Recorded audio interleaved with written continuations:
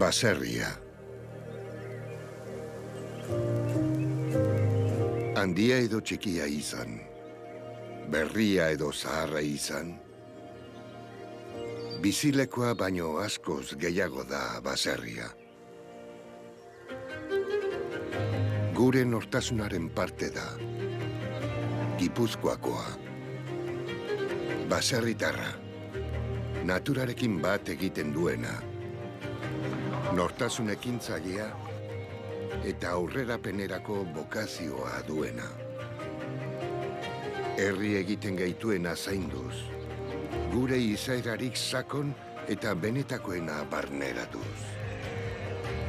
Horregatik aurten, gure landa ekonomiaren zutabe eta herri kulturaren ikur diren baserriak omendu nahi ditugu gure lurra Sembrando Futuro ekitaldian.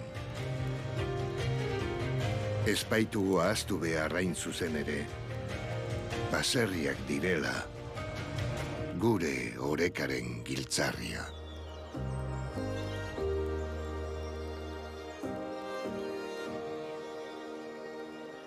Gure lurra. Sembrando Futuro.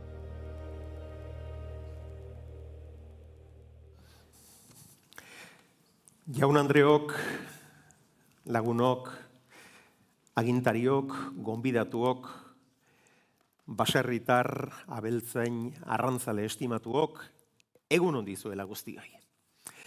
Gure lurra, Sembrando Futuro, 5. edizioa.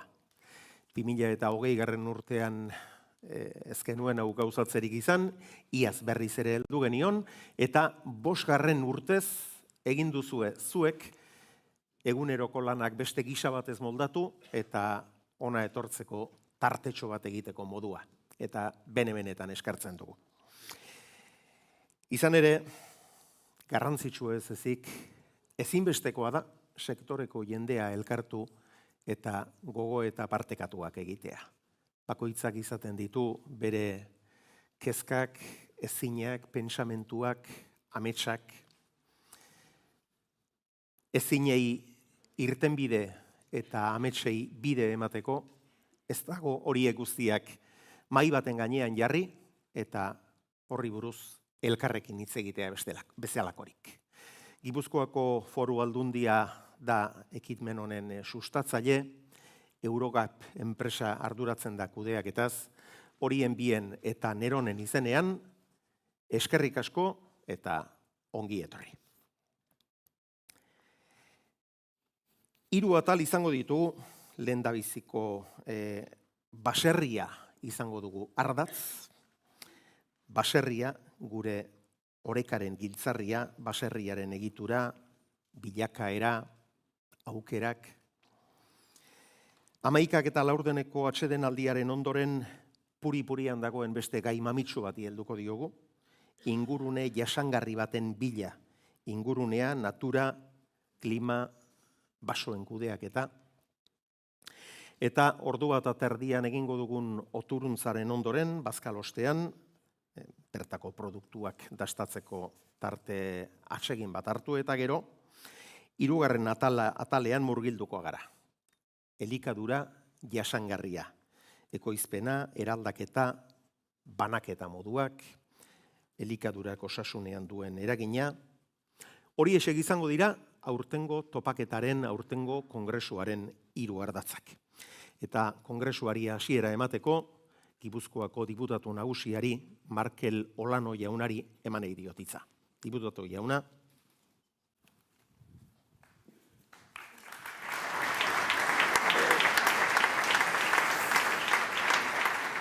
Eskerrik asko, Xabier, eta egunon, eta ongi etorriak, guztioi gure lurraren 5. saio honetara.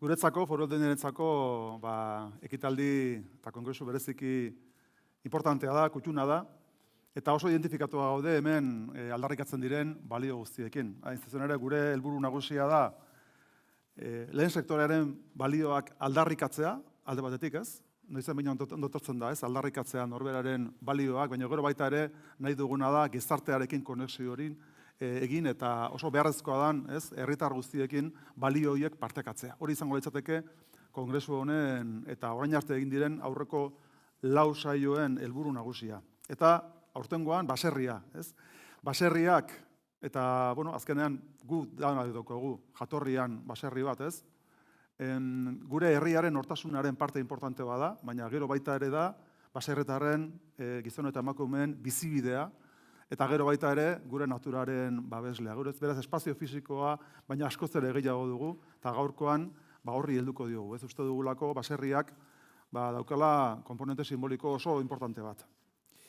Nik esango nuke, aipatzen nuen, naturaren babesaren ideia hori, guk oso garbi daukagu, Foru Aldundian azkeneko urte luzetan da gure taldeak, oso garbi dauka, egon dala gurean, gure herrian eta mundu mailan, lehen sektorea kontraesanean jarri nahi izan duenik naturaren babesarekin, Eta orduan, azkenean planteamendu ekologista batzuk, eduki duten enfokea lehen sektorearekiko, oso enfoke muturreko horrek, saiatu dela hori kontraesanean eta talkan jartzen bi munduak, Eta guk gaurkoan eta gure eguneroko lanarekin frogatu eta adierazten nahi duguna da ezinbestekoa dela lehen sektorea eta ezinbestekoa direla gure baserriak gure natura babesteko.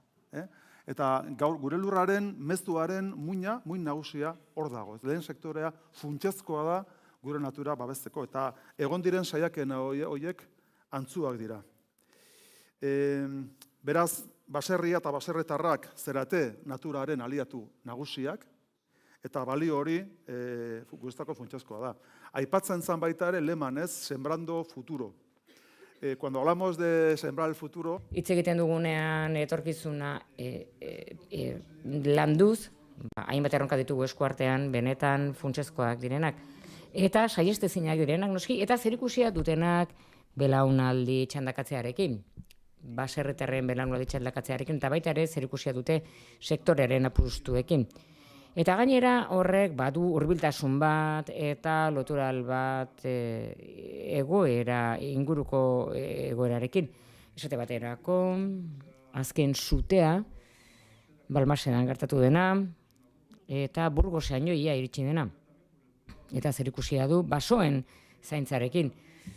Fundazioa martxan jarri dugu, uste dugulako lehen sektoreak eta lehen sektoreko hainbat jabek tresna bat eduki behar dutela kudeaketa horretan laguntzeko. Gu nahi genuke Basotik fundazioak epe ertainera luzera 40.000 hektareako baso kudeatzea Gipuzkoan. Eta horretarako lehen sektorearentzako tresna importantea izatea. Askotan abandonatuak dauden basoak berreskuratzeko eta ekiditeko baita ere suteen eraso latz hori. Eta gero, niretzako bigarren erronka etorkizunari begira niretzako funtsezkoa izango dena da, belaunaldien berritze ahalegin hori, Eta hor, lehenengo sektoreak eta baserri munduak funtsezkoa du ahalegin hori egitea, eta Foru Aldundiak aurrera atera duen azken urte luzeetan 2004tik onuntza Gaztenek programan, justo belaunaldi berriak baserrian konprometetzeko eta prestatzeko lan horretarako, 300 gora lagun ja dagoeneko programa horren erabiltzaile eta onuradun izan dira. Beraz, asko gainera seguro hemen zaudetela, eta guk uste dugu, azkenean ahalegin horrek gure lehen sektorearen etorkizuna bermatzeko ekarpen importante bat egiten diola. Nik bi adibide horiek jarri ditut, hitz politiekin bakarrik etortzeko ez duen gana, baizik konpromisoekin etortzeko. Hemendik aurrera Foru Aldundiak jarraituko du lehen sektorearekin komunikazio amaigabe batean egoten, harreman bat funtsezkoa egunerokoa izaten, eta apustuak elkarrekin egiten.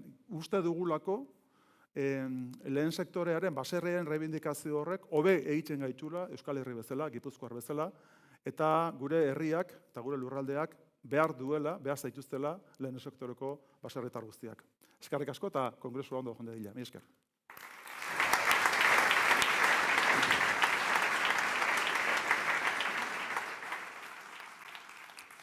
Eskerrik asko Markel Olano diputatu jauna. Murgil gaitezen beraz, gaurko lehendabiziko ardatzean, baserria, gure orekaren giltzarria.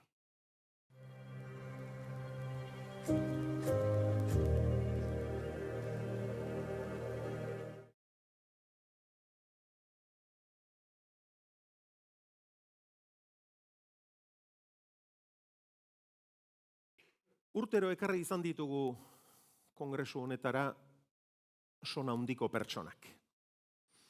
Gaur bertan ere baditugu, benetan ospetsuak eta bakoitza bere alorrean prestigio handikoak direnak. Aurten burutik pasa zitzaigun benetan ederra litzatekeela, oso interesgarria eta mamitsua litzatekeela, eta gure topaketa honi ekarpen ederra egingo liokeela Uruguaiko presidente ohia, Jose Mujica, Pepe Mujica, elkarrizketatzea. Baina Pepek 87 urte ditu, urte asko dira, batetik bestera ibiltzeko pixka bat nagiak jota dago, konpromisoz gainezka bizi da oraindik ere, eta ikusi genuen ura ona ekarraraztea guztiz ezinezkoa izango zela. Ark etortzerik ez baldin badauka, zergatik ez, neu joan pentsatu genuen orduan. Eta halaxe egin genuen, hasi ginen elkarrizketa hori eskatzen eta etzen bide laburra eta erraza izan, baina halako batean baiezko eman ziguten eta oraintxe gaur 3 aste hantxe nintzen. Arratsaldeko 4etan hitzordua lortu genuen eta han joan nintzen Montevideora. Ni hango talde batekin, talde tekniko batekin geratuta nengoen, bi kamerari eta audio teknikaria, beraiek etorri behar zuten nire bila hotelera eta haiekin joan nintzen Peperen eta Luziaren txakarrara. Haiek lehendik ere joanak ziren, ezagutzen zuten Pepe eta Luziaren etxea, eta esan zidaten, a ver con qué humor se levanta el viejo de la siesta. Han denek el viejo deitzen diote. Eta pentsatu nuen, orain siestatik atera dugulako purrustadaka ez altzaidak behintzat hasiko, zaharra. Euskalduna naizela jakinda, lehen sektoreaz galdetzera natorrela jakinda, gozo xamar hartuko, alnahi behintzat. Urbildu ginen eta ni joan nintzen pasaportea sakela nuela. Bada ezpada ere, han segurtasun kontrolen bat edo izango zelakoan. Iritsi ginen, ordu laurden, niri hotela hiriaren erdian jarri zidaten, eta handik 15 minutuan edo iritsi ginen Pepe eta Luziaren txakrara. Txakra da, baserriaren antzeko egitura bat, askoz ere xumeagoak eta apalagoak dira, baina antzeko zerbait. Eta baratzez eta soroz inguratutako inguru batera iritsi ginen, eta halako batean pare irakurri nuen lurrean. Gelditu ginen, eta gizon bat zegoenan txapitula baten azpian, ez uniformerik eta ez ezer, eta esan zigun, ke pronto beniz? Eta bai, 10 gutxirako hanginengu, eta 4etarako jarrita genuen hitzordua, eta esan zigun, la siesta es sagrada. Hale, lasai. Orduan gauza pixka bat prestatzen hasi ginen, elkarrizketa 4etan janko hasteko moduan izan zedin, eta halako batean beste gizon bat etorri zitzaigun, Javier izaneko bat, neure tokaio bat, eta oso adeitsu agurtu ninduen, eta esan zidan, el lugar más bonito que he conocido en todos los viajes que he hecho con el viejo ha sido el País Vasco. Bueno, ondo hasi gaituk. Eta hurrengo, ¿y cuánto tiempo piensas estar con él? Eta esan nion, no, eso está pactado. Nos han concedido 2 horas de entrevista. No, eso es una eternidad. 2 horas, eso es imposible. Eta horrek dezente urduritu ninduen, dezente artegatu ninduen, baina tira, nik enekien Peperi zer esan zioten ere. Talako batean, 4etan, agertu zen gure zaharra. Etorri zen, posteko eman zidan, de basko a basko esan zidan. Eta gustatu zitzaidan. Hasieratik hurbiltasuna sentiarazi zidan behintzat. Javierrek nahi zuen, esan zidan, el viejo se sienta aquí.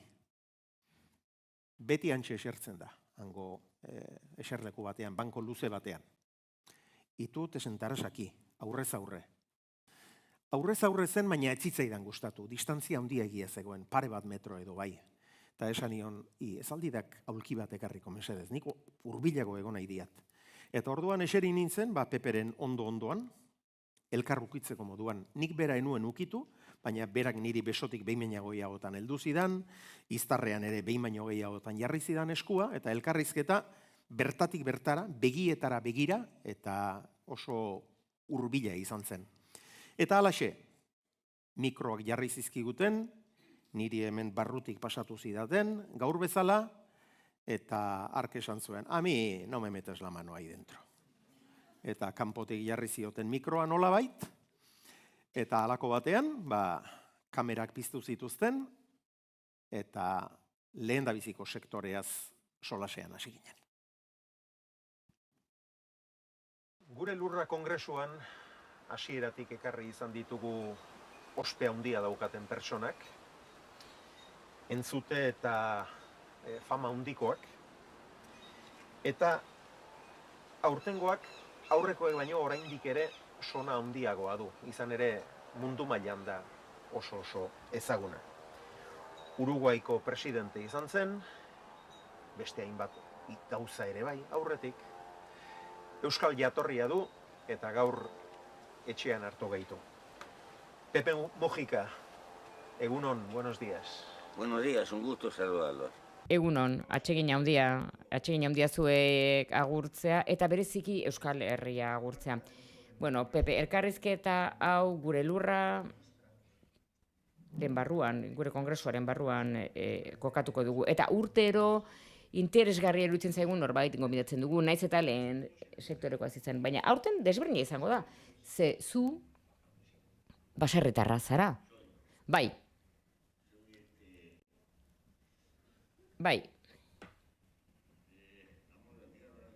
Lurra maite dut, bere parte naiz, egun hauetako unen batean eraman egingo nau, guk ez dugu lurrik, lurrak gu gaitu, eta hori ez dago zabera. Eta dilema horretan, etengabe kokatzen dut nire burua. Naturarekin batera hasi eta ezin nintzen. Gaztetxo nintzenean, gizon izatera iritsi nintzenean. Eta orain zaharra naizela, adinekoa. Berriz ere lurra lantzen hasi naiz, eta batzuetan ahaztu egiten zain nire adina.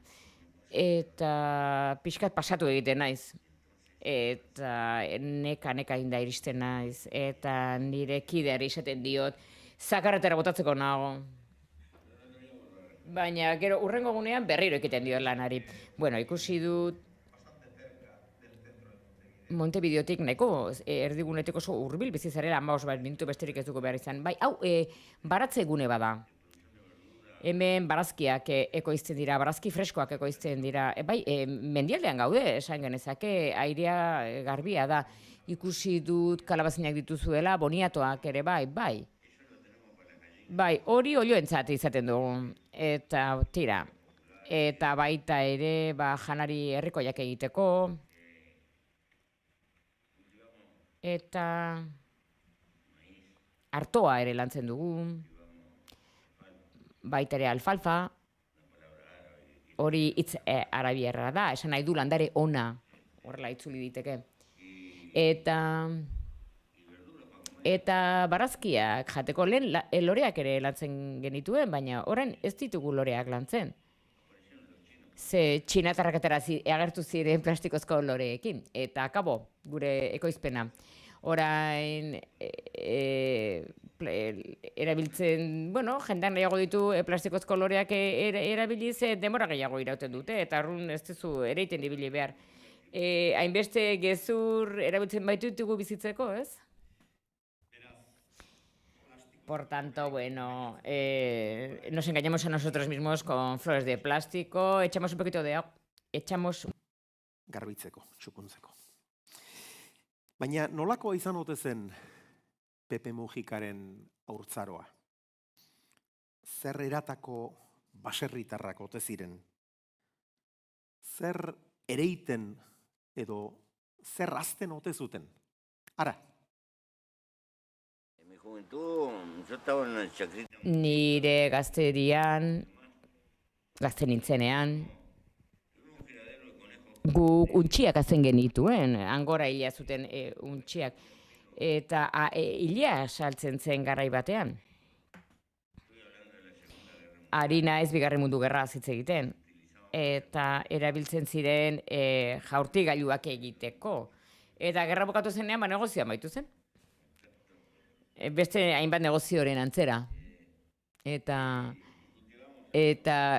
loreak ere lantzen genituen, hazten genituen amarekin, eta barazkiak janaritako, eta behi pare bat genituen, esne behiak. Aita galdu zenuen oso txikitan, bai 8 urte nituen, eta amak aitarena eta amarena egin behar izan zuen. Bai, haurtzaro gogorra izan altzen nuen. Alde batetik bai, baina nuen inoiz gozerik pasa. Nire ama italiarren ondorengoa zen, arbasoak italiarrak zituen, baserretar italiarrak ziren bere arbasoak, handik zetorren. Eta udan metatuz joaten ziren jakilak gero negua pasatu alizateko, eta janaria ateratzen zuten, tailarinak egiten zituzten edo etxeko gila, eta beti lortu genuen zeozer jatea, baina pobrea ginen. Pobrea ginen, baina gozerik gabeak. Baina hala ere, zure aitona, zure amagan gandik ekintzailea izan zen. Bai, bikaina, ekintzailea izan zen. Migranteen lehen belaunaldikoa zen. Kolonia bat osatzen zuten, kolonia estrella zuen izena. Eta italieraz hitz egiten zuten kolonia hartan. Eta italiako ohitura guztiak gordetzen zituzten, baita festak ere. Nire aitonak egiten zituen olla podrida delakoa, eta hainbat jaki egiten zituen, eta hiltzen festa batean zegoela, atake bat eman zion. Eta 6-7 gauza desberdin egiten zituzten. Ze esaten zuten, esku guztiak atera daitezkela. Gaur esaten dugu dibertsifikatu, baina garai hartan eskuak bertziren, hainbat esku bertziren eta desberdinek. Bai, egunen batean, komatxo hartan enbokatu egin beharko dugu, zeo zer egin beharko dugu. Bai, eta ondo joan zitzaion egia esan, ekonomikoki ondo joan zitzaion, familia handia hasi zuen, eta ardoa ere egiten zuen. Bai, upategi kooperatibo bat sortu zuten, eta gero zarrakiltzen ari zirenean, 80 bat oinordeko zeuden, hasi ziren borrokan elkarren artean, eta bai, eta gero euskaldun batek erosi zuen irutzunek, bai, jatorri euskalduna zuen, gizon batek erosi zuen. Eta hemen, euskal migrazio handia izan zen 1860-tik 1870-era. Eta 1300-pikotik ere hasita ekarri zituzten ogibide asko eta ekarpen asko egin zituzten egia esan. Ekarpen asko egin zituzten lurralde hauetan. Eta industria bitikolaren sortzailea, fundatzailea euskalduna ere izan zen.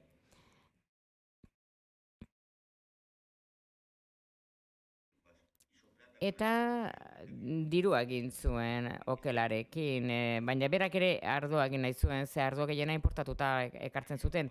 Eta berak ekartzen zituen mastiak, eta azkenean lortu zuen, edo onbokatu zuen, Frantziatik masti batzuk ekartzea, eta lortu zuen ardoa egitea. Eta hemen Ainares Arriegi deitu izan zitzaion, orain, deitzen diogu Tanat, fina jarri nolako, ze izen fin bat jarri bartzaile ardoei, baina egia esan, beste izen ura zuen. Eta hemen Uruguain ardo ugari egiten da, eta bai, gainera produkzioa ekoizpena asko hobetu da, lehen garai baten ezin zen edan egia esan. Zuk ardo asko edaten alduzu, asko ez, baina egunero hartzen dut ardoa bai. Bai, bazkariarekin, kopa bat ardo hartzen dut, ez badut hartzen, bestela ez zait iruditzen ondo jandu danik eta saiatzen naiz ona izan dadin. Zure aitonak bazuen filosofia bat, hau da lurrak erosi behar zirela. Bai, berak esaten zuen, baina zuk ez diozu adibide horre jarraitu, bai, esaten ziozu, handia esatean erosi lurra ez duzu inoiz galduko. Eta agian bada mundu mailako lege bat, hau da lurra galdu egiten da iraultza sozializatuen tokian, baina nola ez diren gertatzen, alderatzen gertatzen da, zergatik, handitu egiten da biztanleria, eta lurra beti berdina da, beraz galdu igo egiten du bere balioa. Balio segurua da, lurra erostea, eta fenomeno horretaz konturatuta zegoen.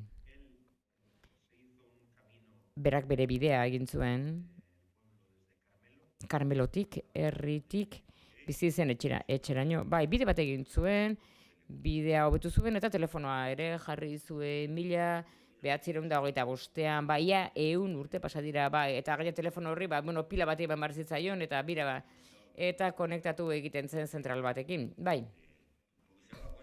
Bai, kontratzen zelako telefonoa garrantzia zuela, bai. Eta harrigarria da, berak bazuen bere ikuspegi berezia teknikoa. Ni mutiko nintzenean gari soro batean nengoen, eta berak bazuen uzta biltzekoa, garia biltzeko makina, eta han makina estatiko bat jartzen zuen, eta hor garia txikitu egiten zen eta poltsetan sartu. 40 bat lagun lan egiten zuten, gero sukaldari batek ere parte hartzen zuen. Eta esan zioten, makina bat bazegoela zuzenean lana egiten zuena. Hau da, lehen uztabiltzaileetako bat, kosetxa da uztabiltzailea. Eta 100 bat kilometro egin zituen begire guzteko bere makina saldu zuen ze konturatu baitzen ura beharrezkoa zela, ze bestelak negozioa desagertu egingo zela. Eta nik fenomen hori bai, gertakari hori bizi izan nuen, hau da, hiltzeak erabiltzen zirenean artoa biltzeko, edo eguzki lorea ere bere modu berezian biltzen zen, hori guztia desagertu egin zen. Ni beharaina zaharra naiz, hori guztia ikusi ahal izateko. Eta orain jendea esaten du, kexatu egiten da, lana ze gogorra dela, ikusi balute garia nola biltzen zen. Zundizkizu egun gauzak, ez da? Oraingo baserritarrak eta arrantzaleak eta abeltzainak eta kexatu egiten dira lan hau gogorra dela eta gure garaiak ezagutu izan balituzte, Pepek ere antzeko gauzak esan zizkigun. Pepe esan dizuegun moduan txakragune batean bizi da, baratze zinguratuta. Eta konturatuko zineten, txorien kantuak entzuten direla, traktoreen zarata ere bai, tarteka bozinaren bat, izan erean ondoko baserritarren bat, ondotik haien etxe aurretik pasatzen denean pipi, bozina jotzen diete. Familia bat gehiago dira. Etxetik 50 bat metrora, ondoan, pare jartzen duen kartelaren ondoan, nekazari eskola bat daukate. Beraiek jarri zuten martxan, eta ondoren estatuari eman zioten. Ikusten duzuenez, Pepe Mujikak oso gertutik jarraitzen ditu lehen sektorearen gorabeherak.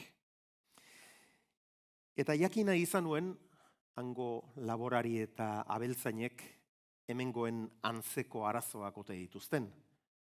Esate baterako.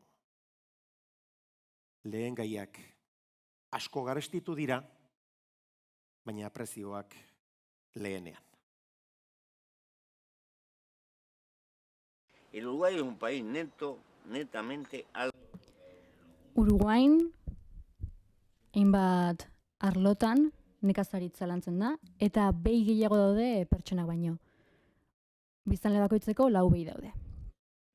Ez pentsa, Uruguaiko landa daudenik, hau baratze badesterik ez da, eta 3 gertu dago. Beraz, 10 milioi behi baino gehiago daude, bai, 13 milioi inguru. 3 milioi terdi biztanle eta 13 milioi behi. Hori da Uruguairen errekorra. Eta ganadua oso ona da. Hori da gehien esportatzen dugun produktua. Behi okela.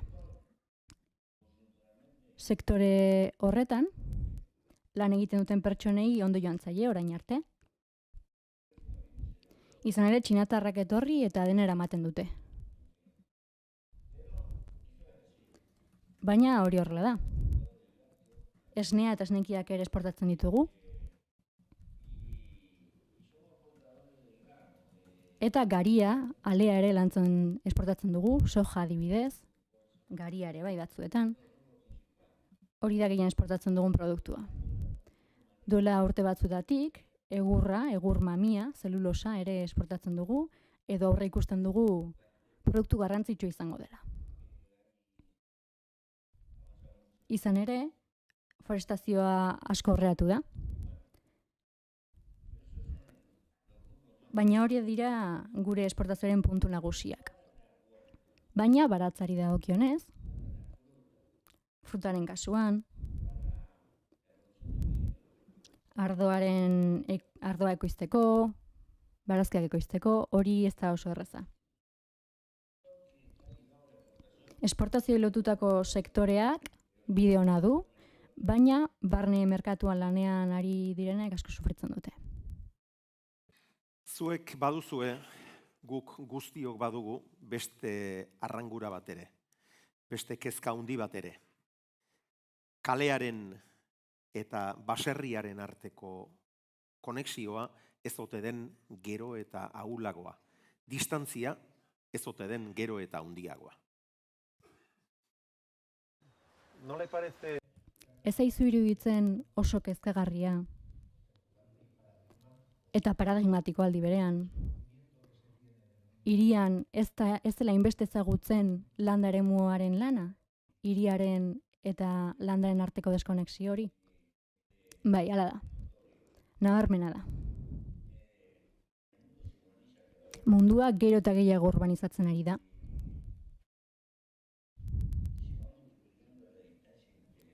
Eta distantzia intelektual hori ere biderkatzen ari da. Lurrean gertatzen diren fenomenoen eta hiriaren artean gero eta distantzia handiagoa dago. Megalopolia aldatu eta plaga bihurtu da.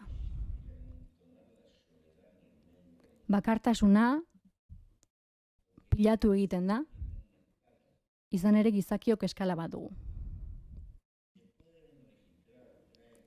30 edo 40 afektu inguru bilatu daitezke, lortu daitezke esazuz gehiago. Limite biologikoak, muga biologikoak ditugu. Eta hori zen familia zaharraren muga hori. Hori argi duten bakarrak militarrak dira. 30 pertsona inguru daude taldeetan, eta 100 edo 200 pertsona jarriz gero, ez dago binkulazio edo lotura hori.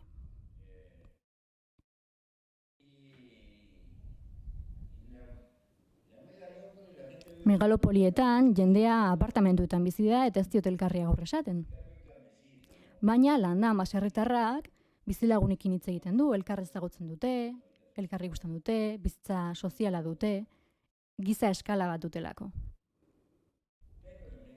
Baina megalopolietan etxe bizitzen interesa da nagusi.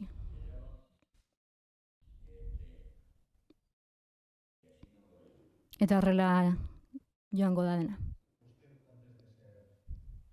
Presidentea izan aurretik, beste gauza askoren artean, nekazaritzako ministroa izan zinen. Baserritarra izatea lagungarri izango zen landako jendearekin konektatzeko, ezta? Bai, hala da. Eta baita zure ministerioan lan egiteko. Bai, noski. Gainera, Uruguai oso herrialde txikia da. Eta ibai handien sistema baten ertzean dago. Eskualde hori, hau da, Argentina, Brasil, Paraguai. Munduari giratzen zaion jakien azken erreserba da. Eta funtsean, ura asko dagoelako inguruan. Guk ezin diogu agur esan etorkizun horri. Kontua da, ea norentzat egiten dugun.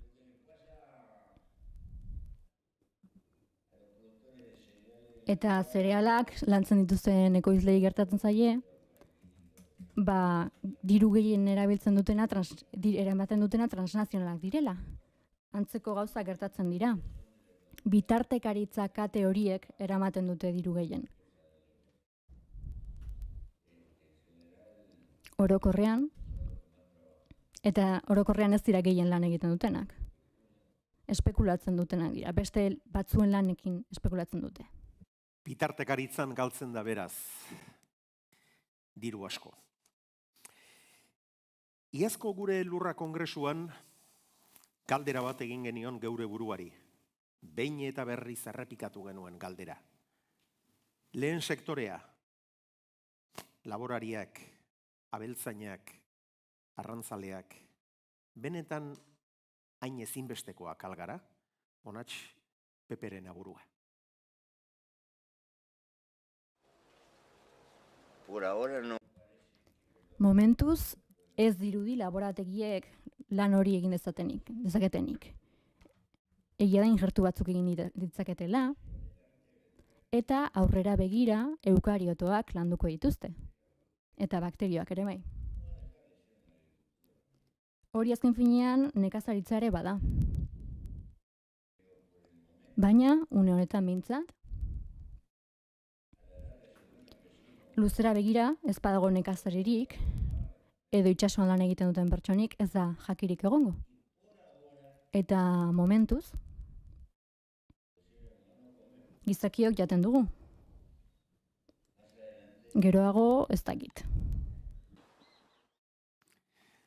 Oraingoz gizakiok jan egiten dugu, aurrerantzean ez dakit. Energiaren gaia aspalditik zegoen erdigunean, hamarkada batzuk bai. Baina Errusiak Ukrainian egindako inbasioaren eta gasaren eta argindarraren garestitzearen ondoren hasi gara benetan dagokion garrantzia ematen gizarte mailan horri buruz hainbeste hitz egiten.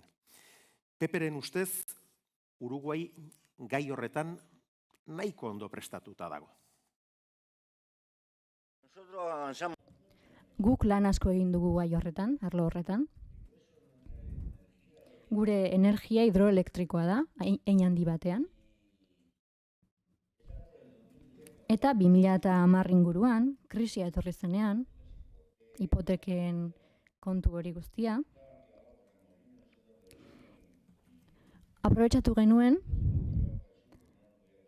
eta hegoaldera bidali zituzten, eta momentu hori aprobetxatu genuen, parke eoliko garrantzitsu bat dugu. Eta lan handia egin dugu, nolabait, erlatiboki. Baina ez da dugun iturri bakarra. Gure bizimoduak hainbeste xahutzen jarraitzen badu, energia hainbeste xahutzen jarraitzen badugu, zaila izangoa jasangarri izatea. Ez badugu ikasten gauza gutxiagorekin bizitzen, ez baitugu gauza iraunkorrak sortzen, kontzeptu aldatu beharko genuke, obsolentzia programatua adibidez. Baina horrek negozio askorik kalte egingo die.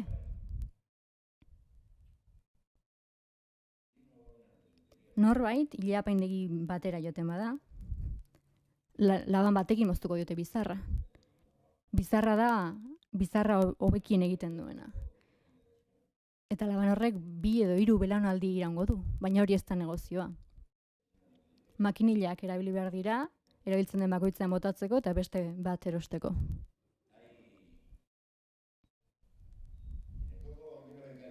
Kaliforniako bonberoen taldean, bonbila bat dago eta 80 urte daramatza piztuta.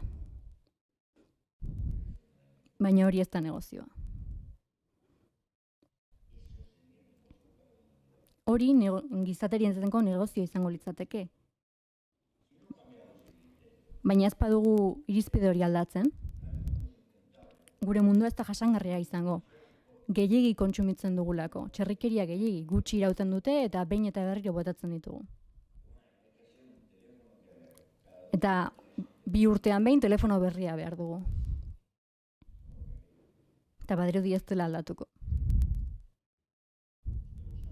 WhatsApp erabiltzen duzu? Ez dut erabiltzen. Bazeneo, baina orain ez. Ez, duela 3 urte ez dudala telefonoa kargatzen. Erotu egiten indueten, egun osoan zehar gauzak bidaltzen. Energiaren gaira berriro itzuliz. Errota horiek, parke eoliko horiek, ezartzeak ere polemika sortzen du hemen? Bai, noski. Txorei kalte egiten diela, eta bar. Hori edonon. Arazoa konpontzen dugunean, beste arazoa sortzen dugu.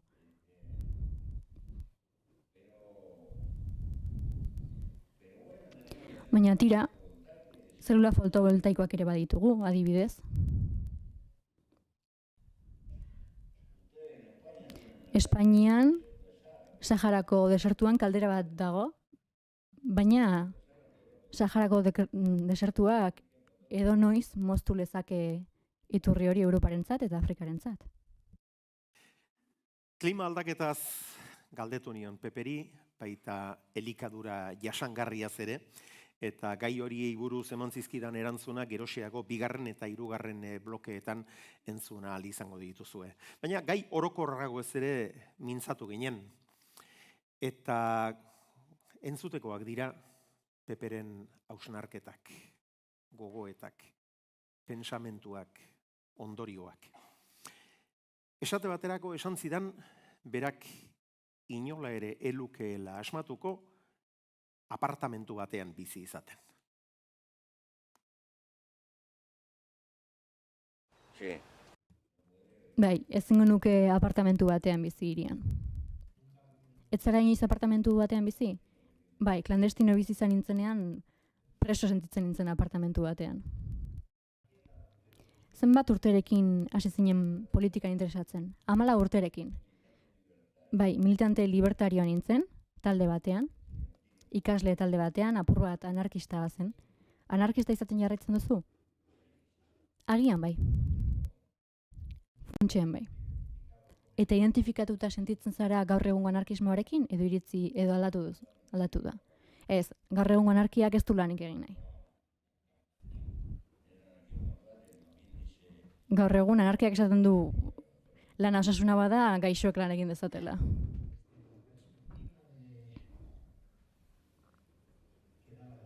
Distantziak eta adinak ematen duten perspektiba horretatik, denborak ere bai. Nola baloratzen duzu zure gerrilero garaia? Gure denboraren seme-alaba gara, eta garai hartan uste genuen mundua alda genezakela. Pentsatzen genuen, ekoizpen eta banaketa sistema aldatuz, gizateria hobea izango genuela. Garai hartan estatua tresna bazela iruditzen zitzaigun. Baina, estatu horrek beste klase bat burokrazia sortzeko balio izan zuen.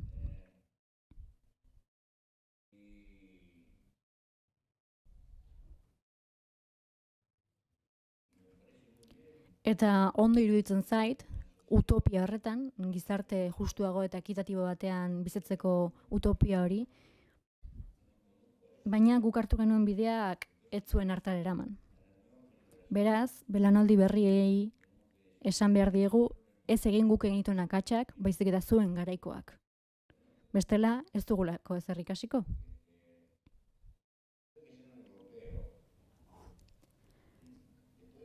Bigarren mundu gerraren ondoren, Europan, ongizate estatuaren olatu batean bizitzen ziren, zineten. Hori izan zen, Sobietar Batasunaren existentziaren alde positibo bat. Olatu gorri hori zabaltzeko beldurra izan zen eta langileei eskubideak eman zitzaizkien ondorioz. Baina, arrisku gorri hori desagertu zenean, gaur egungo gizartea sortu zen. Gaur egungo merkatu gizartea. Eta horretan gaude orain. Baina, nire ustez,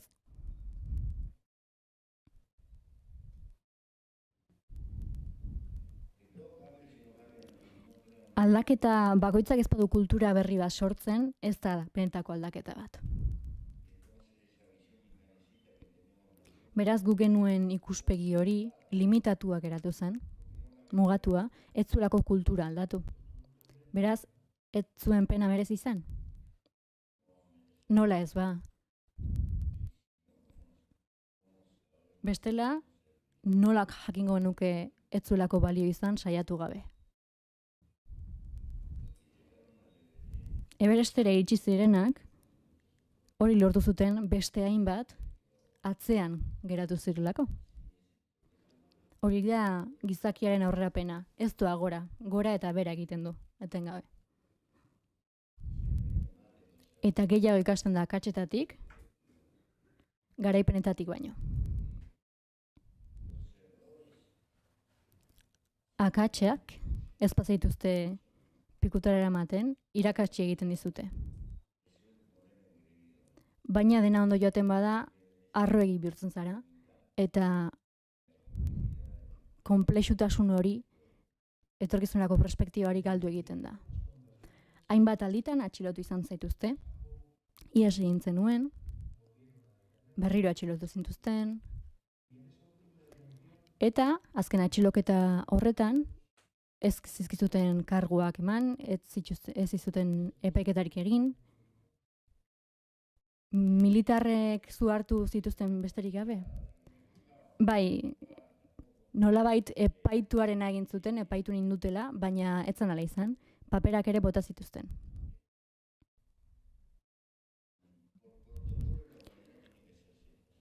Protokolo kontuagatik gizarteak zenbait zeremonia egin behar izaten ditu. Eta azkenean atera ginen. Eta transizioarekin genion. Nik orduan erabaki nuen nire energia aurrera begira gastatzen. Behintzat, nire laguntza eman gizartea apur bat hobea eta justuago izan zedin. Eta zerbait lortu genuen. Baina ez guk amesten genuena. Boterearen kontu hori, presidentziara iristea eserleku handi batera iristea da. Baina boterea relatiboa da. Ekonomiako jaunek agintzen dutelako. Negoziatu egin behar da.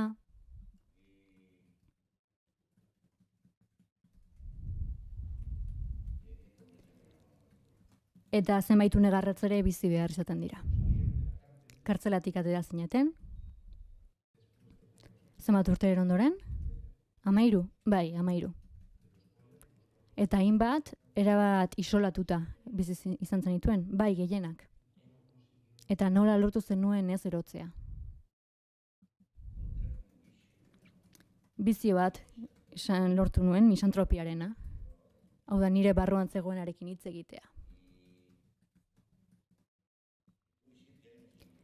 7 urte egon nintzen libururik gabe. Ondoren zientzietako liburuak irakurtzen utzi zidaten, fisika eta kimika.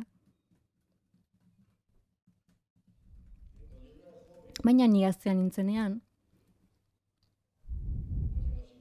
5 edo 6 ordu ematen nituen liburutegietan. Eta oso merkea ateratzen zitzaidan liburutegia publikoa zelako. Eta ni joaten nintzen gertu zegoen liburutegi batera, eta horrela aurkea izan nuen asko irakurtzeko. Nik enekien ze garrantzia izango zuen gero horrek. Ez zuten lortu zuek erotzea. Ez, ni asko zobeto atera nintzen. Bestela pentsatuko ez nituen gauza pentsatzen hasi nintzen. Baina ziurretzen nuela imaginatuko noizbait Uruguaiko presidente izango zinenik. Ez. Ez ziren burutik ere igaro. Baina hori gertatu zen, horrelako da bizitza. Politikak desengainua eragin dizu? Politikan eskalagun krudela da. Oso ederra da, baina oso krudela. Baina ez da politikaren errua. Gizakien errua da. Gaur egungo gizarteetan, kultura subliminal bat sortzen da, Eta badirudi bizitzan lortu beharrekoa aberatsa egitea, aberatsa bihurtzea dela. Eta uste dute hori dela ospea lortzea edo garaitzea. Eta hori politikaren mundura ere joaten da, eta politika tresnatzat erabiltzen dute dirua egiteko. Eta gero datoz ustelkeria eta hori guztia. Eta horrek politikaren zentzua nahasten du. Politika pasioa da.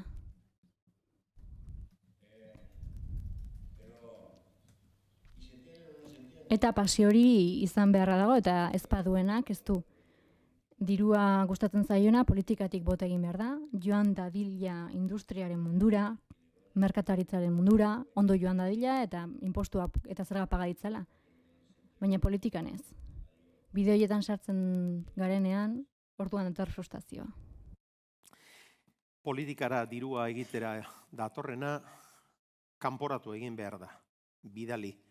Eta doala industriara, komertziora, ongi joan dakiola, diru asko irabaz dezala, ordain ditzala. Zergak eta izan dadila zoriontsu. Pepek argi hitz egiten du, ulertzeko moduan. Mujika Uruguain sortua da, eta Uruguain hilko da. Hala eta guztiz, argi dauka, oso argi ere non dituen sustraiak.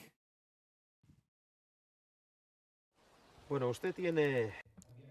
Gaia aldatzearren, euskal jatorria duzu, ezta? Duela urte gutxi batzuk, Euskal Herrian egon zinen. Bai, izugarri gustatu zitzaidan. Espainia neuri egiten duen gunea da, Espainia berdea. Kordilera pasa ondoren, badirudi ez dagoela aur gehiago. Bizkaian egon zinen, musikan, Gipuzkoan ere bai. Oso polita iruditu zitzaidan. Esaten da, euskaldunok langileak garela, jende serioa. Ezagorri horietan zure burua ikusten duzu? Nik maitasun handia diot, eta ikusten dut beren buruak nazio bat direla. Eta ez dut ulertzen Espainiak zergatik ez duen estatu plurinazionala onartzen. Eta zergatik ez dituen kultura independentzia horiek onartzen. Badirudi Kastila, oraindik Isabel Katolikok agintzen duela. Adibidez, ulertzen duzu zer frustrazio sentitzen duen pasaporte espainiarra aurkeztu behar duen norbaitek. Bai, euskaldunak dira. Ondoren agien izango dira espainiarra, baina lehendabizi euskaldunak dira. Eta ez diote horri ez izango uko egingo. Beraien identitatea dute. Eta borrokari logikoa eta legitimoa iruditzen zaizu? Bai, legitimoa da, bai. Legitimoa da, beren historian oinarritzen delako. Beren tradizioetan, hizkuntzan.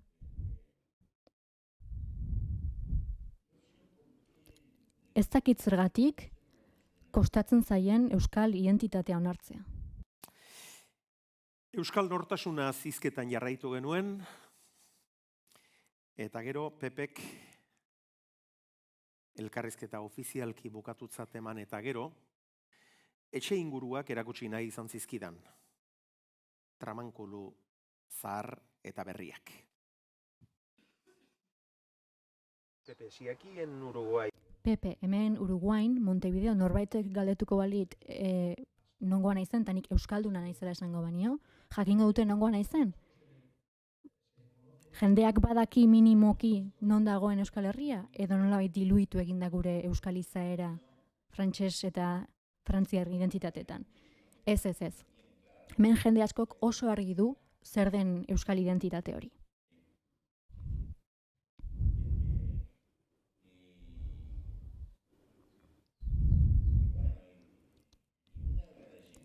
Eta eskerra handia dago hemen euskal jendearentzat, oso garrantzia handia izan zuten hemen, Rio de la Platako historian, euskaldunek. Argentinan ere bai. Baina Argentinan egia da Italia asko etorri zirela Argentinara eta Italia txiki bat dela esan daiteke. Pepe Mujika, atzo etorri nintzen eta bihar banoa. Sekulako plazerra izan da bidei hau egitea eta zu ezagutzea eta elkarrizketa egitea. Mila esker.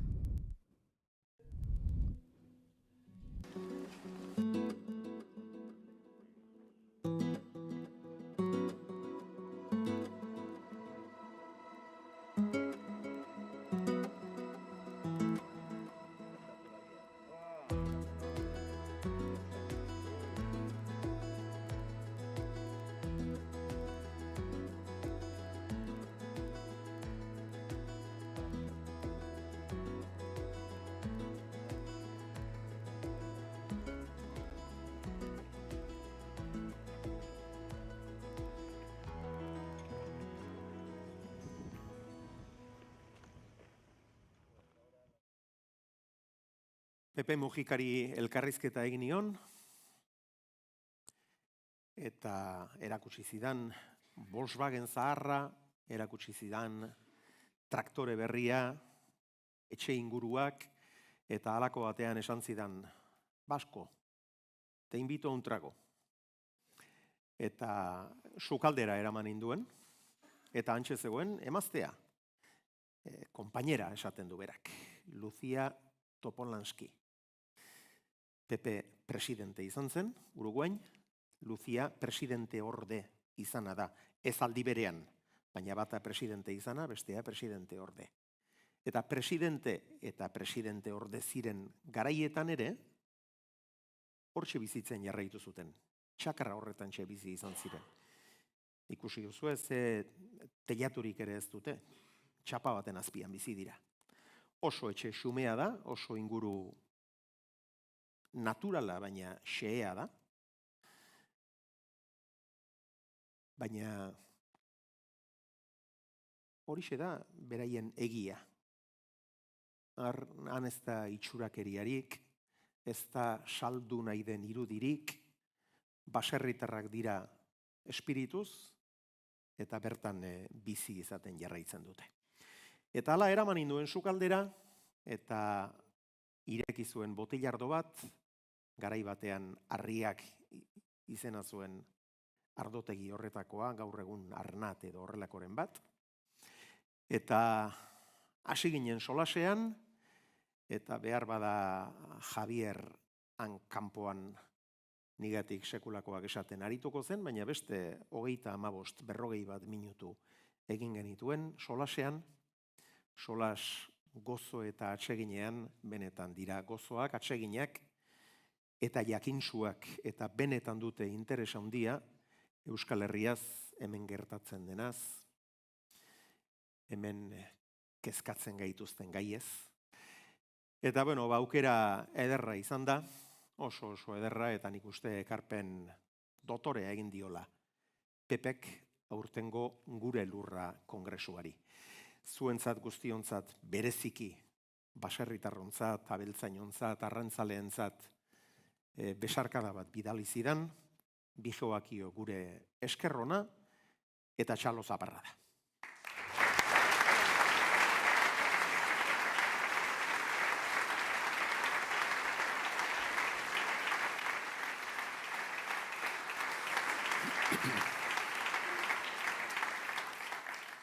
Hemen 43 lau minutu eman ditugu, elkarrizketa ofiziala ere, sukaldeko solasak sukaldean geratzen dira, horien berri ez duzu izango noski. Bertso bat ere kantatu nien. Elkarrizketa orotara, elkarrizketa grabatua, ordu eta laurden ingurukoa da. Lauterdietatik aurrera norbaitek ikusi nahi balu, osorik emango dugu, eta bestela berriz, Gipuzkoako Foru Aldundiaren webgunean ere jarriko dute esteka, nahi duenak ikusi ahal izan dezan. Donostiako paisaia ezin izango genuke irudikatu zurriolari gabe, kontxari gabe, urgulli gabe, igeldori gabe. Baina ez Gipuzkoa eta ez Euskal Herria baserririk gabe ere. Gure nekazari ekonomiaren zutabe da baserria, eta gaur omen egin nahi diogu. Nekazarien eguneroko lana funtsezkoa da. Beraiek dira gure orekaren giltzarri. Nerea Lazkano Basalore txakolindegian bizi da familiarekin. Nolako bizimodua ote dute? Zertan aritzen ote dira zehazki? Basaloren ziurtatuta ote dago belaunaldien arteko transmisioa, erreleboa. Datorrela mesedez, Nerea Lazkano.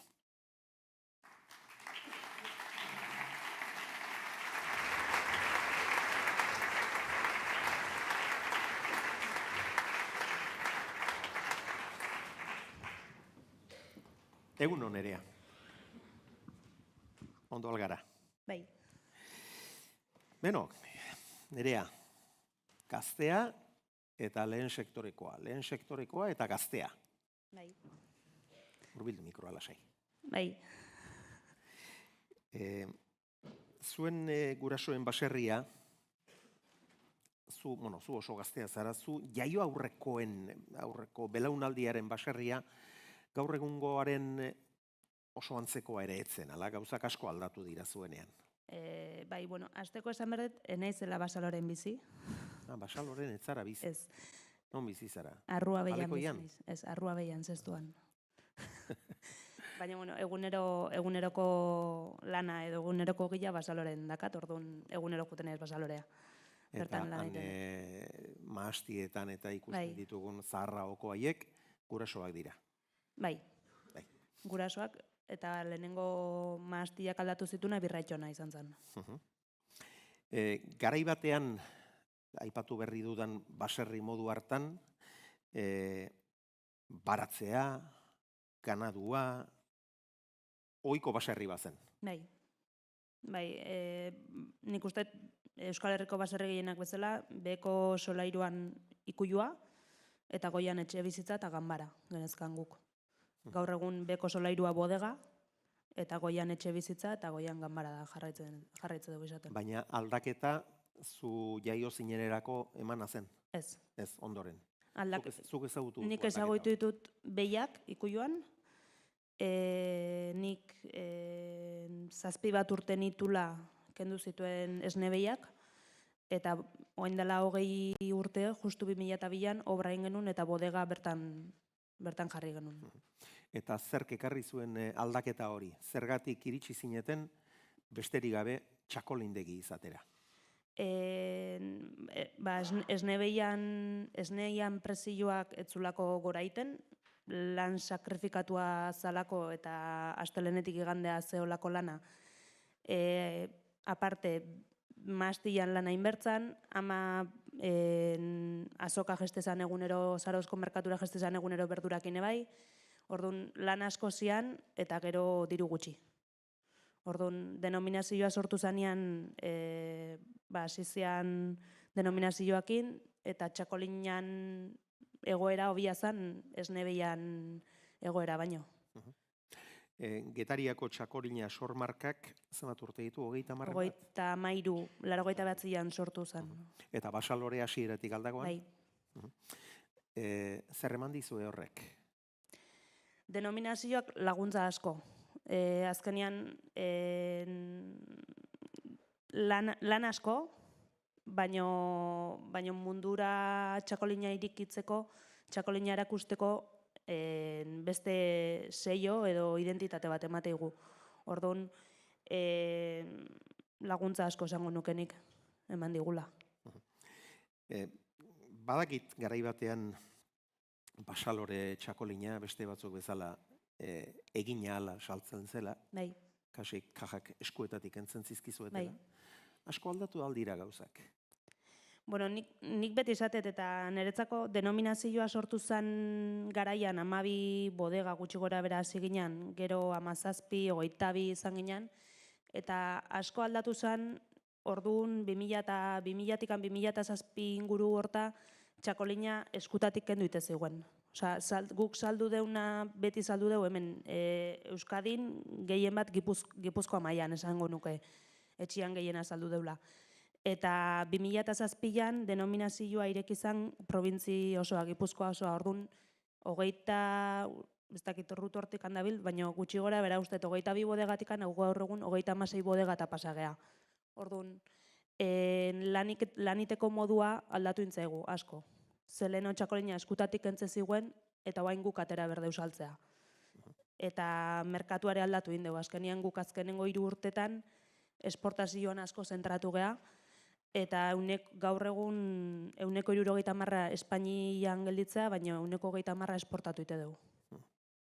Eta aldaketa hori nagusiki sormarka provintzia osora edatu izanak eta txakolindegi gehiago sartu izanak eragin du?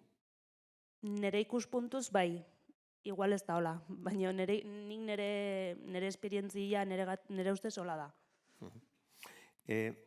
Zure eguneroko lana zein izaten da? Zertaz arduratzen zara zu Nerea? Burokraziaz, lande xente mateula,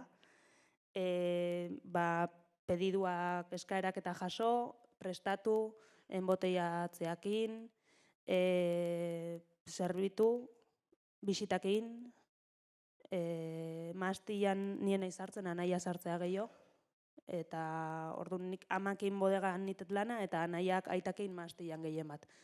Maztian ezin duenian da bodegan lana daunean, noski bodegan sartzeia. Bai. Bisitak izaten dituzuela esan diguzu. Bai. Garai batean otorduak eta ematen zen dituzten. Bai. Orain ez. Ez. Eta bisita horietan zer erakusten duzu? Bisita horietan maztian, bodegaldameneko maztian, gure historia esplikatzeit, nola seginan txakolina egiten, eta birra aitona azizala lehengo, gero aitona segizula, denominazioan aitona azizala denominazioan sorkuntzan lanian ere bai, eta gero gurasuak, aitona gurasuan laguntzaz, maztiak aldatu hektareak haunditzen juntzala, eta gaur egun anaia eta bilok, laugarren generazioak, berraitonak, aitonak eta gurasuak induen zerbaiti segida ematen dioula. Eta gero bukaran, gure txakolinak probatzeko mateizkieu, bertako produktuakin, eta gero nahi badu erosi oso ondo eta bestela, bakoitza bere etxea. Albada saldu. Albada saldu, normalen,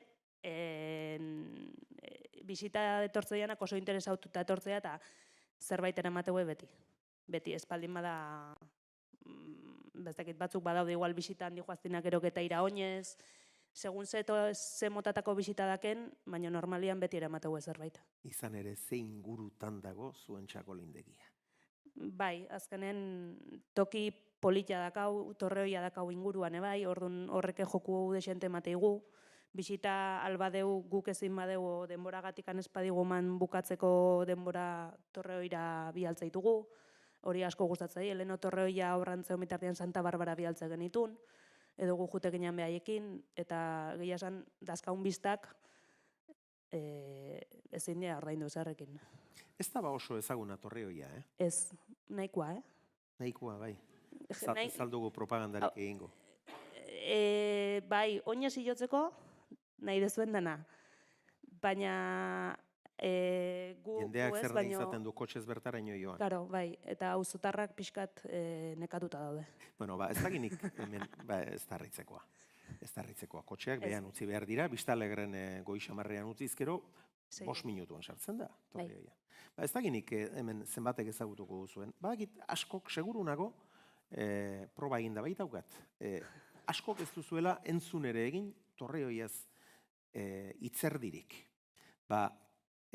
Zarautza aristokrata asko joan izan dira, historikoki, uda pasatzera. Tabernaren batean badago oraindik ere kartelen bat, Zarauz, Reina de Playas, Playa de Reinas. Eta Belgikako erreginak eta ere Baduino eta Fabiola ara joaten ziren, eta haien ondorengo belaunaldiek handaukate oraindik ere jauregi bikaina askoa, eta haiek egin zuten, orduko aristokraziak egin zuen, beraien festa pribatuetarako, han mendimagal batean sekulako eremua gerosi, eta beraien eraikin berezi bat egin zuten, lekua zirraragarria da, eta orain dela urte gutxi dena berritu zuten, premia galanta ere bazegoen eta albaldi baduzue, utzi autoa Biztalegren eta 5 minutuko paseotxoa daukazue eta txundituta geratuko zarete. Eta gero, Basalore txakolina eroste baldin baduzue, zeuentzat hobe. Orain, irakiten hariko da. Ez, ja bukatu due. Bai? Bai, atzo egin ditugu azkenengo trasiegoak, ja bukatu due irakitea. Aurten masketa aurreatu inda, eta ja, bodega garbitu eta listo. Nolakoa da, aurtengoa? Gustura altzaudete? Bai, Nolako mahatxurtea izan da, hasteko? oparua oso. Matxa asko, gradua aurtengo udarakin bero faltaik ez dugu euki, oraindik badakau, eta graduz oso ondo, azidezare baju, ondo, eta beti bezala, gero eta hobia. Urtez urte hobea, hori sagardoarekin gertatzen da, Unai? Zuena talde lana da. Bai. Bai. Familiaren implikazioa erabatekoa da. Bai, nik esatet, gazteneken sartzeko pausua emanun, azkenen nik 10 urte da mazkit Basaloren kontratuakin lanian, naiz eta txikitatik beti indeun lana etiketatzen, enbotea, osea, danian, azkenen baserriko munduan, hori hoxe da kasu. Eskolatik atea eta gurasoei lagundu. Orduan, egia da amak aitan beharra zekan bezala eta aitak aman beharra dakan bezala, nik anaian beharra dakatela eta anaiak nire beharra dakala. Orduan, bat bestia gabe, kojo gehatzega. Bai. Zenbat hektarea dituzu, 6 hektarea terdi gutxi gora bera. Pixkanaka gehitzen joan zarete. Bai, bueno, aitona... Aristokraziaren lurra gerosten edo... Aitona, denominazioan sartu denominazioa sortu zanekin batea, pixkanaka haunditzen joan ginen, eta 6 hektarea terdi hoitan mantentzega, eta guaingoz, idea hori da. Baten bat berritu, baina printzipio 6 hektarea terdi horiekin jarraitu. Eta zuen Birraitona eta Birramona nonbaitetik begira baleude eta ikusiko balute zuen negozioak eta etxeak eta izan duen bilakaera, bueno, ja, hemen ganauri getziok, bahatzai getziok, gustatuko hotelitzaiek edo zer esango hotelukete? Nik Birraitona eta Birramona justuz nik ez nituen ezautu. Aitona eta Amonai kostaintzitzaien ganauak entzia adibidez. Baina gero, azkenean txakolina bizi izan du eta txakolinak egin guztua zeuden. Baratzana ere bai, justu Amona hildakoan utzizun amake bai, eta baratzana etxeako segitzen deuten, baina ez geha kalea egunero gesten. Zer eman dizu ezuei Gaztenek Berri programak? Azkenen 10 urte hauetan lan aindet bodegan eta errestasunak eta zailtasunak bazaitugu, eta Gazteneken sartze honek azkenen diruz laguntzatxo bat, eta bertan segitzeko aukera. Azkenean 10 urten nik lan aindet eta ez deteuki laguntzaikan, eta guain laguntzak dazkau eta aurrera jarraitzeko gogoa. Bueno, garrantzitsua da hori, aurrera jarraitzeko gogoa. Ez dakit zenbateaino, baina... Behon deizula. Bueno, Nerea, orain solasalditxo bat egingo dugu, Bai. eta Gaztenek Berri programan murgilduta dauden beste gazte batzuk ere izango ditugu solasaldi horretan, baina eskertuko nizuke Bai. bertan geratzea. Bai? Bueno, lehen sektoreko zenbait eragile eta baserri mundurako urratsa egin duten gazteak izango ditugu ondorengo solasaldi honetan. Baserrien bizi duten esperientziaren berri emango digute. Haien lana nabarmentzea da, helburua, haiena eta baserritar guztiena.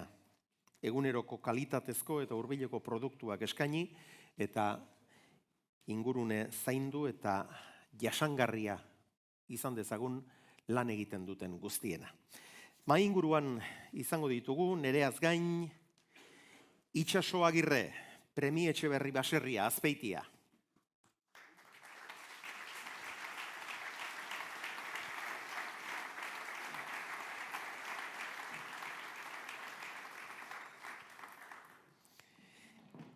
Kevin Bryan, Araban bizi den Amerikarra.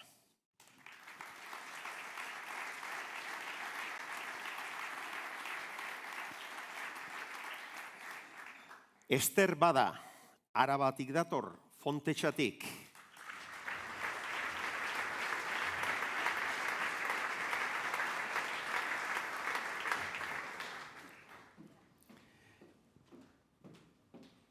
Eta azkenik, Xavier Arnaiz, hau ere, Arabatik, Zaldu ondotik.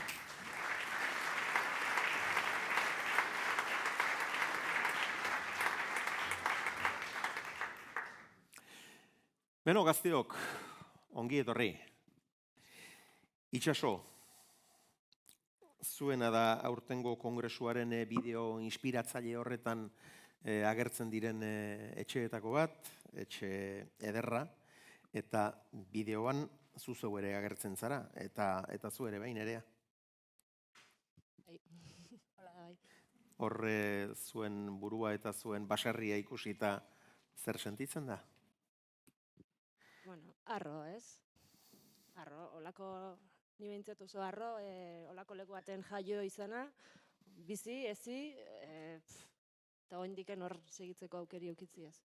Beno, Premie Etxeberri baserria Azpeitian, zertan ahitzen zarete? Zein da zuen egunerokotasuna, zuen eguneroko jarduna?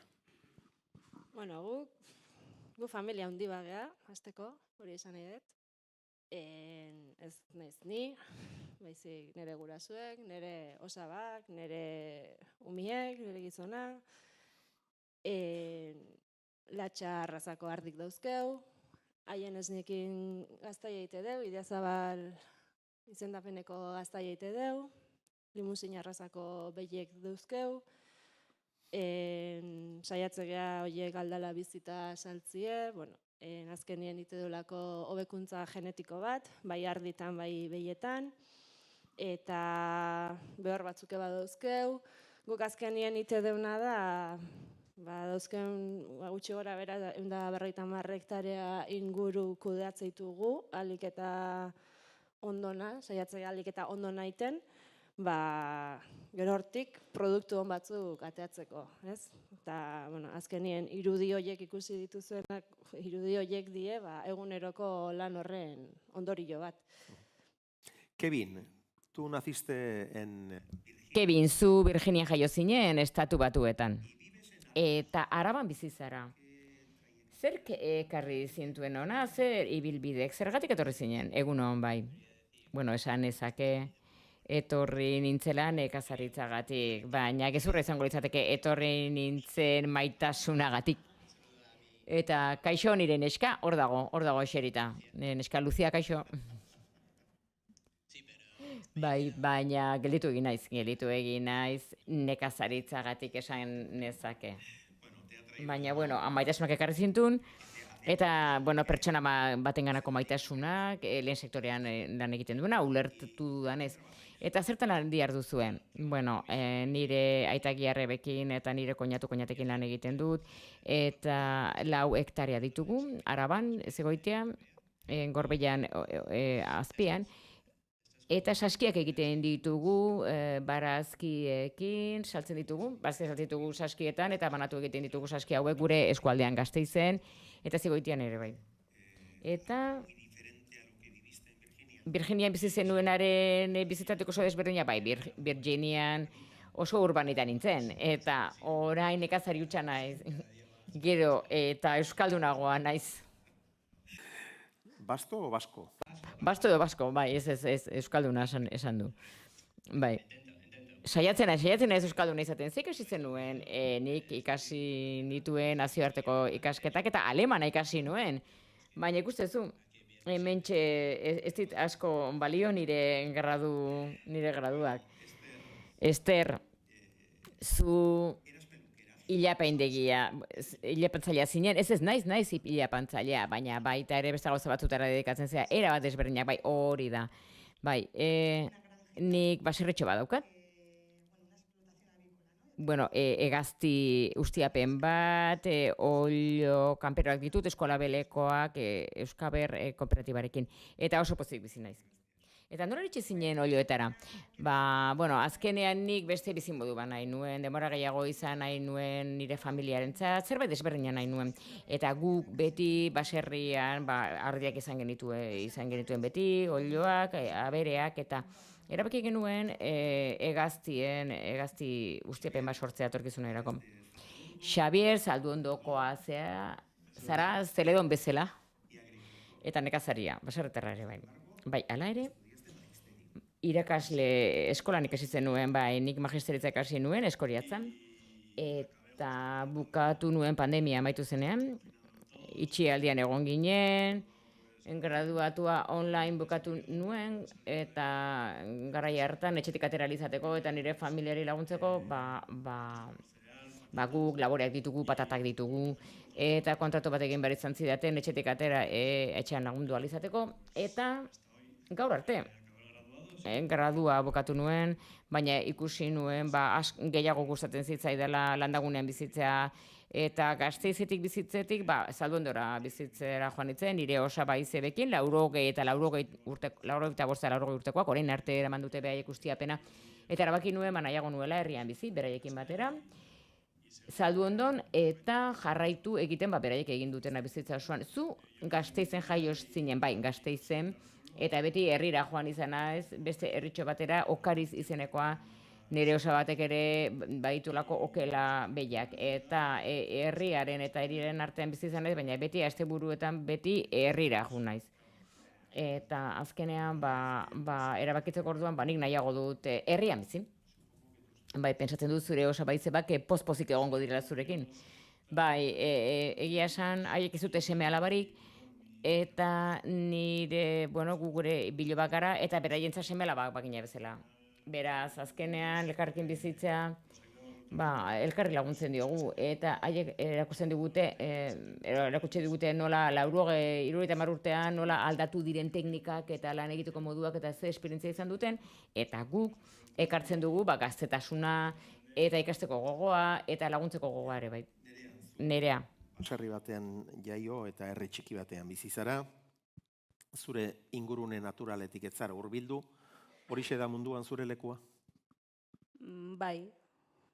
Nik azkenen baserrin jaio naiz, beste baserri batea eskondu naiz, baina herrian bizitzen, oain momentu behintzat naiz ikusten. Ez zenuke asmatuko, Pepek bezala? Asmatu, derri horrak erakutziko zian, baina gustoago biziko nintzen mendian. Bai. Zuk itxaso zeure burua ikusten alduzu kalean? Nik 3 urte nituen, enpankalien. Enpankalean? Eta ez nuen aguantau. Loitea bakarri juten nintzen, baina ez nuen aguantau. Ez. Niretzako basarri etxie, mendile, dana da. Bizimodue da, arnaza da, gaina gaur aprobetxau nahiko nuke gauza bat esateko, ze gaztenek berri nahi zuain, baina oin dela 18 urte gaztenekeko portada nintzen. Berritu naiz. Eta nik urte hau edanetan, ibibilbide bat eman dut, Latxa elkartien ibili naiz 9 urtien lanien, basarri asko pasa ditut, sukalde asko pasa ditut, eta arditaz gain, basarri tarretaz, hartzaietaz asko ikisi dut. Eta, gero ama izan nintzen, utzi nun, eta, pixkanaka etxea buelta nintzen, ez? Eta bain gaztenek berri hau aprobetxabaz, generazio aldaketa hori itia erabaki deu, gehien bat aprobetxatzeko diru laguntza horiek alik eta ondoen. Eta esan beharra dauket, ez da izan urte erresa, baina oain aprobetxaukoet eskatzeko hemen dauden banan-banakako politiko, eragile, sindikatu, elkarte, danai, ze lehengo hilean, etorri zaigu notizi bat, guretzat ez dana bate ona, eta da gure mendi gainetan zentral eoliko bat jarri nahi duela. Eta horrek, hilin gaitu barrutik. Hilin gaitu barrutik, ze hor urte askotako lana dago, esfuerzo handi bat dago, nik ulertzet krisi energetikoa daula, baina kontutan hartu behar da, gu elikagaiek sortzen nahi gehala, paisaje bat iten nahi gehala, hor auzotar batzuk bizi gehala, jende bat gaudela, gure kultura daola, ez dakit, Pepe Mujika entzun dut pixkat, gero ateain naiz elkarrizketa bat iteko, baina entzutet Pepe Mujika eta entzuteitut gure aurreko baserritarrak, hainbeste hartzai, behaien historie kontatzen, eta errepente dana puskau bitea, ez? Eta hemendik eskau nahiet, bai, herritarrei danai, gure lurrek diela, eta hortik elikatze gehala, ez daude Uruguaien bezala habitante bakoitzeko 4 behi ez daude hemen Euskal Herri osuen, esaten nahi gie, 10% bakarrik ekoizteala guk jate deunetik, ez? Mesedez, gure lurrek zaindu itzagun. Aprobetxau ez, titulu hau, gure lurra sembrando futuro, bi gauzak ezkonduz, eskau nahi nuke hemen publikoki laguntzeko mesedez.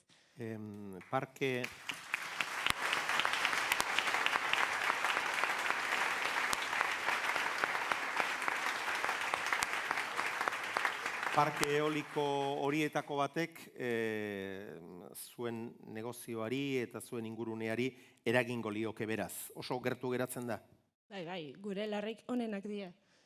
Gure larreik onenak die, urtetan landu dien, hor bideoen agartu dien lurrek die. Horra saldu dien etxiek auzo hortakuk die, auzo hortan azkeneko urtetan onda olako berritze bat, jende asko etorri da bizitzea, bizi berritzen nahi da auzo bada, eta bai, guk azkenien hor urte guztien elikatzitugu gure animaliek, ez da udan hor dauden animaliek, ez urte guztien daude, Pepe Mujikak esatezun bezala jende asko etortzea horrea paseoa, eta danak agurtze ditugu, danak dio ongi etorriek, beti ere errespetuz jokatzen baldin bada, eta ez da gure ofizio egiten nahi gala bakarrik, ez? Nik uste gauza askoz gehiago egite ditugula, ez dienak benetan baloratzen, eta hor daudenak. Eta egunen baten konturako gea, ez dauke honin ezerre, baina hor duen ja igual berandu izango da. Eskerrik asko. Bai, zoi. Kevin.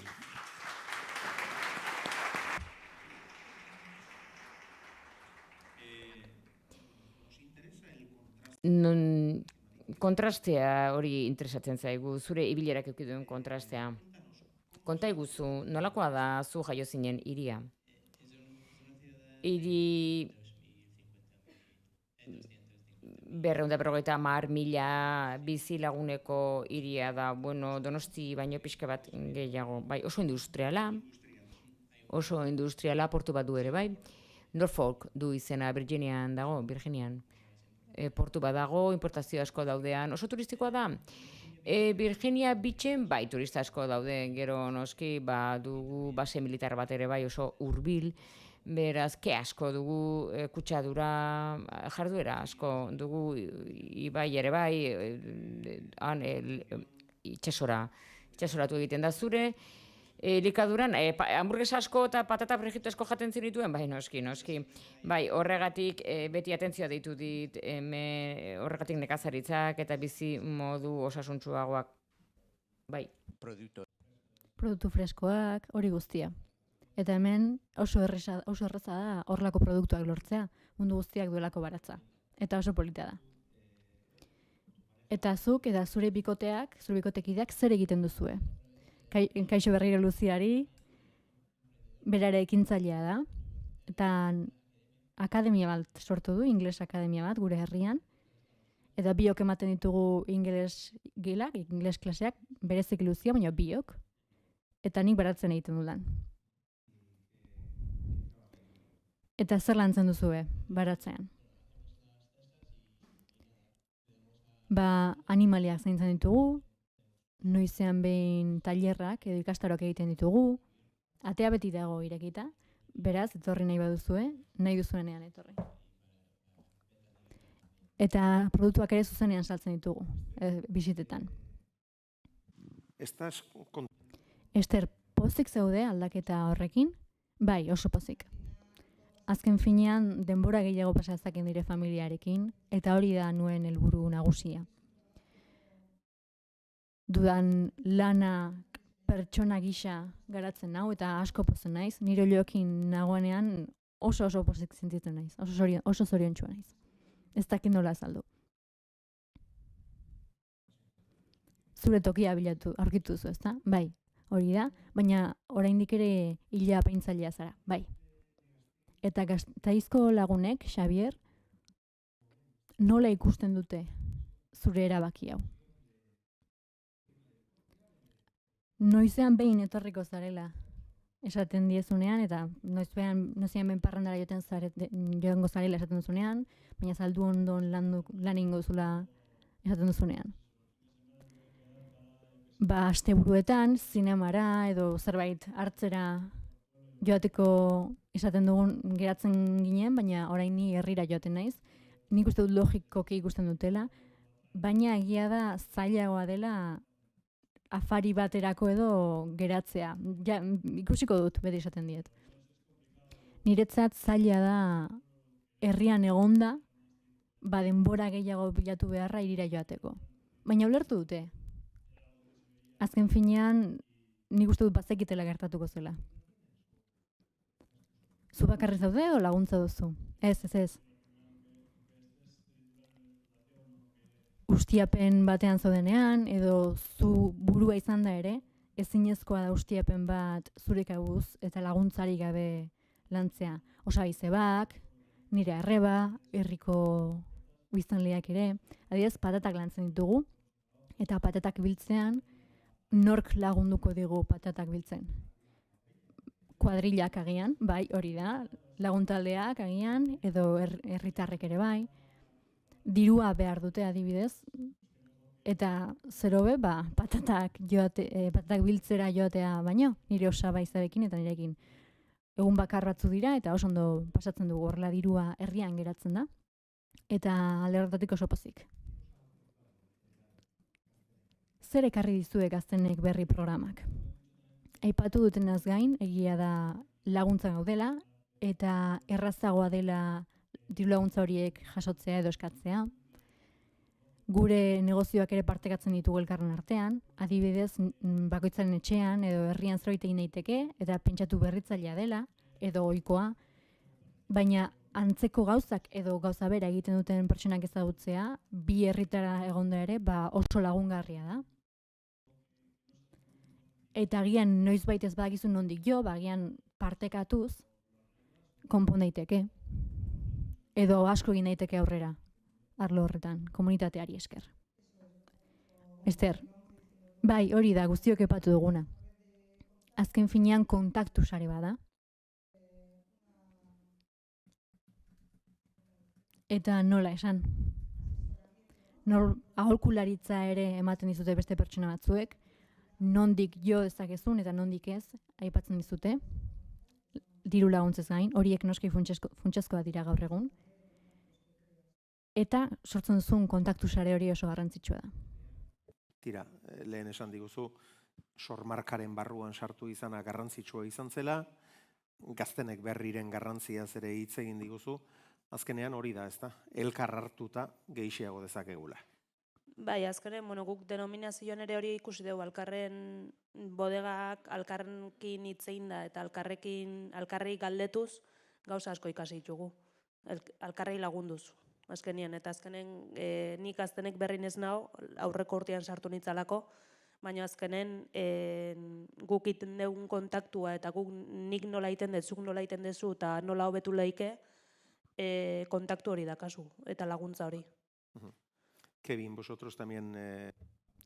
Kevin, zuek ere nabaritu duzue Gaztenek Berrik ematen dizuen ekarpen hori, konta iguzu. Zer onura lortu dituzuen horrekin. Bai, Gaztenek Berri niretzat, ezin da baloratu oso aberatsa izan da niretzat. Xabik eta Esterrek epatu duzuen bezala. Hitzaldi askotara joaten gara eta asko motibatzen gaituzte. Pertsonak, zure sektoreko pertsonak gehiago ezagutzen dituzu. eta egin dituan lagunekin eta adiskideekin ere geratzen naiz noski. Zuetako bakoitzari eskatu nahi nieke azken gogoeta bat egitea guri kontatu nahi diguzuena, zuen esperientziatik. Batzuk jaiotzez zarete baserritar edo artzaintza. Horixe jaso duzue sehaskatik, horixe bizi izan duzue. Beste batzuk oso bestelako zereginetatik bilduak zarete. Hemen etorkizunari begira lehen sektoreak segidarik izango baldin badu, etorkizuna behar da. Gazteei hori transmititu behar zaie. Beste aukera batzuk badaude.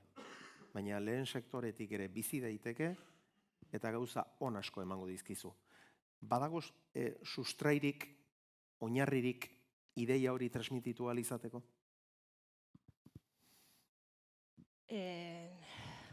Galera, sako nahi diozu, nik ustet lurrekin konektatzie lortzeunak ja zeiteala. Ez? Igualtzaile hori da lortzie. Baina adibidez pandemian ikusi da, ez? Baserritarren ganako olako errespetu bat, ezautu behar bat, eta nik uste lortu berdana hori dela, ez? Konexio hori itie, lurrekikue, porque azken ningu lurretik gatoz, eta nahi gabe itean gauza bada, ez da lantzean gauza bat. Gero hor badauzke bolako zea batzuk, basarrile, lango horra da, eta ez, bueno, kalin bizitzi ere... Zer ez da gogorra? Gogorra izan laik, nik adibidez askotan esatet, gaur egun nire adineko emakume bat, irumekin kalien bizitzi tela, ritmo hori ematie tela. Osea, ni lurre ikustet beteiteula naturalki, beak, animaliek, lurrek, eta gero, nahi nun baita esan, gaztenek berri honek, niri behintzet adibidez asko aportau ditela ikustietza sentitzi nire moduko jende gehiago daula horrek inderra emateu, ze batzutan zago sentsazioa hain gutxigia, bakarrik zauden sentsazio hori ez, eta honek inderra emateu, ikusti bestatzuk zu bezala daudela eta kontauleik ezula behaiekin, horrek bizipoza emateu. Eta nik uste hori dela importanti ez, sare hori itie, eta bai, hemen etorkizune dago, por supuesto daula, eta ona gaina. Nerea, itxasok esan duena ipagarria iruditu zait. Pandemia garaian, baserritarrenganako eta beste hurbiltasun bat eta estimu bat sentitu duzuela. Bai, azkenen ni eskola juten nintzanen baserritarra nintzen eta bastartu itezit zuen. Edo ikuluko usaila dakazu, nahiz eta ez euki, edo baserrin bizizea. Eta pandemia garaian nik ikusiet, nik bi alaba dazkat, eta eskolako gurasoan WhatsAppa, zeon etxeko argazkiz beteta. Eta nik konfinamentu zuen, ez da bat ez du aldu, zen nire alabazarnak bizikletan soltatu intzan aldapan, eta gu ingenun nik uste bizikalitate honena guk euki genula. Zazkenen gure hauzuan ibiltze ginen gu, eta ez ginen konfinauta egon. Nik alaba zarrenak orduan zezkan 6 urte, eta esatezian lehenengo egunak oso onak intzitun. Eguraldi apartauki genuen da oso ondo.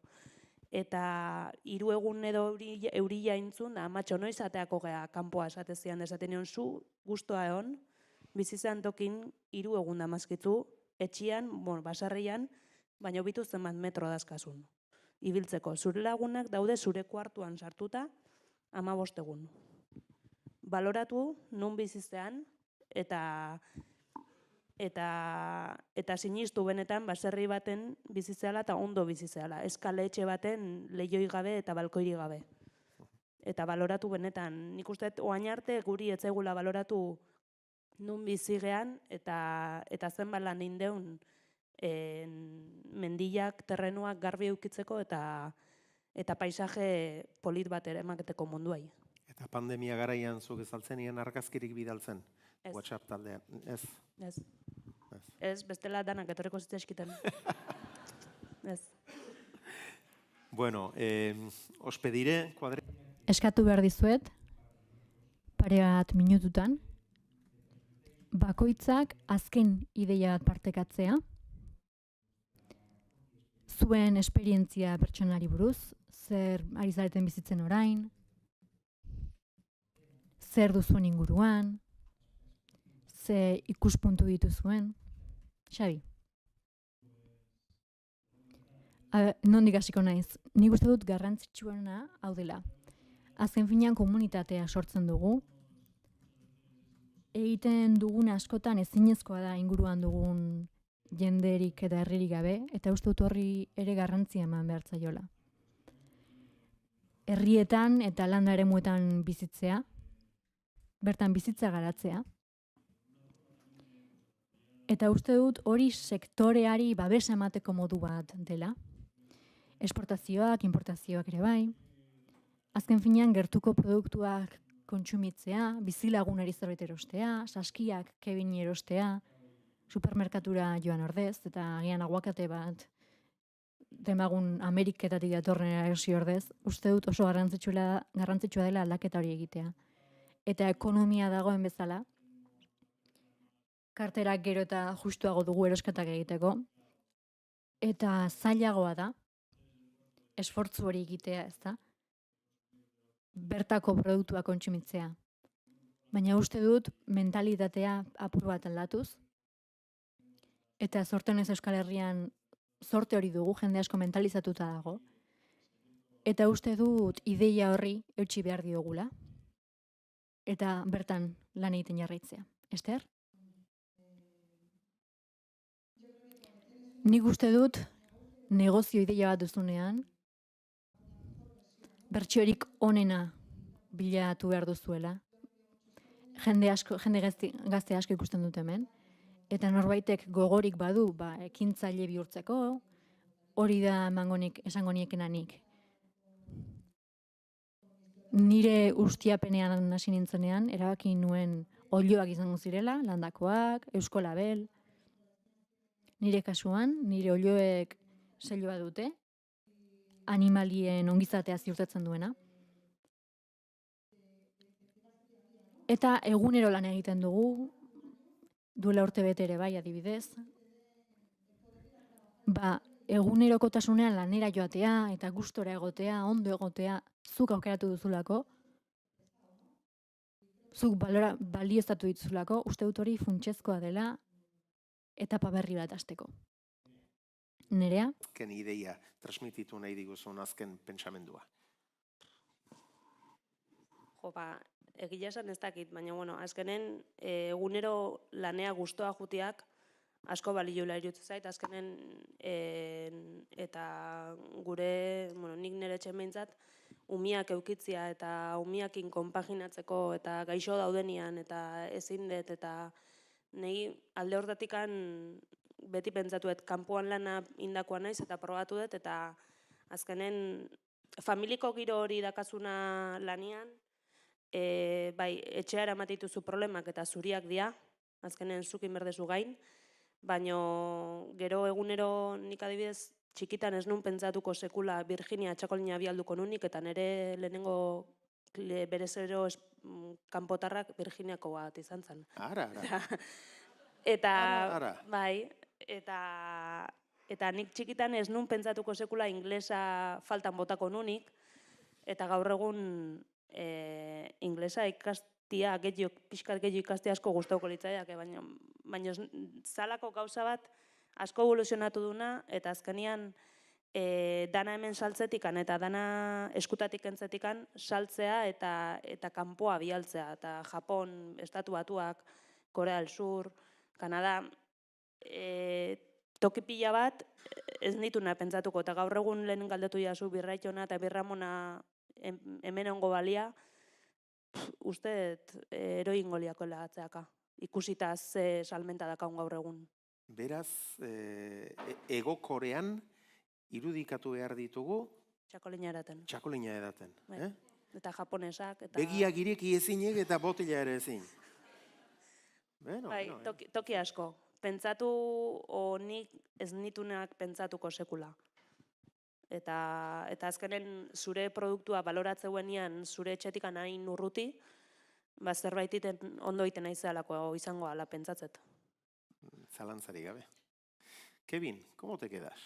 Kevin, nola geratzen zara? Virginian txakolia saltzen da, nerearen txakolia. Bai, zoragarria iruditzen zait. Aipatu duzuen bezala,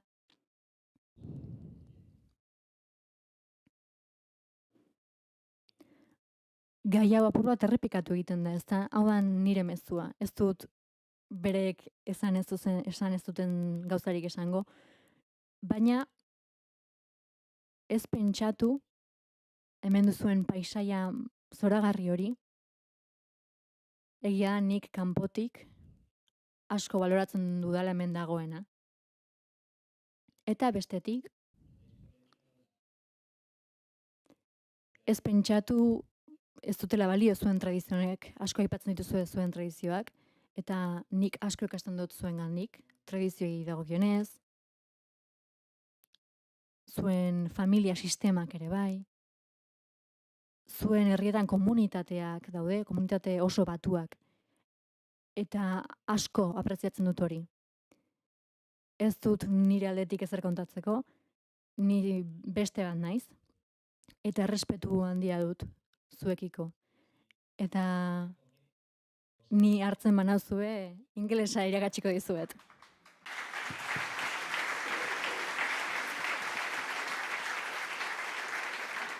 Begira, ari dira konexio onuragarriak sortzen, gaztenet taldeko gazteen artean. Beno, Itxaso, azken ideia bat biribildu nahi bazenu, hemen aukera. Bueno, nik oinarte nire kide danak esan dituen gauza guztiekin batea, gauza berrik ez dauket esateko, guk hemen ilusioz aigea danok, ikustea, ez? Ikustete antzemate zaigula. Gizakileek garapena emateko ilusioa eta emozioa berdu, hori ziurre da. Eta espero dut emozio honek iraun daiela gure bizitza guztien, ikasteko gogo hori eukitzeko, ni bintzen momentun badauket, burua beti martxan dauket, beti zerbait berrile, zerbait revoluzionaio bilatzeko, eta, holako ekitaldiek beti emate izue holako, gonbidau baldin banau ez zoze ondo iten nahi naiz, baita ere Mondragon Unibertsitatekoei eskerrak eman nahi dizkilo bet, ze asko ega ikisten behaiekin, nik lehen unibertsitatetik iesi aldeinun, eta bain unibertsitateko irakasliekin hor gabiltz, eta behaiek ustet asko idiela gurekin ikasten, eta, eskerrik asko etorrizaten danoi, hemen gonbidatzeagatik, eta segi gure produktuek erosten, bultzatzen, eta gu saioko gea mejoratzen, eta aldan ondo nahiten danontzako. Beno, Gaztenek, Mondragon Unibertsitateari, Gaztenet berri sustengatzen duten Eusko Jaurlaritzari eta Foru Aldundiei, denei honi arnasa ematen jarraitzeko eskatuko diegu, eta zuek arnasa hori hartu eta transmititzen segi dezazuela, eta benetan garrantzitsua da hemen eman diguzuen mezua. Lehen sektorea bizirik dago, lehen sektoretik bizi daiteke eta ondo gainera. Eutsi Goiari eta eskerrik asko zuen lekukotasunagatik. Orain, etenalditxo bat egingo dugu, kafetxo bat hartzeko, eta orain arte entzun eta ikusi ditugunak pixka bat partekatu ahal izateko, etenaldi laburra izango da, laster nahi zeitut ez bueltan, oso gai mamitsuak eta gonbidatu interesgarriak izango ditugu eta bere alaxe. Oraintxe arte.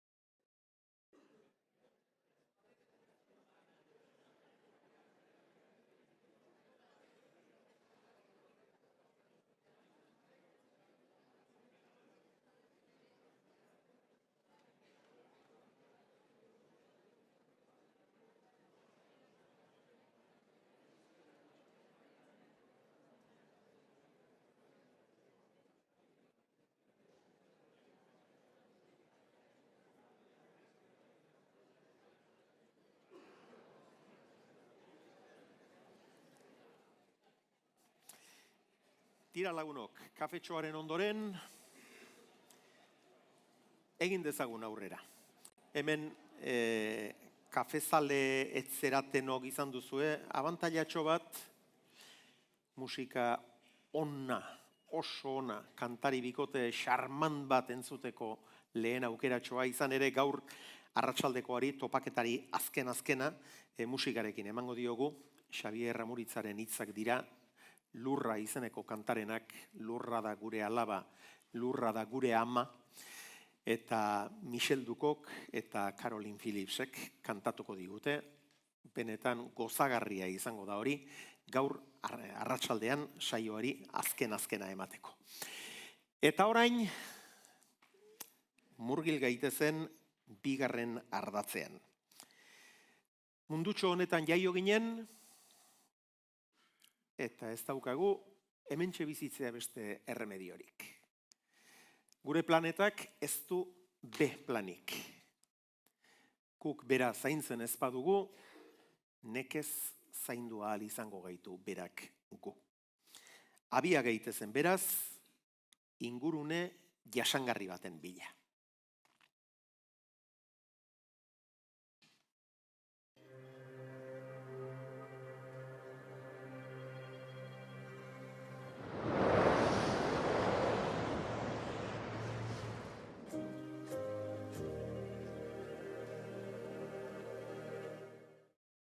Ezinbestekoa da, erabaki garrantzitsuak hartzea, erabaki egokiak hartzea.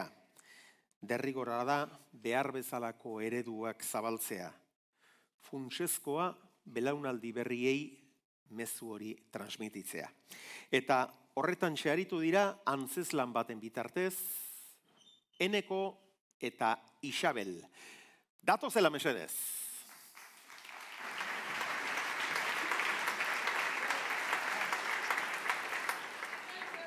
Egun honeneko eta Isabel, hor aurrekin aritu zarete zuek horretan txe, balio hauek beraiei transmititzen, zer mezu transmititu diezue?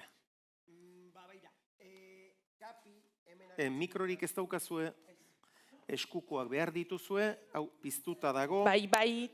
Bat, eskerrik asko. Beitu, hemen agertzen den hau Kapi da. Eta berak erakusten digu superheroia da. Eta berak erakusten digu nola elikatu behar garen, osasuntsu elikatu behar garela. Baina zu hemen zaudela agian bertxotan esango dizut. Ondo? Ondo. Hartu. Eneko, zuk bertxotan egia esan da ez dakizu oso ondo, Kapi kantzeslanean bertxotan erakusten digu. Eta bertxoen bitartez, bertako eta sasoiko elikagaiak jatearen garrantzia azaltzen digu, bai osasunarentzat, zein gure lurrak eta herriak zaintzeko. Horregatik, baina eguzkitzeri esateko beste modu baten, ondo? Baina behar dut horrela ipintzea, holan, eskuak atzean. Sasoian sasoikoa jan behar dugula, erakutsiko dugu gure antzerkian. Ondo?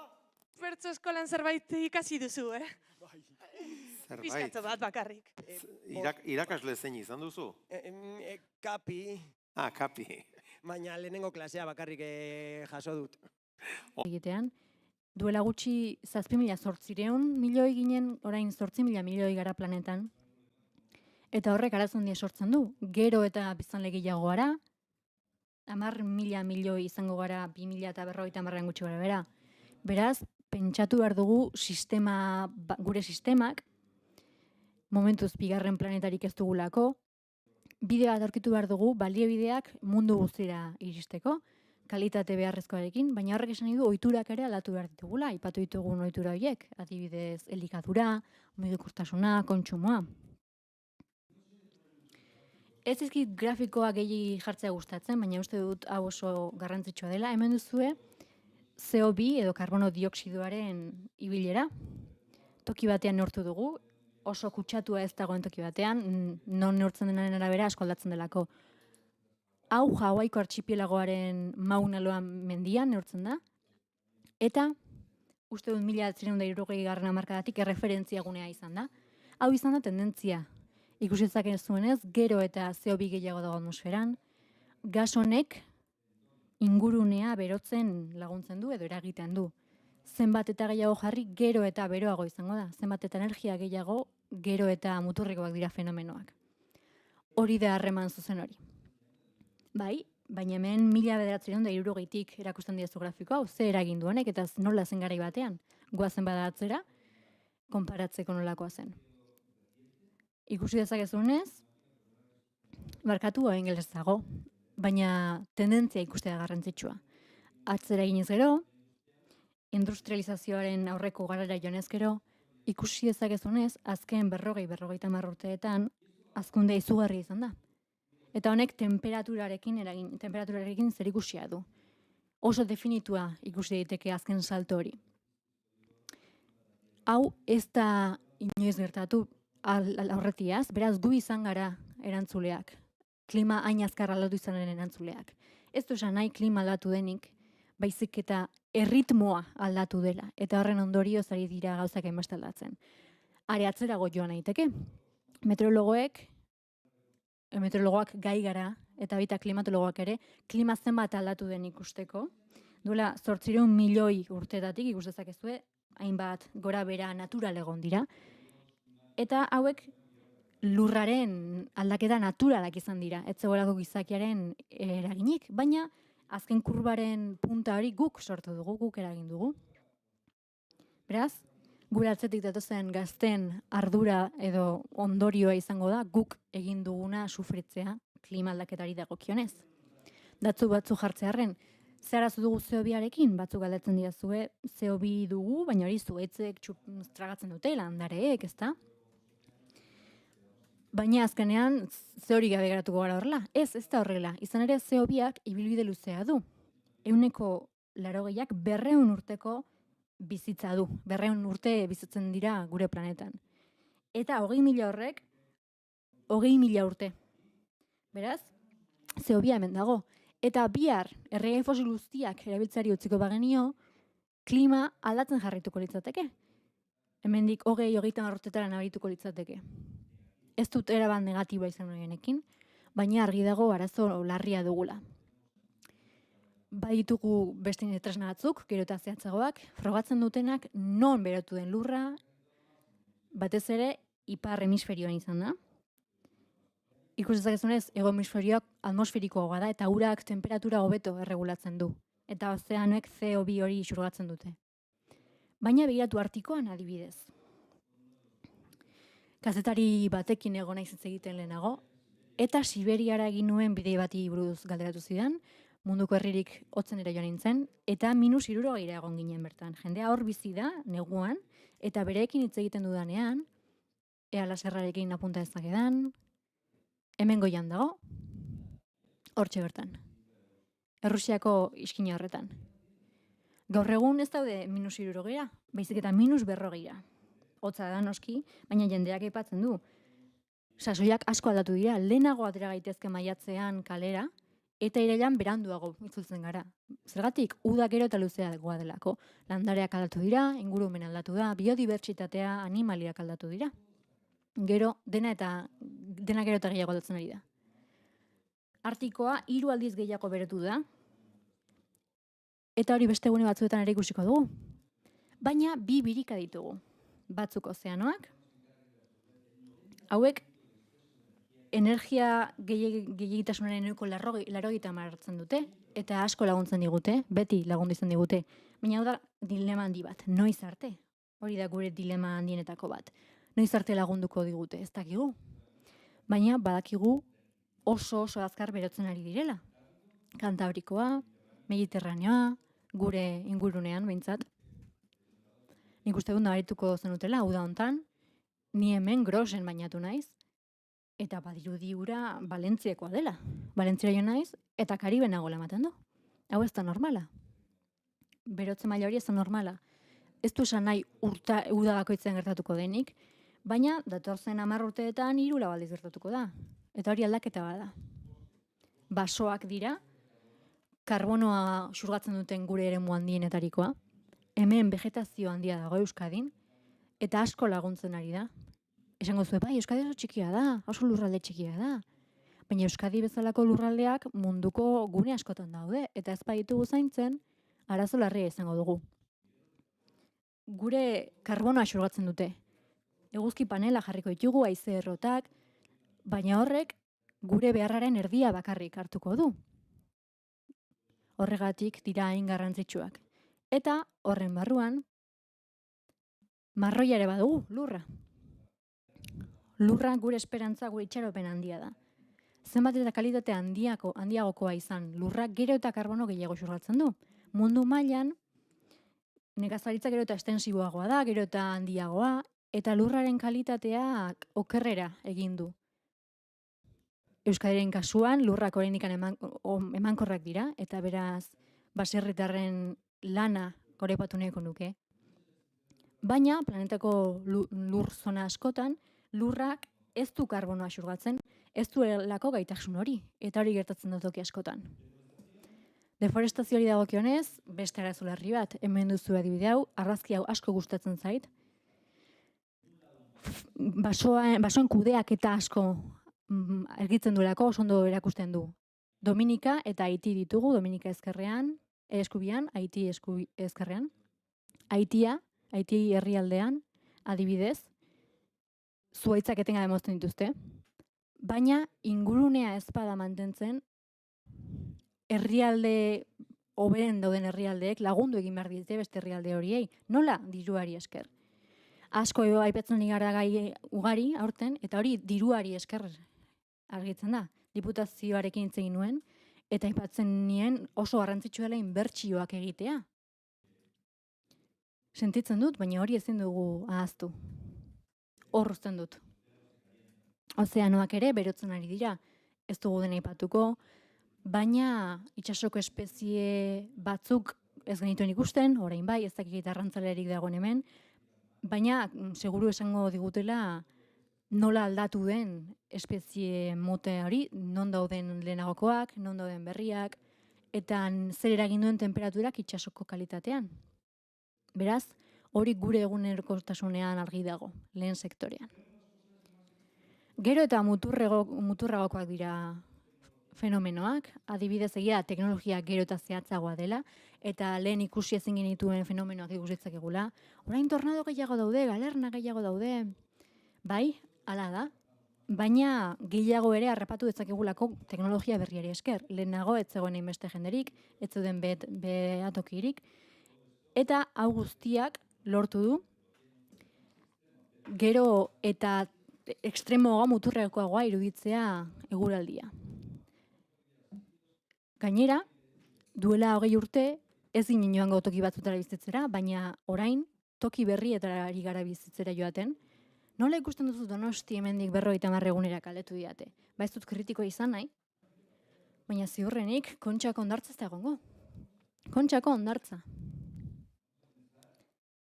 Pentsa dezagun, behintzat, arazo hori lasaitzen edo agian gu adaptatzen, hori da egin dezagun gozari bizkorrena.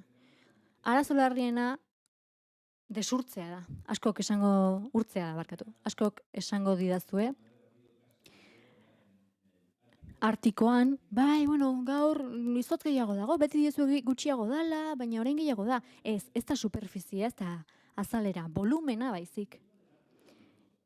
Artikoko izotza desagertzen ari da, eta glaziarren ere bai, eta ez pentsatu, ur freskoa da. Hau da, lurraren ispilu handinetarikoa.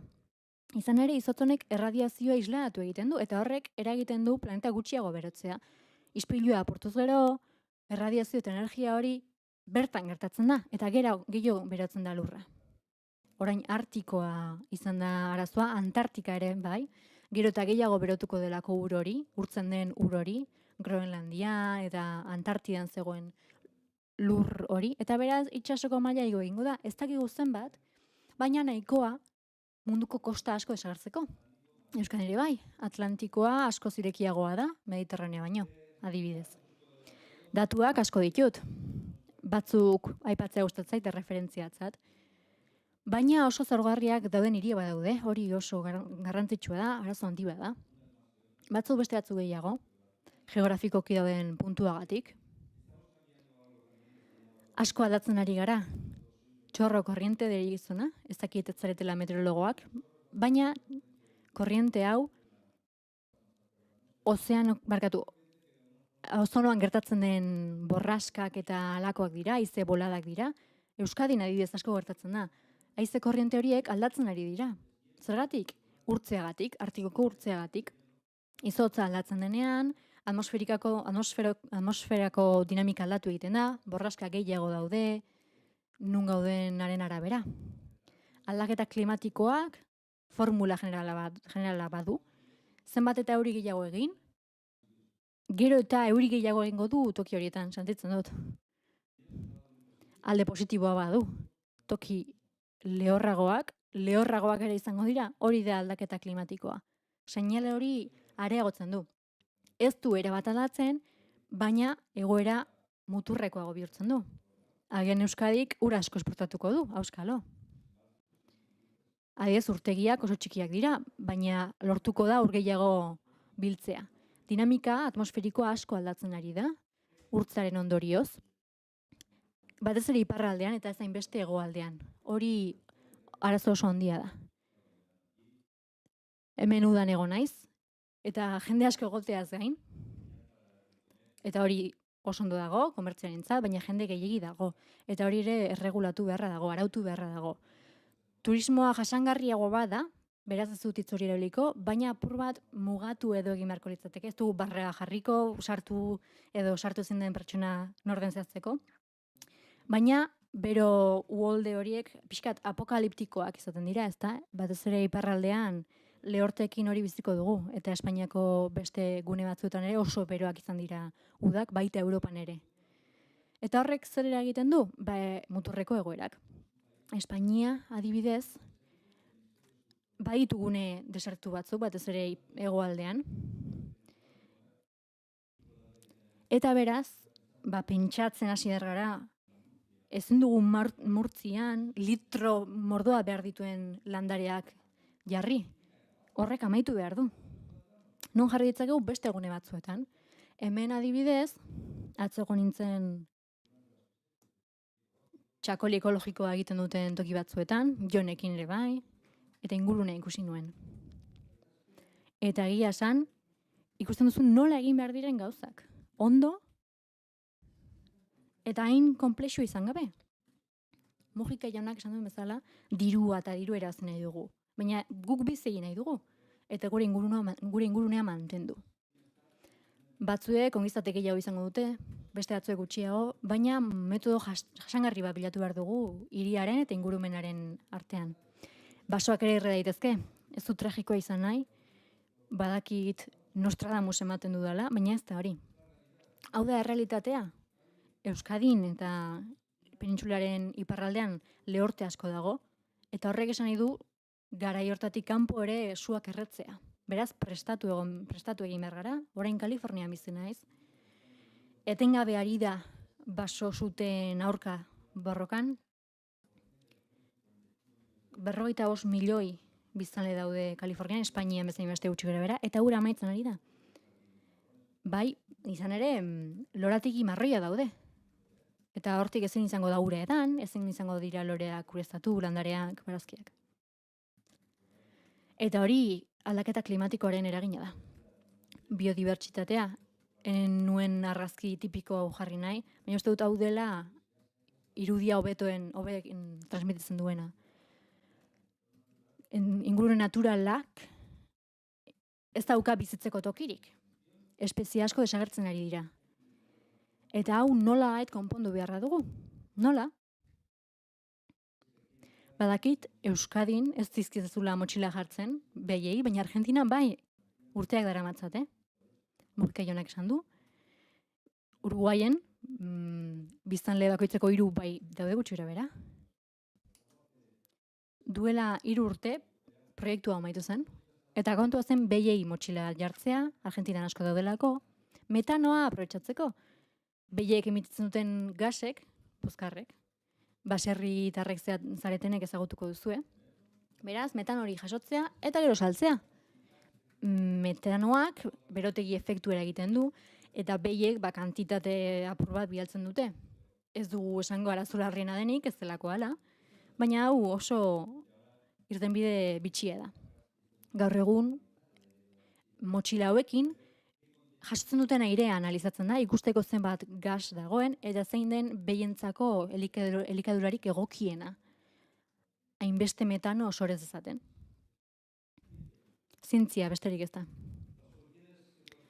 Ezagutzen dituzu irtenbide batzuk, eguzki panelak, haize errotak, eolikoak. Etxeko eguzki panelak ere bai.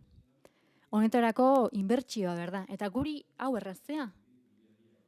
Egunerokoan bizi dauten saiatzen ari zarenean, eta esaten baizute, bai, elektrizitatea, kontsumoak, asko egin du gora, egoera oso zailean gaude, eta puntu on bakarra da, zein garrantzitsua den energetikoki gure energia sortzea, edo guk gure energia bilatzea. Hauek dira irtenbideak, baina ez dute dena konpontzen. Mugikortasuna, hau ere funtsezkoa da. Hemen, 2 milioi, 3 milioi pertsona bizi zarete, ez dago hirietan hainbeste arazorik mugikortasunarekin, baina badago mugikortasuna. Beraz, zenbat eta jasangarriago izan, aitez garraio publikoari esker, zenbat eta orduan eta irtenbide gehiago izango ditugu. Hiriak ere, gune berdeetan egon behar dute, ez udan bakarrik, egian san iparraldean, ez dira erabiltzen airea kondizionatuak, edo ez da ainoikoa, baina hiriak gero eta jasangarriago bihurtu behar ditugu. Karbonoa xurgatu dezaten, eta guri ongizatea emateko. Beste energia iturri batzu ditugu, esperimentazio prozesuan daude, hidrogenoa adibidez, ikusiko dugu zer gertatzen den horrekin. Momentuz, apurrak gehiago landu behar da, baina autobusetan, hegazkinetan, horrelako garraio handietan, itsasontziatan ere bai, erabiltzen ari dira. Hau da, bateria elektrikoak ez duelako bere funtzioa lortzen, ibilgailuekin alderatuz. Geotermikoa ere herrialde batzuetan asko erabiltzen da. Hau da, lurrazpitik ateratzen dena, Islandian adibidez, energia geotermikoa erabiltzen dute bizitzeko. Duela urte batzuk, unibertsitatera, Kaliforniako unibertsitatera itzuli naiz, Los Angelesen, bertan egin nuen doktoregoa, eta hasi nintzenean, klima artifizialki aldatzea hitz egiten genuen. Baina hau zientzia fikzioa da, Hollywoodko pelikula, nola da ezakegu klima? Hori ez da gertatuko. Baina unibertsitateko pasilloetan badaude proiektuak horretarako. Bill Gates ezagutuko duzue, Microsoft enpresakoa. Eta bere dirutzaren zati bat ikerketa honetarako bideratu du. Klima artifizialki modifikatzeko. Bere kasuan partikulak sartu nahi dira atmosferan, eguzkiaren erradiazioa islatzeko, baina momentuz ezinezkoa da, inork ez duelako nahi atmosfera partikulaz betetzea. Gainera horrek ez dakigu nola datuen klima hainbat gunetan. Baina proiektu batzuk badaude martxan, geoingeniaritza deitzen diogu honi. Eta hor daude, beste irtenbiderik ez bagenu edo. Alda ezagun guk klima. Niri ez zait ongi iruditzen, baina errealitate bada. Zein da gure arazo handiena? Produktu asko ekoizten dugula, eta ez dugula behar bezain beste berrera biltzen. Eta energia hori guztia, zapata pare bat egiteko adibidez, Mujika jaunak esan duen bezala, munduaren beste puntara bialtzen dute. Erabilitzagun berriro zapata horiek. Ekonomia zirkularrean gehiago pentsatu beharra dugu. Zergatik arrazoi arriba dago? Berriro produzitu beharrak sekulako astarna uzten du. Lor dezagun isuri horiek murriztea. Nola egin dezakegu? Gehiago erreziklatuz, berziklatuz, gehiago berrera biliz, noski, baina batez ere gure kontsumoa jaitsiz. Noski, ongizateak kendu da jendeari. Horretarako hezkuntza behar dugu eta baita kontzientziazioa ere. Hori da egin behar dugun lana. Ez dakizen bat egiten ari den, ikastoletan, eskoletan, badakit eskola askotan lantzen ari direla jasangarritasuna, eta ume oso txikiekin, eta uste dut hori funtsezkoa dela. Azken 2 urteotan, kontaktuan egon naiz jende gaztearekin, aktibistekin, ez Greta Thunberg, hori da ezagunena, baina hemengoekin, euskadikoekin. Espainia mailan ere bai, Latinoamerikan, eta gauza izugarriak, zoragarriak egiten ari dira beraien etorkizunari begira. Zergatik zaindu behar dugu lurra? Apur bat aurkeztu dizuet hasieran, zergatik oso erraza da. Lurra zenbat eta eraginkorragoa, emankorragoa izan, orduan eta gehiago lagunduko digu karbono aztarnarekin. Beraz, karbonoa gorde beharra dago, isurketa hori murrizteko, lurraren kalitatea ere hobetu behar da. Landaren muan lan egiten duzuenek badakizue, zenbat eta emankorragoa lur hori, orduan eta arazo gutxiago daude, eta egoizpena produktiboagoa da. Klima urtero aldatzen ari diren alden, arren. Txakoliari buruz lehengoan nintzen hitz egiten, eta oso urte txarra izan da, berote handiak izan ditugu, ia euririk ez, eta beraz usta oso murritza izan da. Betidanik egon da hau, baina egoera hori asko ari gara areagotzen. Une txarrak, une hobea baina. Errentabilitatea ere areagotzea laguntzen du. Ni klima aldaketariari naiz lotzen bereziki. Badakigu hemen karbono asko xurgatzen dela eta zaindu behar ditugu. Eta hiriek ez ditzatzela jan, ez ditzagula abandonatu. Ondo zaindutako ingurumena funtsezkoa delako denak hobeto funtziona dezan. Hiriak, industriak dena lotuta dago elkarren artean. Lehengoan, atzo, Xaberrekin egon nintzen Gipuzkoako Foru Aldundikoa da. Eta egia da, diputazioa duen proiektua zoragarria egiten zaidala, egia da mundu asko joan dela industriara, astanetik ostirarela egiten duzu lan, ez da lan erraza, ez diot hori. Baina, baserrian lan asko, lan gehiago egin behar da, batzuetan 7 egunetan zehar, ordu asko. Baina, apur bat formula errazagoa bilatzen dugu, baina gure egunerokotasunari ere irtenbide ematen diolako. Zer egin dezakegu bi horie mantentzeko, oreka puntua bilatu. Jendeak lan egin dezala bere inguruan, industrian edo zerbitzuan, dena delakoa. Baina, baserri horiek ere mantendu behar ditugu. Hori izango litzateke formula apartekoa bikainena. Eta batez ere, jende gazteak motivazio hori izan behar du. Uste dut hori aldatzen ari dela. Hau da, jendeak gero eta gehiago baloratzen du ingurunea, kanpora joan behar izatea lanera, eta egia da hiriak gora egiten ari dela, baina gero eta jende gehiagok daki zer kostu dakan hirietara joatea lan egitera. Noski, lehortari ere aurre egin behar zaio, eta nutrienteak ere bilatu behar dira lurrarentzat. Eta plagak ekiditeko, landaren gaixotasunak ekiditeko. Zer egin dezakegu, hau errealitate bihurtzeko. Egun hauetan hitz egiten egongo gara, inbertitu egin behar da. Dena etzegu zerutik etorriko.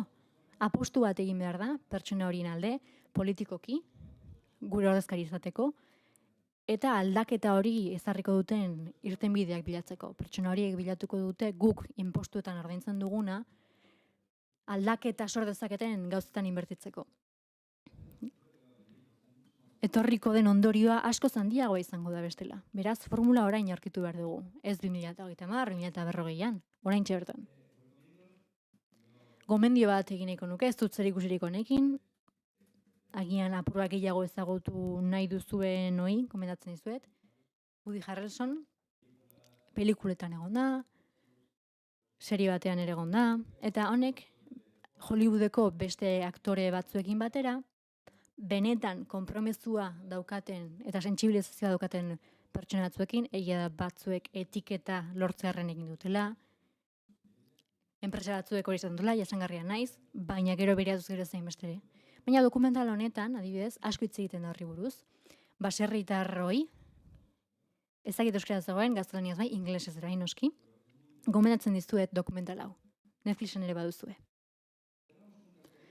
Baserriei buruz hitz egiten amaituko dugu, eta aldaketa klimatikoarekin duten zerikusia. Noski, karbono aztarna murriztu egin behar da. Bertako ekoizpenak eta banaketak, noski, alde positibo asko dituzte, kultura aldetik jasangarriak dira, kalitatea dute, baina sortzen dugun produktu horrek ezin du Txilen, Hego Afrikan, amaitu, batzuek bai, noski, ondo dagoelako produktua kanpora bidaltzea. Txakolinaren kasuan adibidez, oso primerako iruditzen zain munduan zabaltzea, baina egia da ekoizpen gehiengoak bertan geratu behar duela.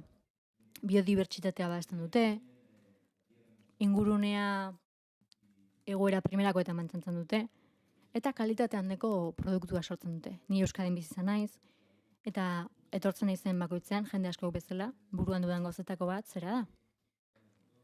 Inguruneaz gozatzea.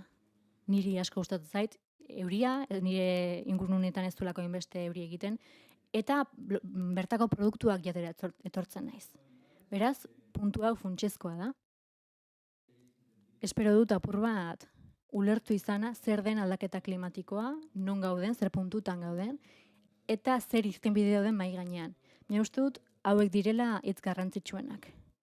Batez ere kontzientziazioa, eta uste dut gero eta gehiago dagoela, hori saiatzen ari gara bintzat, jendeak uler dezan zein den bere erronka, ze irtenbide dauden, eta zeintzuk diren honenak, baina ez aldaketa klimatikoa, baizik eta beste batzuk ere bai. Horregatik, uste dut gure ingurunea, hirietatik kanpo dagoen ingurua, mantendu eta zaindu behar dugula. Hau da, Mujika jaunaren kasua, Uruguaikoa, oso adibide egokia iruditzen zait. Eta uste dut funtsezkoa eta garrantzitsua dela. Eta nik azken 30-40 minututan honi buruz hitz egin dudan arren, gustatuko litzaidake, alba da, eta nahi baduzue, azken 5-6 minututxo hauetan, zuen galderak botatzea, eta apur bat komentatzea. Beraz, galderari baduzue, atsegin ezentzungo dut. Mila esker hemen izateagatik, ni hemen izateagatik, Donostin, Euskadin, zuen maitasunagatik, zuen denboragatik, antolatzaileei, sekulako lana egin dutelako, eta noski, hemen zaudeten guztioi, zuen interesagatik. Uste dut oso garrantzitsua dela, eta gertutik egokituko zaizkizuela. Espero dut ulertzen ezen dituzten puntuak landu izana, azaldu izana, eta irtenbideak bilatzeko motivatu izana. Eskerrik asko guztioi.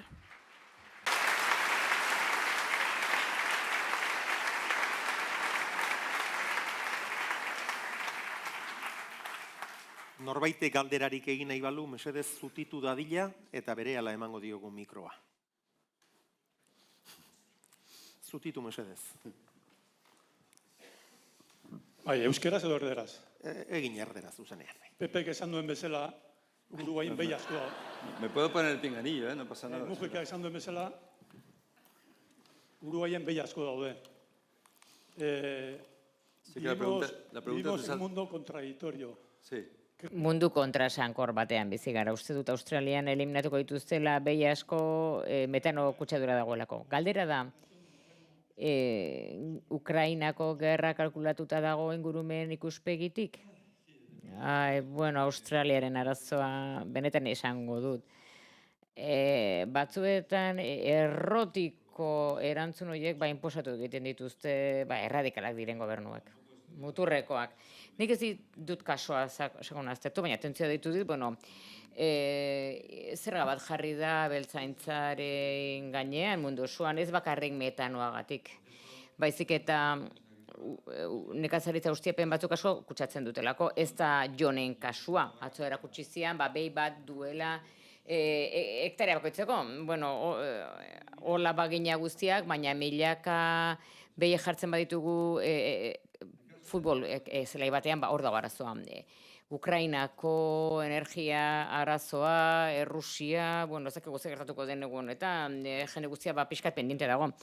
Ea izango duguna energiarik edo ez, gasa, kontsumitu nahi duguna, baliabide zahar batzutara itzultzen ari gara, ikatza adibidez, guztiz kutsagatzailea dena, baina jende ez da ote zilko.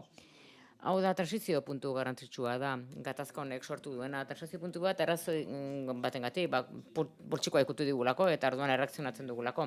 Eta behar sozial vitala dagoelako, ongitzate bat izan nahi dugulako, garatuak dauden herrialdetan. Beraz, ikusiko dugu hilabete nola bilakatzen den egoera. Unik ez dute erantzun bakarra. Ezakit ze gertatuko den 6 hilabete barru, nola bilakatzen den ikusi beharko dugu. Baina uste dut irakurketa positibo bakarra izan da, begiak ireki digula eta erreakzionatu egin dugula bizi dezakegun egoeran aurrean. Eta etorkizunan ere gertatu ditekena mundu osoan. Auzi partikularra da, beste gatazka batzuk egongo dira eta beste gatazka energetiko batzuk ere gertatuko dira. Eta nolabait lortu behar dugu bada, aitz egiten ari dira gaseoduktori eraiki egin behar dutela, baiet eta ez, egin zerbait, gaseodukte bat egin zazu zerbait. Europa gara, estatu elkartua gara, ez pentsatu horren beste interes ekonomikoetan, gaur ez du nuklearri buruz hitz egin, ez nuen gai hori ukitu nahi, badakit gai eztabaida gai dela, eta hemen denbora asko eman genezake horretan. Hemen galdera egokia bai, iruditzen zait. Zutitu, mesedez. Buenos días, Mario, muchas gracias. Eskerrik asko zure itzalegatik. Zure solasaldian ez dut desazkunde hitza entzun, eta hori alda etorkizunan espero duguna, eta ze eragin eduki dezake landagunean edo hirigunetan. Desberdina izango da? Hau nik da 10 asteetan egiten dudan ikastaro bat, eta ez dit denborik eman orain 40 minutotan azkundea egon behar du, noski. Zenbat azkunde egongo den, beti ere ekonomiaren mende egongo da hori. Baina, logikoki, azkunde hori, hemen esan dudan guztiaren ondoren, jasangarria izan behar duela. Eutxik inbertzaiola, eta naiz eta denok irietara bizitzera joan nahi izan, eta naiz eta eraldatu nahi izan, horreka izan behar du bizigaren ingurunearekin. Eta kasu honetan, baserriekin, landagunearekin, horrekan egon behar du. Eta funtsezkoa da, hazkunde hori ez dadin neurrizkanpokoa izan, baina horrekan egon dadin, hori funtsezkoa da.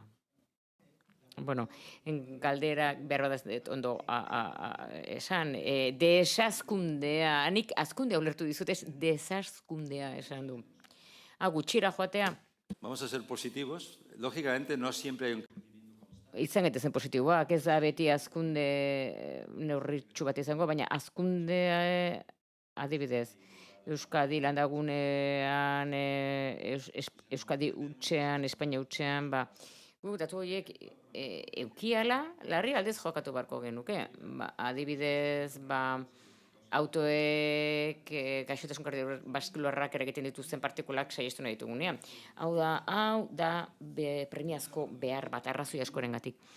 Eta herrialde txikiago batean, ingurune txikiago batean, are gehiago. Eta desazkundeak behar ditu paliatibo larriak gertatzen direnean, ekonomiak beti eginduko du.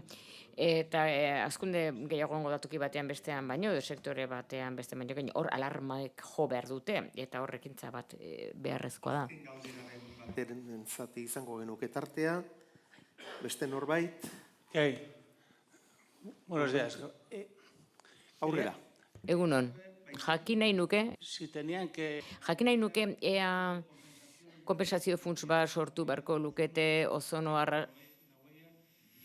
arrastoa garbitzen duten, sortzen duten artean eta eragite dutenen artean, hau da, ez da behar bezala banatzen bestela. Puntu garrantzitsua da, baina batzuetan esaten dugu, nik isuna pagatuko dut, edo kutsadura erasuko diot beste bati eta emititu egingo dut, hori ezinezkoa da, Egia da lan bikain bat egiten ari bagara, gainera hau ez dut esan, baina aldundiko jendearekin aipatu dut. Hau da, pertsona batek, enpresa batek, nahi duzu mailan etxeko lanak egiten ari bada eta murrizten ari bada metodo horretan inbertitzen edo berrezko den formula horretan inbertitzen, orduan konpentsatu egin beharko litzateke. Gainera industria dagoen jendeak are gehiago eta enpresak dituzten pertsonek pentsatu beharko lukete, naiz eta abia puntu motela izan, kontsumitzaileak badakila ze produktu konsumitzen duen eta zer egin duen ingurumenean, beraz industria jakin beharko luke, nolabait konexio formula bat badu Euskadiko landagunearekin, hori islatu egingo dela bere irudian. Hau da, nik apustu egingo dut enpresa baten alde, nahi baldin badu, alegin egiten nahi baldin bada ingurunea babesteko eta baserriak babesteko. Eta hori izan beharko litzateke konpentsazio modu bat, zure kasuan, baserri batean lanean ari bazara. Eta gauzak modu jakin batean egiten ari bazara, edo enpresa bat baduzu, eta horrela ari bada, konpentsazio hori izan beharko zenuke. Eta konpentsazioa garrantzitsuena da, zure irudia enpresa gixak, izango duela, etiketa hori da zu laguntzen ari zarela nolabait, emisioak murrizten ari zarela esate baterako, edo ibilgailu elektrikoak erabiltzen duzula zure materia garraiatzeko, edo laguntzen ari zarela ingurunea babesteko. Hori, zuzenean, bada konpentsazio bat. Orain ez, baina etorkizunean, horrek emango ditu bere frutuak. Terratuko du, baina, barkatu, baina mikrofon hori gabe ezin dugu itzuli.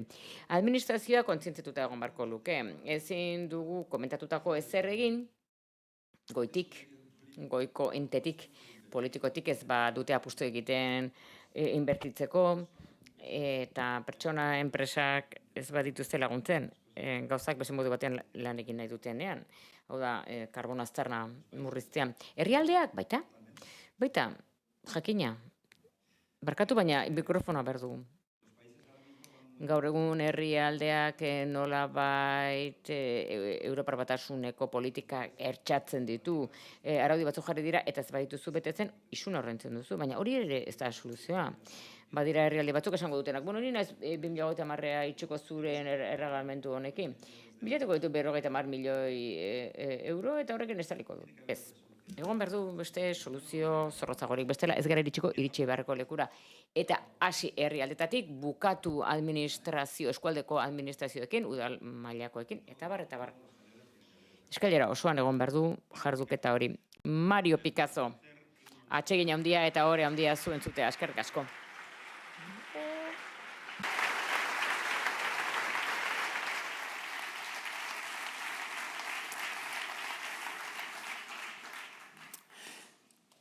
Mariok bere azalpen interesgarri eta mamitsuotan basoak aipatu ditu esate baterako. Basotik Gipuzkoako basoen etorkizunaren aldeko erronka da. Gipuzkoako Foru Aldundiaren babesean basoen kudeaketa aurreratua egin nahi du. 3 helburu nagusirekin. Bat, basoak zatitzeari eta abandonatzeari aurre egitea. 2, klima aldaketaren aurkako borrokan laguntzea, eta 3, sektorea indartzea. Gurekin ditugu Jon Ander Ostolaza eta Arantxa Aristimuño. Zatozten mesedez.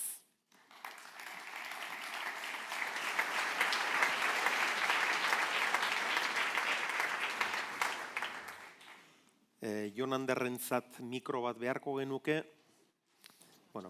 bien bitartean txandakatu egingo dugu.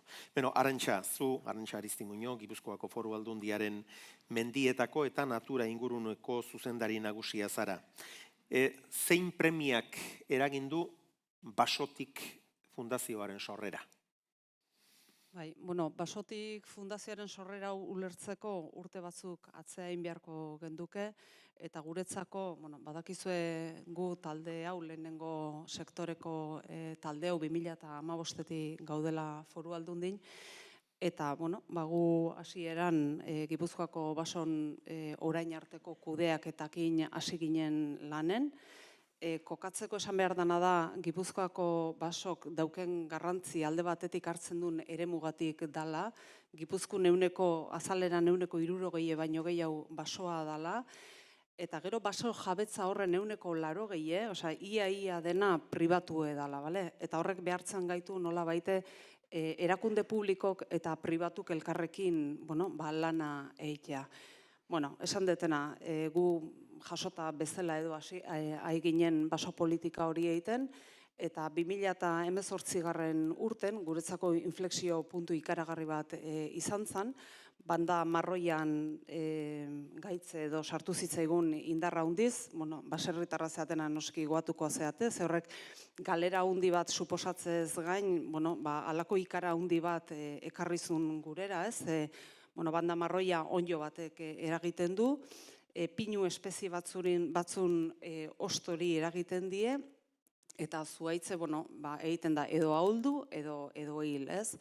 Eta, erasoaren aurren asko moztu behar izan zen, eta mozketa hoien ondorenen ikusten hasi ginen, landaketa berrik kasu askotan ez ziela izaten, ez? Eta horrek behartu ginen nolabait gelditzea, eta Gipuzkoako baso politikan ingurun sakonago pentsatzen hastea, ez?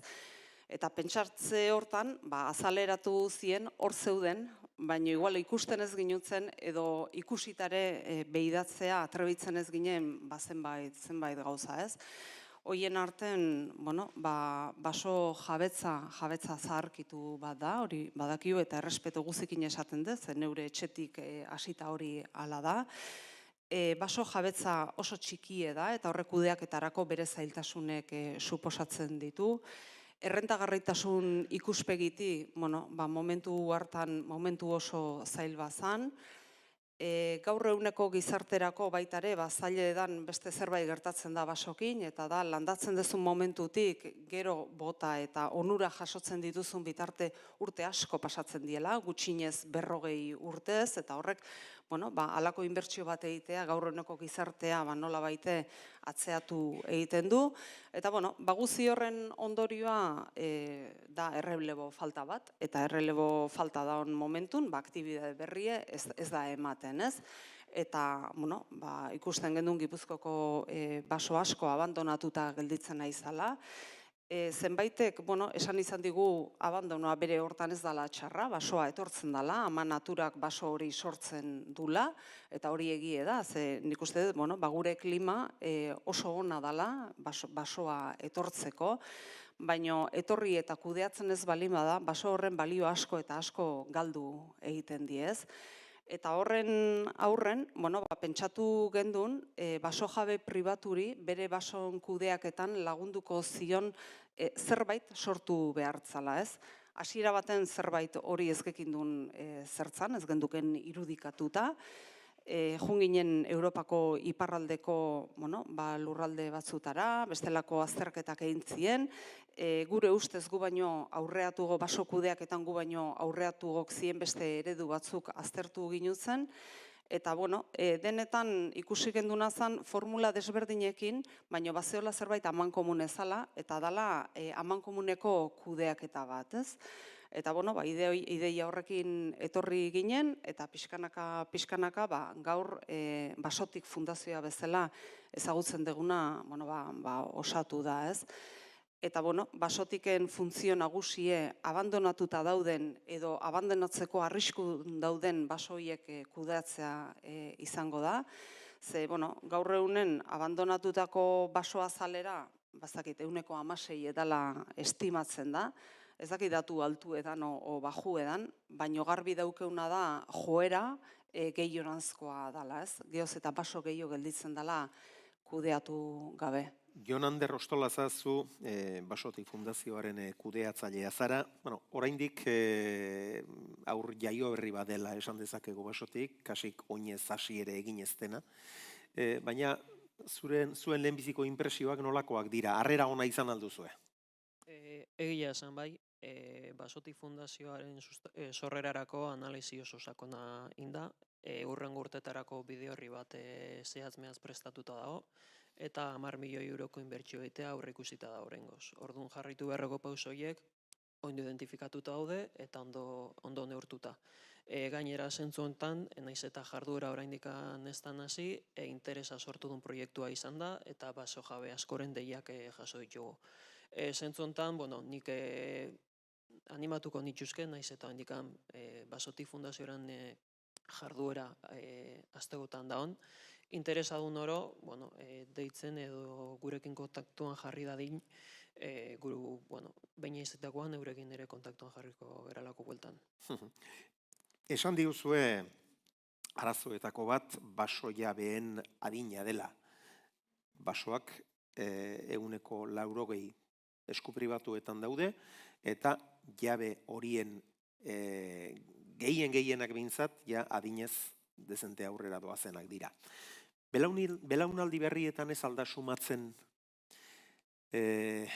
basoak garbi edukitzearen garrantziaren kontzientzia hori? Hori nik uste dut lehenengo sektoren daukeun zailtasun badala, ez? Errelebo falta hori. Orduan, bueno, erreleboa txikigoa dan einen, jasotzen dan baso hori noski kudeatzen da, kasu askotan, eta gehienetan guendik kudeatzen da, baina beste zenbait horrok gelditzen die. Ez dakit kontzientzi kontu bat dan, benetako zailtasun pilo bat daude, lehen aipatu ditutenak, ez? Eta horregatik nik uste dela importantea, basotik bezalako erraminta bat, ez? Azken baten horrek irudikatzen duna da, administrazio publikok kontzientzi hartu dula baso hoien garrantziaz, lurralde mailan ja garrantzi bat ematen diola, ez egur ekoizpen ikuspegitik bakarrik, baizik eta hemen aipatzen aigean klima aldaketaren ikuspegitik, baserriko ekonomiaren diversitate ikuspegitik baitare, eta erakunde publikoon esku hartze horrekin, ez, kolaborazio publiko-pribatu horren estutze horrekin, nahiko genduke abandon hori ez dakit erabat kentzea lortuko da, baina bai gutxitzea, ez. Jon Anderrek aipatzen zuen, aurten 2 milioi euroko ekarpena jarri da basotik sortzeko, eta ondorengo 5 urtetan aurrikusten da 8 milioi jartzea, ez. Da, Mariok... Urteko 2. Hori da, Mariok egiten zuen aipamena, ez. Azkenen politika publikok apostatu egin behar du eta dirue jarri egin behar da. Bestela zaila da, oso zaila da. Ederki, esan bezala, Arantxak eta Jon Anderrek ederki esan diuten bezala, Gipuzkoako basoen azaleraren 16% dago abandonaturik, banda marroiaren gaixotasuna, jabetzaren tamaina, asko oso eremu txikiak daude, jabeen adina ere arazo bihurtzen da askotan, transmisio faltaz, eta fundazioa sortzeko beharra eragin duten faktoreak hauek izan dira besteak beste. Nik neuk, orain bat-batean baso bat hartuko banu erentzian, arrastori genuke izango nola kudeatu. Beste askoren arazoa ere badela iruditzen zait.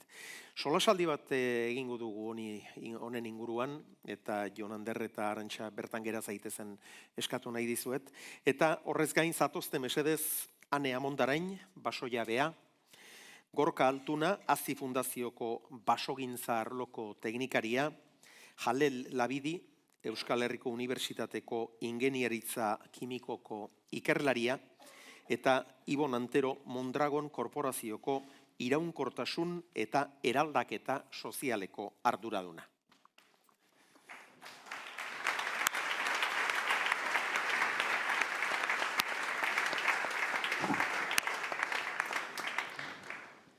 Bueno, esertzeit ez dela lasai. Ane Amondarain, zu aspalditxotik ezagutzen zaitut, eseri lasai bo. Aspalditxotik ezagutzen zaitut, eta lehengoan elkarrizketa hauek eta prestatzen ari ginela. Ara, Ane Amondarain, Ane hau alda, eta Ane baso jabe. Nolatan zu baso jabe, Ane? Bai. Kalekumea eta baso jabea. Nolatan... Kolpetik? Bai. Bueno, 2008an, izebak esan zian, ia baserriarekin zer egin edo erabaki behar genula, baserria ustuta zegoen, eta orduan gu ginela, urrengozeak, eta baina gu 3 nahiarre bagea eta 3 kalekumea gea, kalean jaio gea. Aurreko guztiak baserritarrak izan ditugu, baina gu kalekumeak.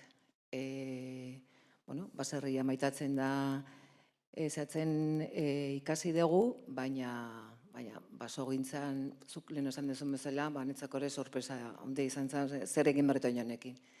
Baserri hori bintzat, erosi egin nuen, aurre egin nahi nion, baserri horri, eta arazo onditako bat izan zen, jabetu nintzenean, basogintzari buruz, ez neukela arrastoik ere.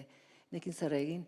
Horreneko izan zen, osabak esan zianean, hau alako izan dauke honek, zea, baina hau zer da, mugarriak zertzien erenekin, basoa jo nintzen, osabakin, Zentzen, hauxe da mugarria, mendikauntza bestea, hau, harri hau, baina ni berriz etortzeako hau, hemen izkutu eta igualango hau, zer?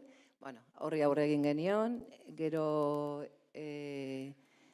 beste arazo bat ere izan dut, eta da 35 urteko, 40 urteko pinudia, hori atera egin bertzen, eta zailtasuna izan dut. Zailtasuna izan dut, ze egurtzale batekin hitz egin, besteakin hitz egin, esate zuten, sail txikia zala, eta hauntzaino makinak eramatea eta kostua zauka latazea, eta, hortxenen bilen nire baso horrekin, 35 urte zituen baso horrekin, eta hori gutxi ez, eta gero zer, eta beste basoan, beste arazo bat.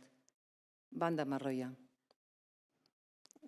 Enekin zertzen banda marroia, baina, galera handia da, ze 25 urteko basoa, irabazian zegoen basoa, eta, galera. Hala behintzat, inguruko terreno batzutako basok ere, banda marroi hori zutela eta ez zutela, inguruko baserritarren gana pixkat hurbildu nintzen, beraien arrimoan eta babesean, behintzat... Badakit, Googleen bila ere ibili zinela. Bai. Google jaun edo Andreari ere galdetu zeniola, zer egin behar dut nik. Alegindu naiz, ate guztia jotzen, denik galdezka, baserritarrai, kaletarrai denak, Googleri ere, bai. Eta, hola behintzat, baso hori behintzat, egurtzale batekin zatu genuen, eta baso hori, baserter batzuk elkartu, eta atera genitun. Eta, gero, beste arazo handietako bat, eta momentu honetan horrekin enbilen, eta zer aldatu. Eta zer aldatu, zutei aurke egiteko, ze aldatu inguru giroa zaintzeko, ze aldatu. Hau ez da letxuga bat aldatza bezala, edo balkoian geranio bat jartza bezala. Ze aldatu, beste ardura bat dauka, beste garrantzi bat. Eta, hortan emilela behintzat, gure lurra izeneko aldizkarian, nun irakurtzen deten basotik fundazioaren artikuloa. Hor aurrera joko dugu gai horrekin. Gorka, jende askoren kontua izaten da, ezta? Bat-batean, basoia benaiz, eta ez dakiz zer egin. Bai, aneren kasua egia esateko nahiko esanguratsua da, ez? Eta Arantxak aipatu duen euneko Euskal Herriko, Euskal Autonomia Erkidegoko euneko ez Gipuzkoako azaleraren euneko 16 baso abandonatua da, ez? Eta baso hori askotan jabe pribatuna da, Arantxak esan bezala euneko 80an, eta baso hortan berez etortzen dien espeziak kudeatzeko arazo handia daude, ez jakintasunarengatik, eta baita ere kudeatzeko herentzia arazoak direla eta, ez? Egia esateko, aneren kasua ez da normala, esanguratsua da, baina ez da normala, eta bai asko gertatzen dela baso jabetza hori nun daukaten ere ez dakiten jabeak, ez? Hemen gaur gure lurra kongresuan aipatu den hiriko eta landa ingurutako deskonexioa dela eta batez ere, ez? Alegia, ez dela normala diozu, normalean jendeak erakusten duena baino, interes eta implikazioa handiagoa erakutsi duelako hanek. Horretaz ari zara. Hori da. Esanguratsua da bere kasua arrunta dalako, eta baso misto atlantiarraren azalera handia eta abandonatutako azaleraren kasua jabetza antzekoa daukaten pertsonak eta direlako, baina ez da normala berak bezalako kuriosidadea, jakingura eta guztioi erakustea. Ibon, paradoxikoa da, hauek ziklo luzeak dira. Hau ez da aurten inbertituko dut, 2-3 urte barru fruitua jasotzeko. Epe luzeko kontuak dira, eta orain aneri egokitu zaio, hemen pinudi bat badaukat, aterako dut, eta irabazi batzuk izango ditut, handiak edo txikiak. Baina orain zer egin? Hemendik 40 urtera, nik ez diot horri etekinik aterako, sasoian ikusten zaitutean, baina 40 urte denbora asko da. Zuek askotan azpimarratzen duzue konpromiso soziala. Bueno, a ber, aldaketa asko eta aipatu da moduan, aurreko hitzaldietan sakonen aurrean gaude, eta nik horri gehituko nioke gainera elkarren artean eragina handia daukaten eraldaketen aurrean gaudela. Hau da, aldaketa klimatikoak eragina dauka gure ekoizpen sistemetan, ingurune naturalean, migrazioetan, migrazio horiek sortzen dituzten gizarte eraketetan, gizarte horiek eduki ditzaketen ezberdintasun sozialetan, eta barrez, orduan, gero eta aldaketa sakonagoetan gaude, eta aldaketa horiek euren artean eragina daukat, eta eragileen horietan nola ez, eta zorionez, enpresak ere hor gaude, nolabait, gizartearen parte bagarelako, eta gizartearen erronkei ere aurre egin behar diagulako, ez? Orduan, gure kasuan, Mondragonen kasuan egia da, arlo sozialean esango genuke, aberaz da, eredu kooperatibo bat, zeinek aberastasuna sortu eta banatzeko, era justuago batean banatzeko gaitasuna daukan. Baina era berean ere, hobetzeko gauzak dazkau, ez? Industriagaren enean, kontaminazioa eragiten dugu, eta beraz horren aurrean ardura eduki behar dugu eta gauzak egin. Eta zentzu horretan, epe luzerako ikuspegiak eduki behar dira azken finean, prozesu industrialen aldaketa ez da egun batetik bestera egiten.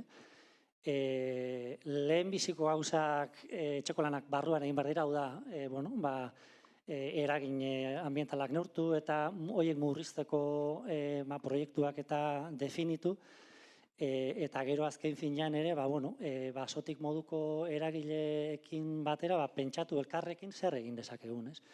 Eta kasu honetan, karbono isuri horien aurrean, nolabaiteko basoen kudeak eta horrek eragin badezake isuri horien absortzio edo kompensazio bat, interesgarria da, ez bakarrik karbono isuri horien absortzio batik, baizik batez ere eta baita ere, horrek gure ingurunea zaintzeko eta biodibertsitatea azkenean danok disfrutatzen dugu, ez? Gure inguruneaz eta hori daukagun erronka. Jalel, se habla más que... Jalel, gero eta gehiago aipatzen da energia, gero eta gehiagotan aipatzen da zein garrantzitsua den hain gutxiago kontaminatzea, edo bezain gutxiago. Nola egin daiteke energia irisgarria sortzea? Lortu daiteke? Bai, lortu daiteke energia irisgarria eta ez kontaminatzailea sortzea. Pasaren astean, adibidez, Pelexen prezioak egon nintzen ikusten, 1,1 igo da. Hau, barkatu, 1,50 igo da. Orain, 380 dago tonela, zergatik? Sufritzen hori garen krisi ekonomiko eta energetikoagatik. 20. mendaren hasieran, gauza askotarako biomasa erabiltzen zen. Ez eraikuntza materiala bakarrik, energia ere bai, autoa mugitzeko eta gauza askotarako. Beraz, biomasak berez, balio erantzi handia du,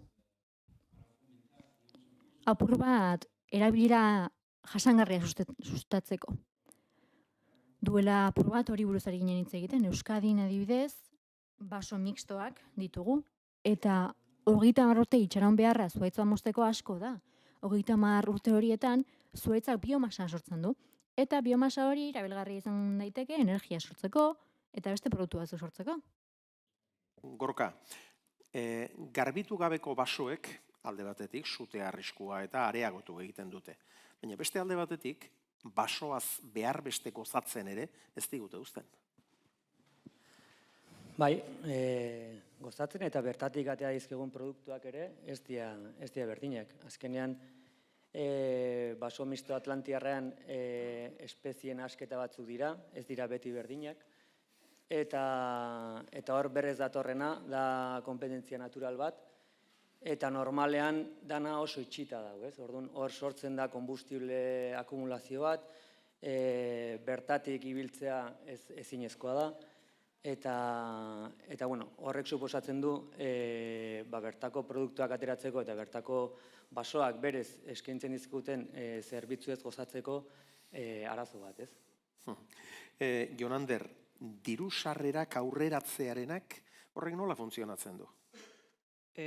Bai, bueno, agian errezo izango da Basotik Fundazioaren jarduera orokorria nola izango dan esplikatzea, ez da? Nik uste dut mai gainean jarri dian arazo eta mehatxu gaienei erantzun emateko balioko dula.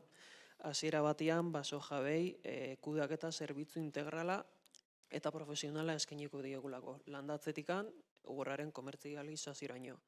Ondoren, Arantxak aipatu ditun Europa iparraldeko kudeaketa kolektiboko ereduetan hainbat abantaila identifikatu dira. Alde batetikan, eskala ekonomiak sortzeko aukera dator, horrekin errentagarritasuna ondituko egon duke, eta baita ere zerbitzu berriak eratzeko aukera. Aipatu diren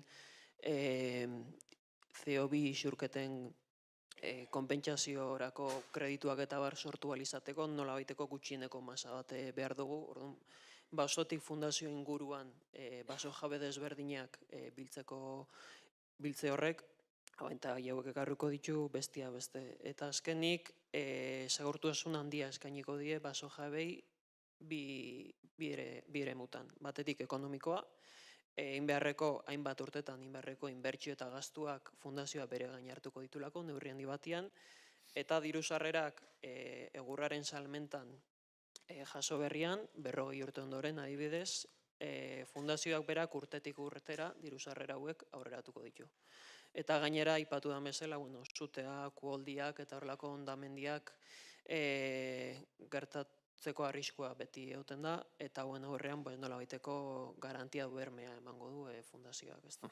Ibon, zuek etengabe ari zarete ikerketan, eta gero eta argiago daukazue, kutsadurari aurre egiteko funtsezkoa dela basoen funtzioa.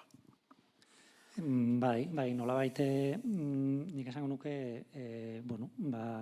enpresaren ikuspegitik, ez dala bakarrik arlo ekonomiko finantzierori begiratu behar, bezik gero eta gehiago beste aspektu hauek, ingurugiroan tartean, eta bezero ezberdinak, regulazioa eta kontsumitzailea bera gero eta gai hauetan ardura gehiagorekin eta gehiago begiratzen dira gai hauek. Ez da, orduan, gure industrian orokorrean bagabitz hobekuntza planak egiten, hau da, nola egin dezakegun energia erregai fosiletatik ez izateko, nola egin dezagun lehen gaiak gutxiago erabiltzeko edo berziklatuak erabiltzeko edo nola egin dezakegun hornitzaile kate ezberdinetan irizpide hauek ere eragiteko, ez da.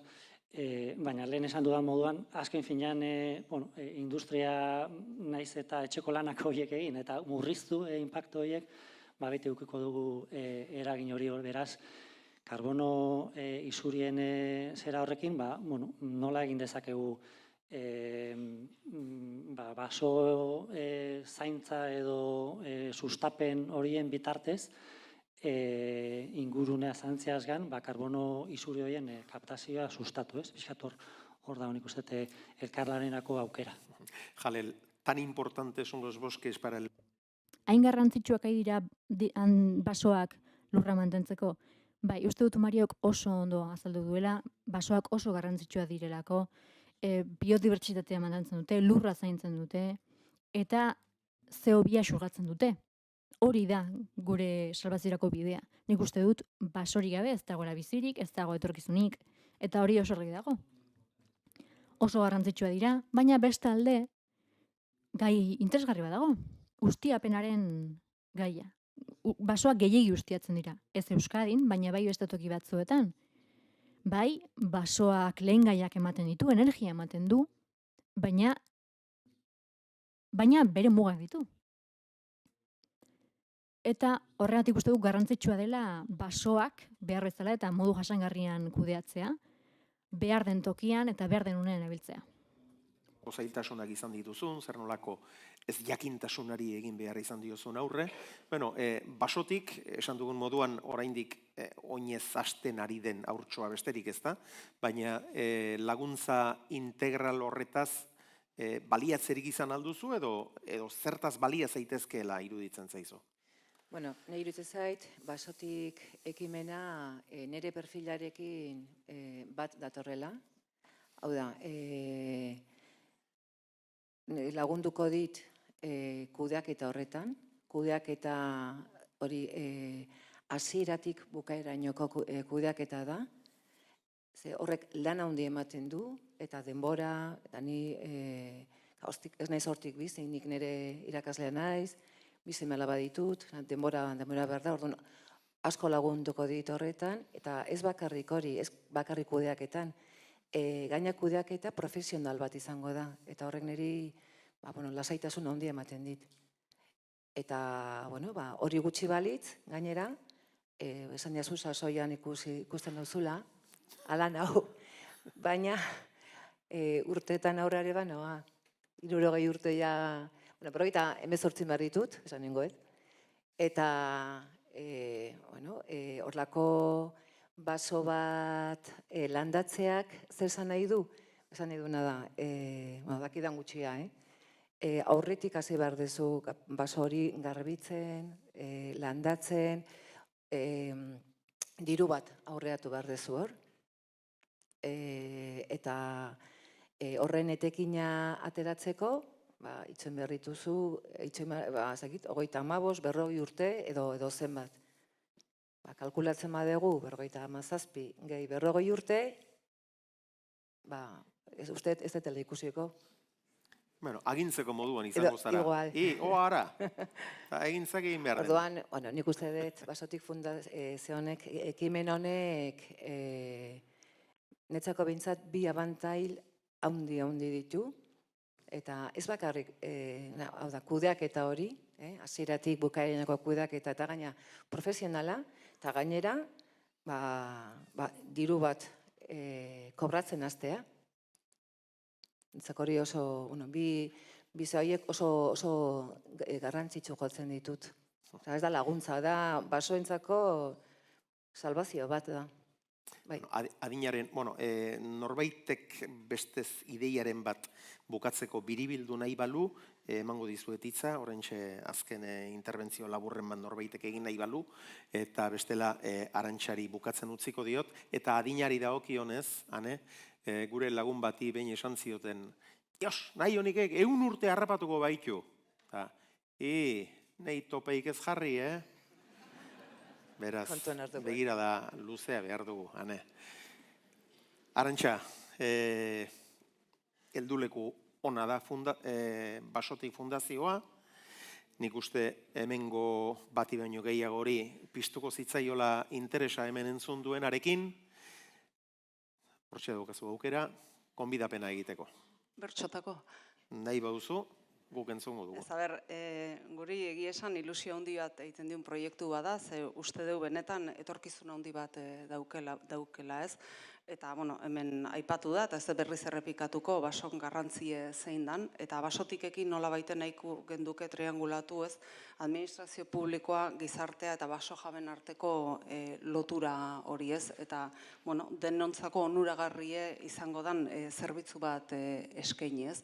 Eta, horrekak bilatzen ez da erreza izango, baina nik uste dut gure etorkizune hortik doala. Eta esan baita ere, Gipuzkoan baso asko kudeatzen dela eta ondo kudeatzen dela, baso jabe pribatu kudeaketa hori egiten dutela, eta basotik ez dela jaio hori ordezkatzeko eta gutxikoike, baizik eta hori osatzeko asmokin ez, kudeaketa eredu horrek uzten duen utxune hori nolabait betetzeko. Orduan, bai, animatuko nituzke, beharra daukaten horiek, etorkizunen inkluso baliatu litezkela pentsatzen duen horiek, gerturatzeko basotikera eta informatuko ditugula, ez?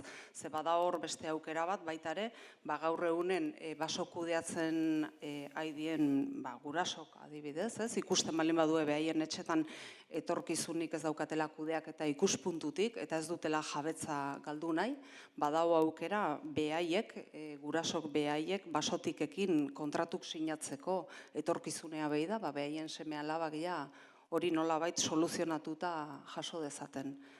Orduan, gaur gauza asko gelditu die esplikatzeko, baina interesa daukanak gerturatzeko. Jo dezala zuen gana beldurri gabe. Arantxa, Jonander, Ane, Gorka, Jalel eta Ibon, eskerrik asko azalpen guztiongatik, eta orain gera zaitezte bertan. Geratu bertan. Orain lagunok honezkero tripa gorroaz hasi zaizkizue eta bertako produktuak eta estatzeko aukera izango duzue. Ondoren, ordu bete barru, helduko diogu hirugarren blokeali, elikadura jasangarria izango da, eta hor izango dugu gurekin Xabier Txebi Berdager, lehen mailako aditua, ondoren Olatz Errazkin elkarrezketatu dugu, eta solasaldi bat egingo dugu Txebirekin eta Olatzekin, eta Saioa Ramos, Olatz Unamuntzaga eta Imanol Zubeltzurekin. Ordu bete barru, zintzo demonio denok. Onin deizuela.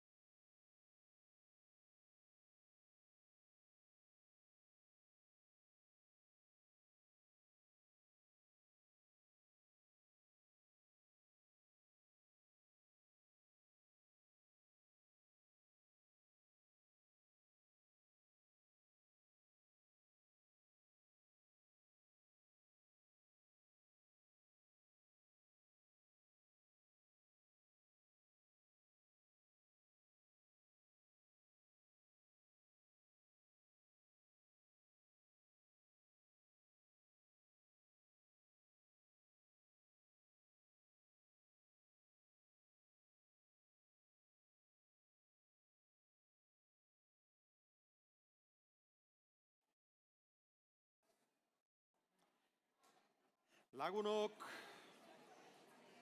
arratsalde on dizuela. Beno, goizez eguartean bi bloke izan ditugu izpide, eta oraingo ardatza berriz, elikadura jasangarria.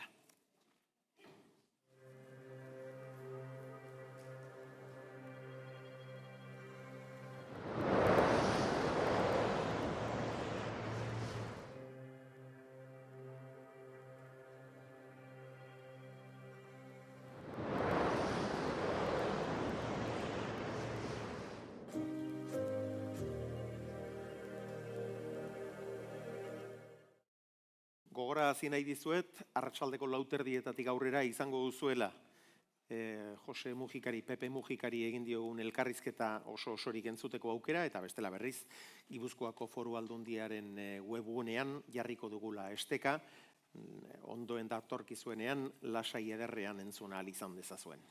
Lehendabiziko blokea baserria izan dugu.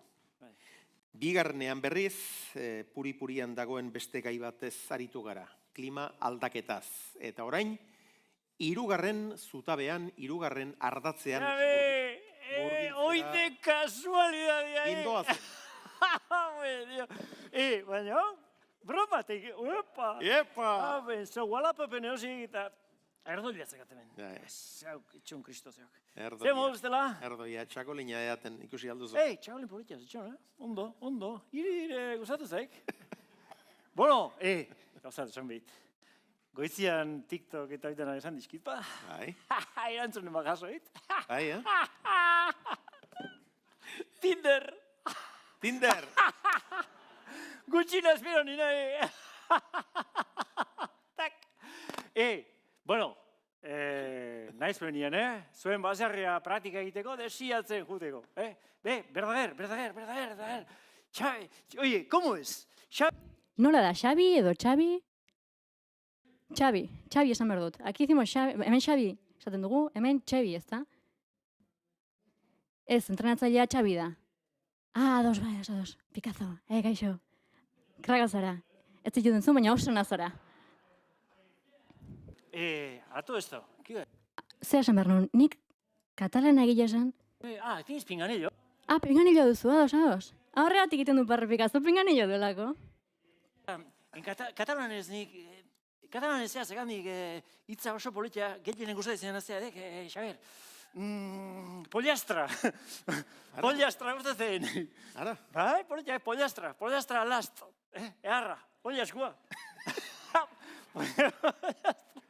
Baina, pero, Txebi.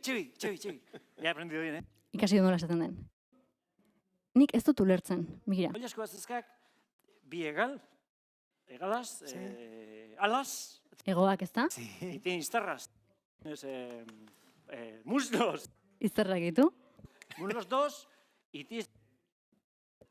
Y nuggets, ¿dónde está eso? Non daude nuggetsak? Ez dut inoiz ulertu. Non daude? Sí, ¿qué parte de esto eso? Ze zati dira? Nondik datorren? Ze oliaskon ez zati da? Atal jasangarria izango da? Jasangarria. Horregatik, karo. Karo, nik ez du jasaten. Berdiat. Esan. Behin joan du Glazkao txiki. Ara. Jatetxe batera. Bai. Eskatu digo jaskoa. Listuak. Beste lagun batekin. Eta, soberakin, gondarrak atera zizkiek. Eta, bi lepo, 3 egal, iztar bakarra. Eta, sara mentzioan. Oie esko hau, bizik ikusiko nun guztua.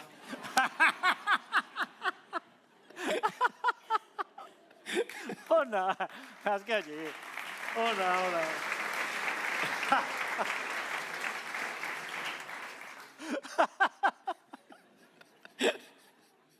Bueno, a lo que iba, que este me lía a mí. Esan behar nuena. Joder. O sea, otra cosa... Catalanes, beste zautzitena, Mossos de Escuadra. Baina, raro itezaiak. Porque gu, claro, mekanizau 2 egia, FP. Eta, lehen espiatu zer dan, Bai, askotan.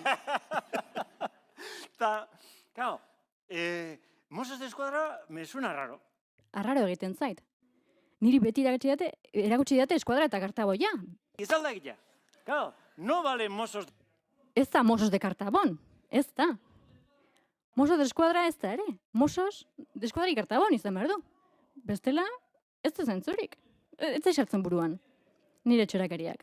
Ortiga gazet bezala. Ortiga gazet. ¿Qué son? Zer dira? Zer egiten dute? Ortega bakarrik hartuta, Ortega, Lucho Ortega, pues narcotraficante, puede ser tranquilamente. Lucho Ortega, ondo, behatze. O Gasset, pues carnicero bat, o Saskibale jugador, Pau Gasset, pues queda bien. Pero Ortega y Gasset, ¿esos quién es?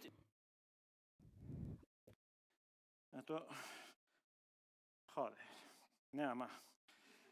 Ama, oainez. Bueno, bai, esan, venga. Baina, lehi, lotxa pixkaten ematen, horrek, ama, bai? Bai, erantzunen bat, bai, Tinderren, bai, zuek ez da izu zer dan, ama, igual da. Bai, bueno, bai, esango ja, bai. A ver, como no... Ez dagoenez animatzen den jende asko. Eta jendia ez omen da animatzen, eta neaman, proposamena, gaztan bat opari, oze, ni eta gaztakin batea baserria emateko. Pentsate, baserritarra izan da nahiko gazta jango zuela bestela ere, baina, ze omen da, debe ser queso de... Gaztak ez omen du laktosarik. Queso sin lactosa.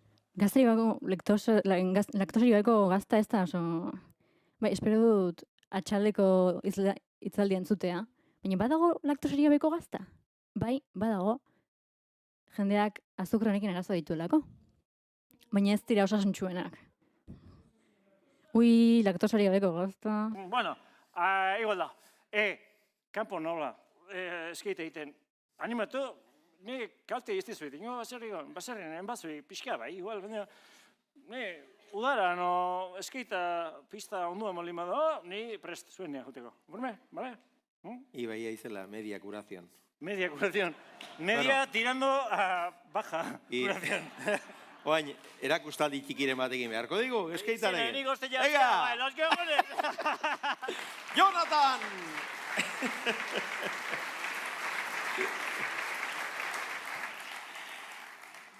Hankaluzeak edo praka laburrak, zerrotez duzkan. Bueno, orain bai, gaurko kongresuko topaketako 3. ardatzari heltzerakoaz. Elikadura jasangarriaren gaian, bete-betean murgilduko gara. Horri buruz ere galdegin genion, Jose Mujika jaunari Uruguaiko presidente ohiari. Ingurumen inpaktua gutxitzeaz, lurraren eta itsasoaren baliabideak ezagortzeaz, balioaniztasuna errespetatzeaz, onatxe. Creo que es fundamental.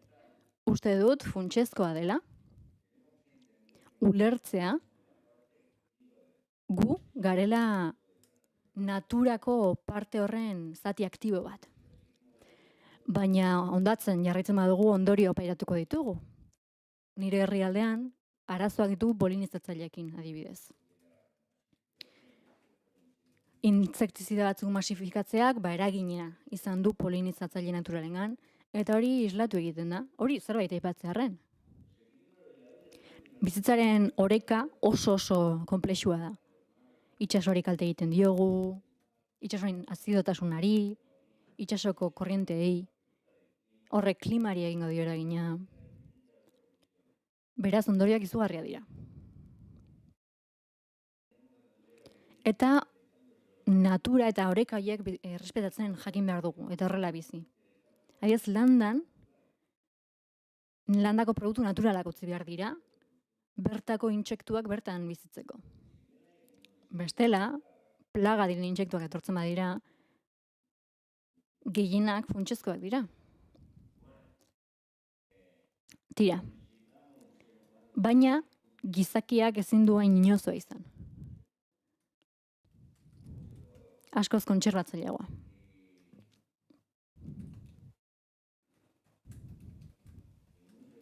Eta askotan, ez gaude erronkari prest egiteko gai.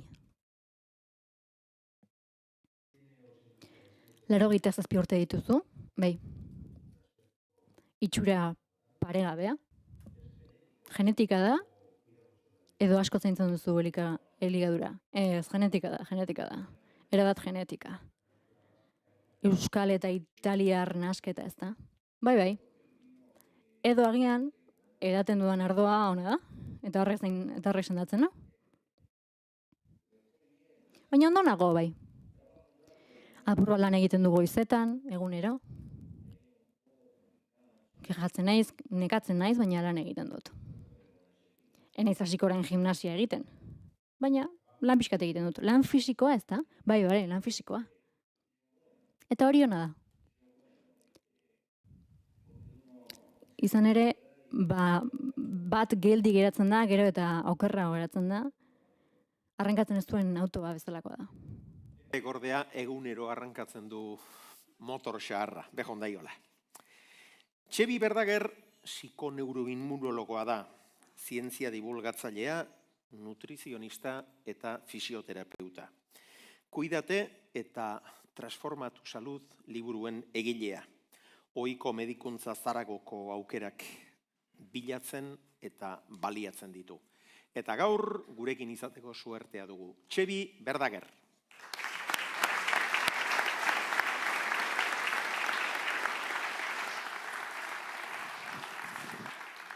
Buenas tardes.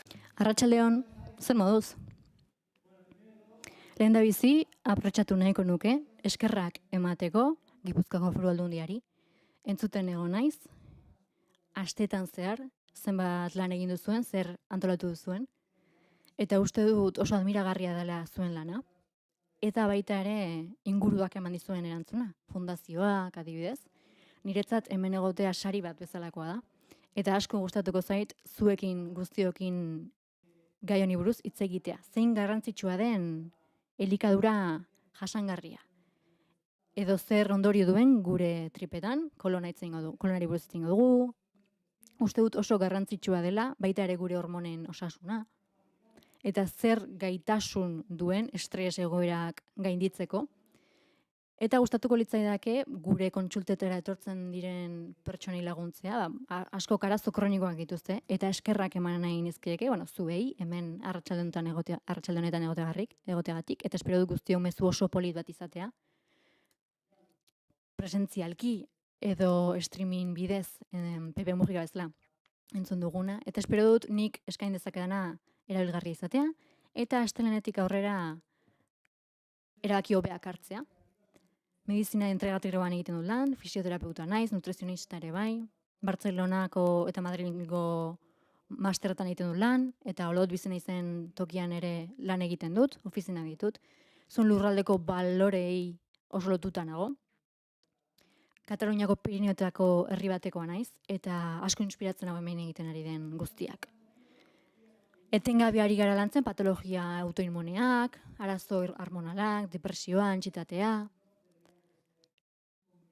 Hain ohikoak izan beharrez luketen patologia horiek. Gure interesa da, zer ondorio daukan osasun mentalak sistema neuromuno endokrinoan. Ikerketa asko egin dira azken urteotan, eta ikusi dugu bakterioek garrantzi handia dutela animoak eta pertsonon izaera, edo akronimo honen P hori dena, eta sistema nervioso eta endokrino guztia ere tripetatik regulatzen da.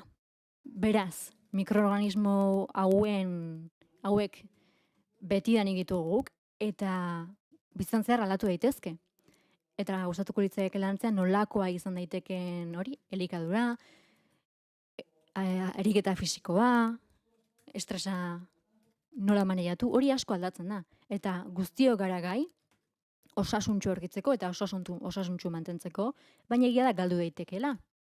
Guk terapeutok medizina pertsonalizatuan egiten dugu lan, batez ere, eta izugarri gustatzen zaigu ikertzea eta ikastea zientziak ze herramienta ematen dizkigun profesional bidean egiten dugun lan horretan.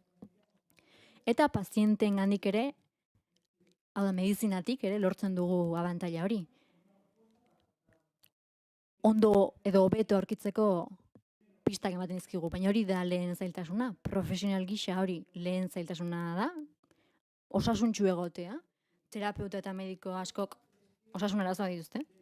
Eta teknikoki ere, pazientea landu behar dugu, hartatu behar dugu. Ez dakit agian bere momentuan iritsiko den informazio hau, beste kezka batzuk ere baditugulako, elikadura baino. Eta paziente batzuk etortzen zaizkit, eta agian mina arintzeko zerbait behar dute, ez azalpenak edo gaixotasun hori azaltzeko prozesua, eta zer egin hori konpontzeko. Batzuetan, bizitzako momentu txarretan iristen da, eta ez da erabakiak hartzeko unea. Baina nire ustez, kontzientziazioa da garrantzitsuena. Behin jakiten duzunean zein garrantzitsua den triparen eta burmuinaren harremana, eta zer eragin duen elikadurak hor, behintzat hori ezagutzeak lagunduko dizu, ez da beharrezkoa erabat zorrotza izatea eta obsesionatzea, hori gertatzen delako. Baina kontuan izan behar da, hainbat puntu izan behar dira kontuan. Batzuetan neurotransmisoreak eragina dute eta pertsona batek agian depresio egoera izan dezake, baita fatiga ere. Beraz, normala da tripak aldatzen direnean, eta diarrea duen norbaitek agian, pertsona horrek insomnio arazoak edo antsietatea arazoak izatea. Beraz, bi kontu desberdin dira, digostologaren joten delako norbait, eta psikiatraren ere bai, baina dena da prozesu berdinaren parte. Batek agian, estaminarik gabeko edo laktosarik gabeko dieta egin dezake. Jonathanek ez zuen oso idea argirik. Nik uste dut 25 zentimetroko Tinder gizona dela, ezta? Ea ona edo txarra den laktosa. Laktosa azukre ona da, baina arazoa da norbaitek tripak inflamatuta dituenean eta ezin duenean laktosa hori hartu. Orduan, sabela puzten zaie, buruko mina dute, agian herpesa ahoan. Sintoma horiek ez dira normalak. Eta laktosak erabakentzen du dietetatik. Baina hori ez da erruduna. Ez da norbait gaizki sentitzeko erruduna, tripak baizik. Adibidez, norbaitek komunera joan behar du kafe bat hartu ondoren, kafesnean iretza primerakoa da, dutxatzen naiz, gosaria prestatzen dut, kafe kon letxe hartzen dut, eta zuzenean komunera joan behar du lanera joten naiz, gozalduta, garrituta eta kaka eginda. Eta beraz, egun osorako lasainago. Eta nik diok, ama, ia deskubritu zu arazo bat duzula, este meharrean, baina ies egin dizu horrek. Beraz, horrelako pista batzuk badaude. Eta horrela deskubritu daiteke laktosa arazo bat dela. Kontua da, arazoa ez direla elikagaiak, baizik eta gure esteak. Eta hor dago gure bigarren burmuina, hola ditzen diogu gaur egun. ADN-ari esker eta estetako bakterioi esker, hori analizatzeari esker, ikasi dugu zeintzuk diren serotonina, sustantzia antidepresiboa sortzen laguntzen dutenak, bakterio horiek. Orain, psikobiotikoak dintzaizkio. Gure osasun emozionalean eragina duten bakterio horiek. Ikerketa horiek baliatu egin behar ditugu, gure osasuna hobea izan dadin. Bakterio batzuek GABA sortzen dute. Prazolam, balidiano posiflora hartzen dituzte batzuek, ea zer din hobea kimikoa edo naturala, naturala, txebi. Laktoazilos eta bifilus hori ere uki beharko genuke, GABA sortzeko, eta ez pentsatu zer lortu dezakegun naturalki lo egiteko, edo antsietaterik ez izateko. Beraz, normala da bakterioek falta dira, norbaitek arazoak izatea, antsietatea edo depresioa. Badakigu, probiotiko hauek hartzeak asko betzen duela depresioa eta antsietatea, hauek estresa laguntzen dute. Txokolate batean jarri ditute ez, duela gutxi fabrikatu nuen txokolate hau, estresa jaisteko. Kapsuletan edo jan dezakegu. Beste batzuk dopamina sortzen dute, kortisola jaisten dute. Kontua da laguntzea eta batez ere kontzientziatzea. Neskek lehen hilekoaz eta menopausiara arte, azken hilekoetara arte, 40-50 urte igalutzen dira, 40. Hilabetean 5, 6,5 urte tan menstruatzen da.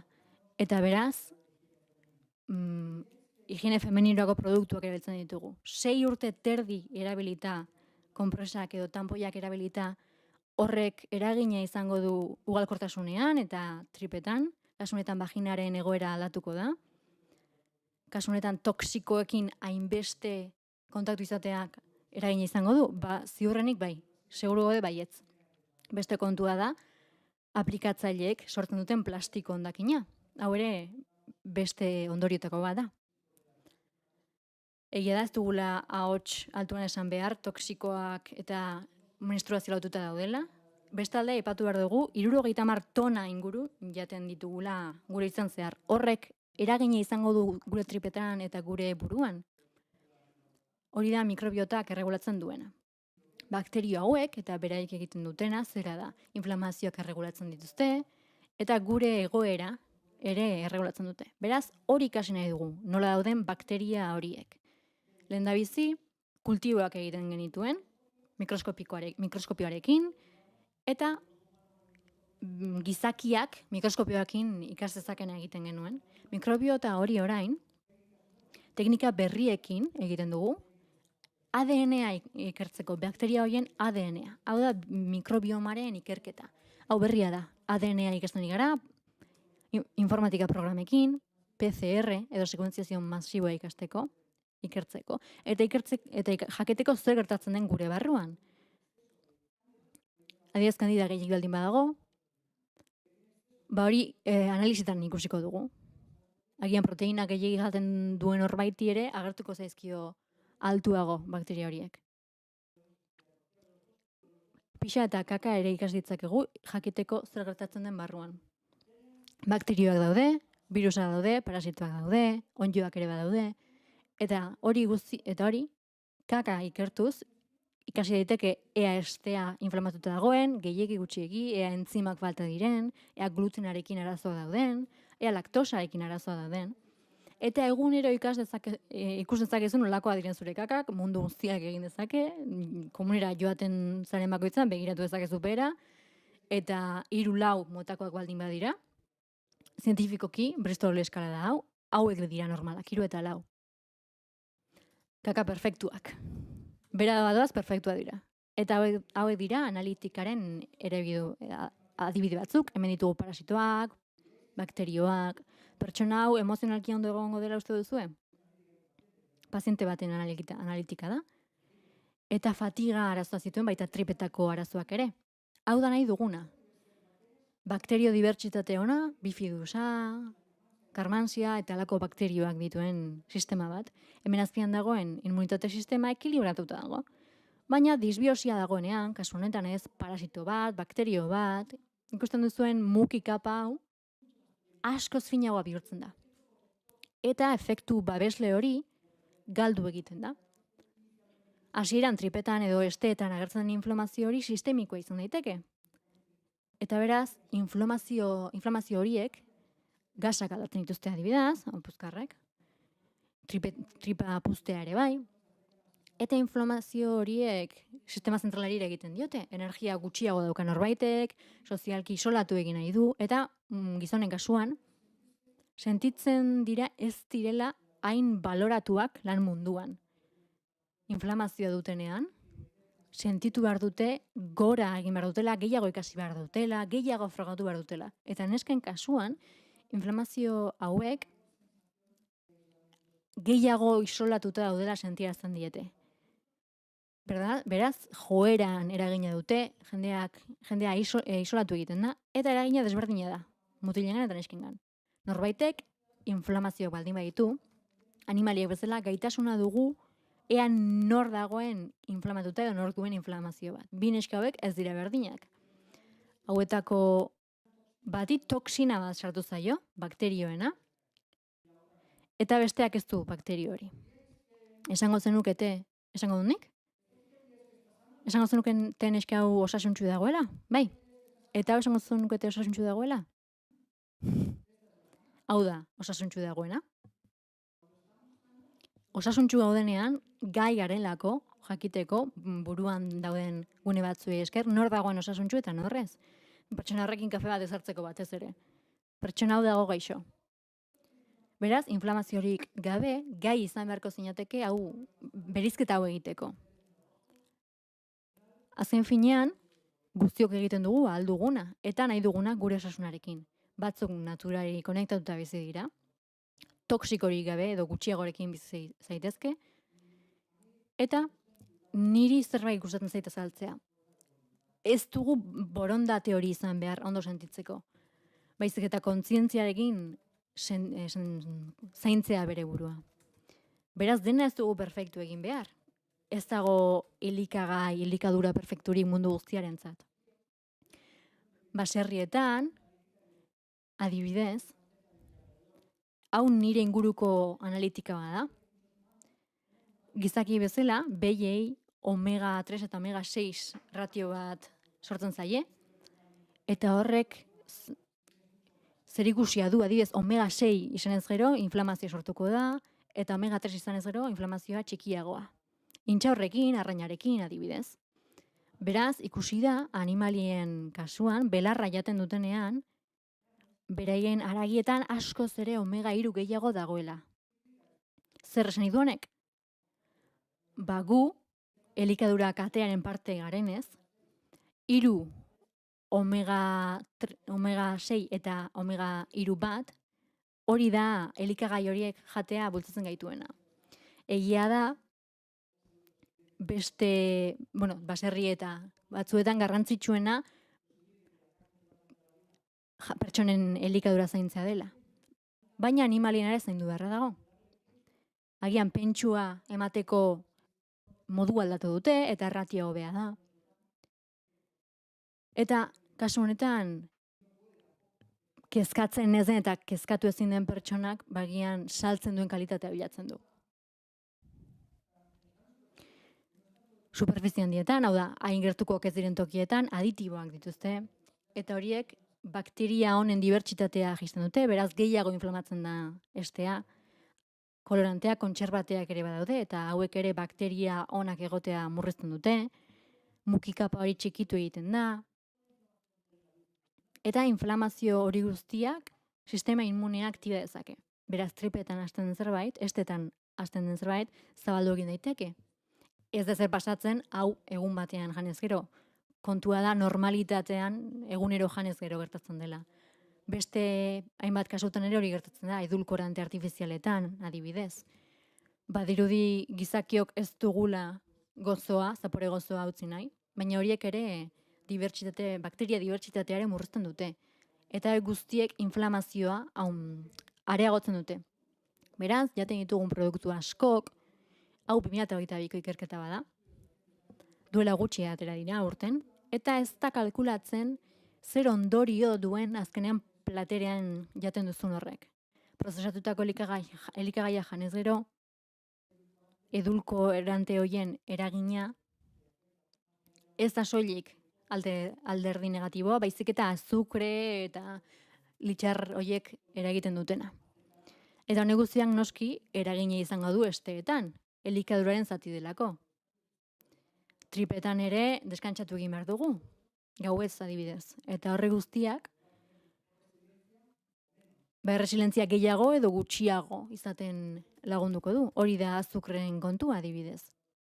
Estatu Batuetan, fruktosa erabat demonizatu zen, hemen azukrea eta edulkorante naturalekin gehiago daude, diabetesari aurre egiteko adibidez, edo siropetarako.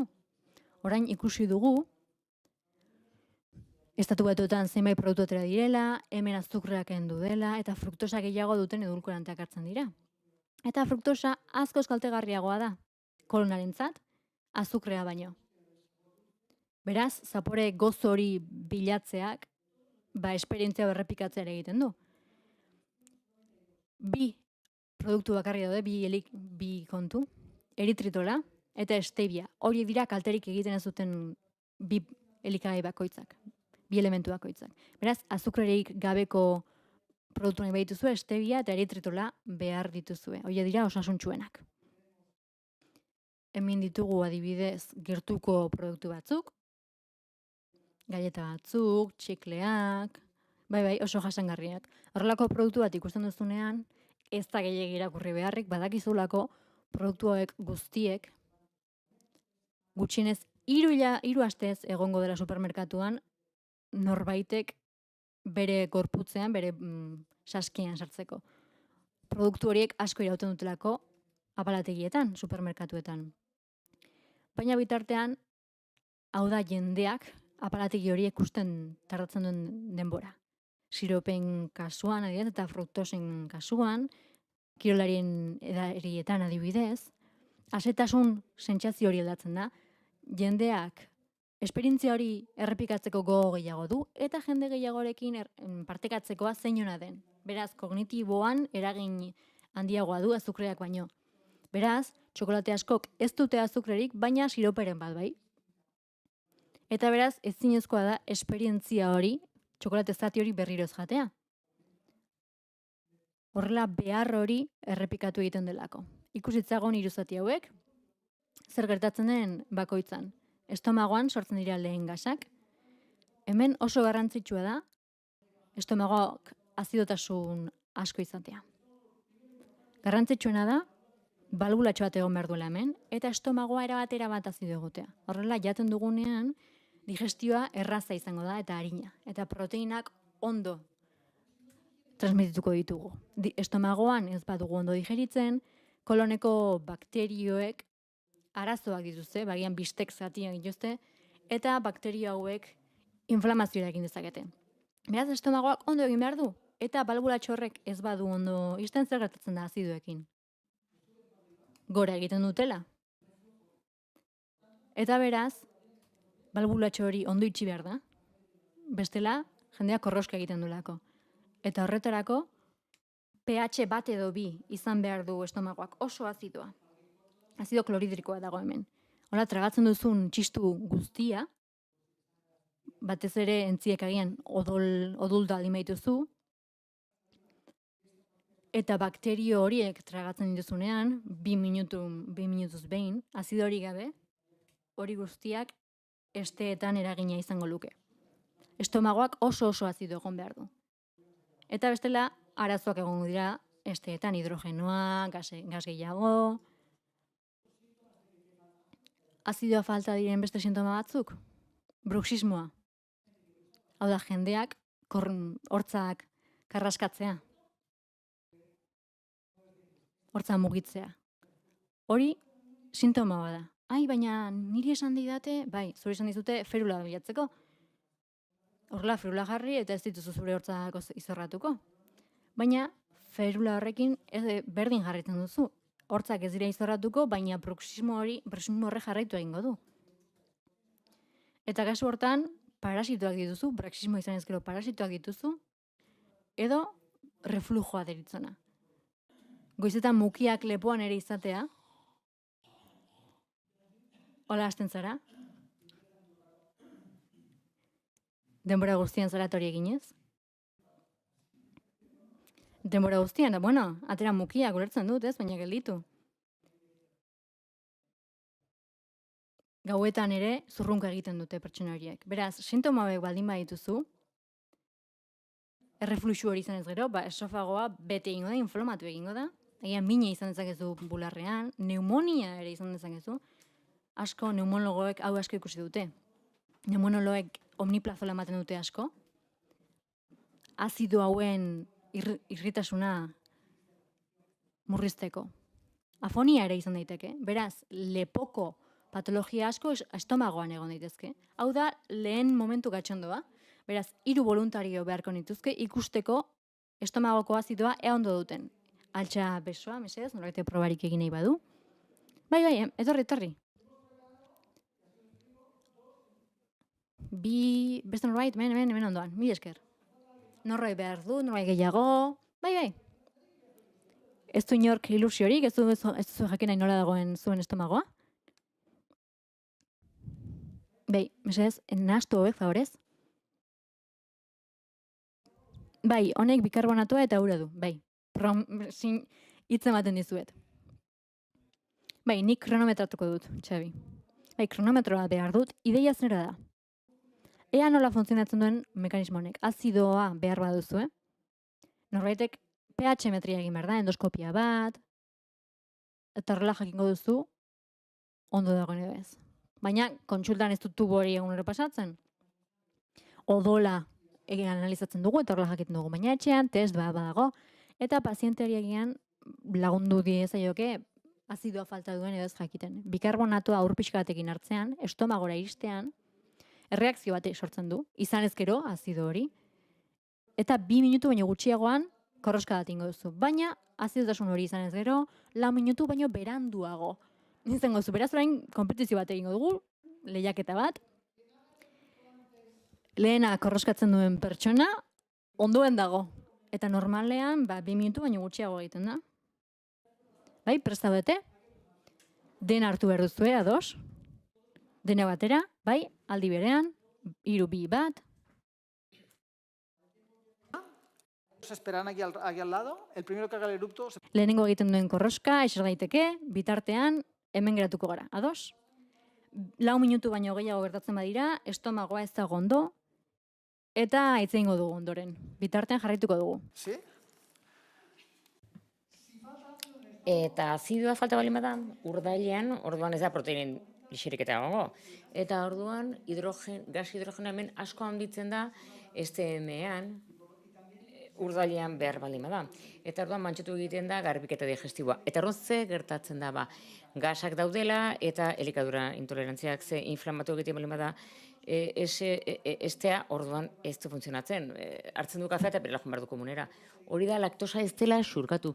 Etxebi, Grezia janditut eta nik pastosoa oreantzean kakaiten dut. Etxebinik, taksilari batek diarreak izaten zituen eta gas asko, eta urteak zenan batzen horrela. Eta bazekien, taxian, puzkar batek botatzen bazuen, batzutan kakabigunarekin eskatzen zitzaiola antxitatea zuen horregatik. Eta horretarako txikle pakete bat hartzen zuen, azukrerik gabe ez lo hartzeko, eta sorbitola zuten. Eta esan zutenean azukrerik gabe ez zela, baina sorbitolarekin, utzi zion txiklea jateari, eta ez zuen sekula inoizuki. Baina badago jendea, horrelako arazoak dituena, estea inflamatua duelako. Beste batzuek dituzte arazoak nikelarekin. Estetan arazo dituzte nikelagatik. Batzuk arazoak dituztenak txatarrekin, bisuteriak egiten dio kaltea belarrietan, edo botoien atzeko partean batzutan azala narritatu egiten dute, metalarekin ere kontuzeki behar da, azalarekin, eta horietako pertsona askok ezakite elikagai askok nikela dutela, eta jaten dutenean, estea inflamatzen dute. Batzutan glutena da, beste batzutan disbiosi bat duzu esteetan, dena delako patogenoak edo elikagaiek gasak eragin ditzakete. Beste analitika batzuk gaixo honek ditu 2 parasito, bakterio protolitiko gehiago ditu, eta hainbat arrazoirengatik azkenean arazoak ditu urdailetan.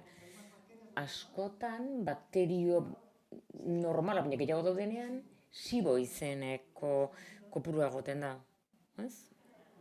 Zenbat denbora daramat? 2 minutu eta erdi, mugan gaude.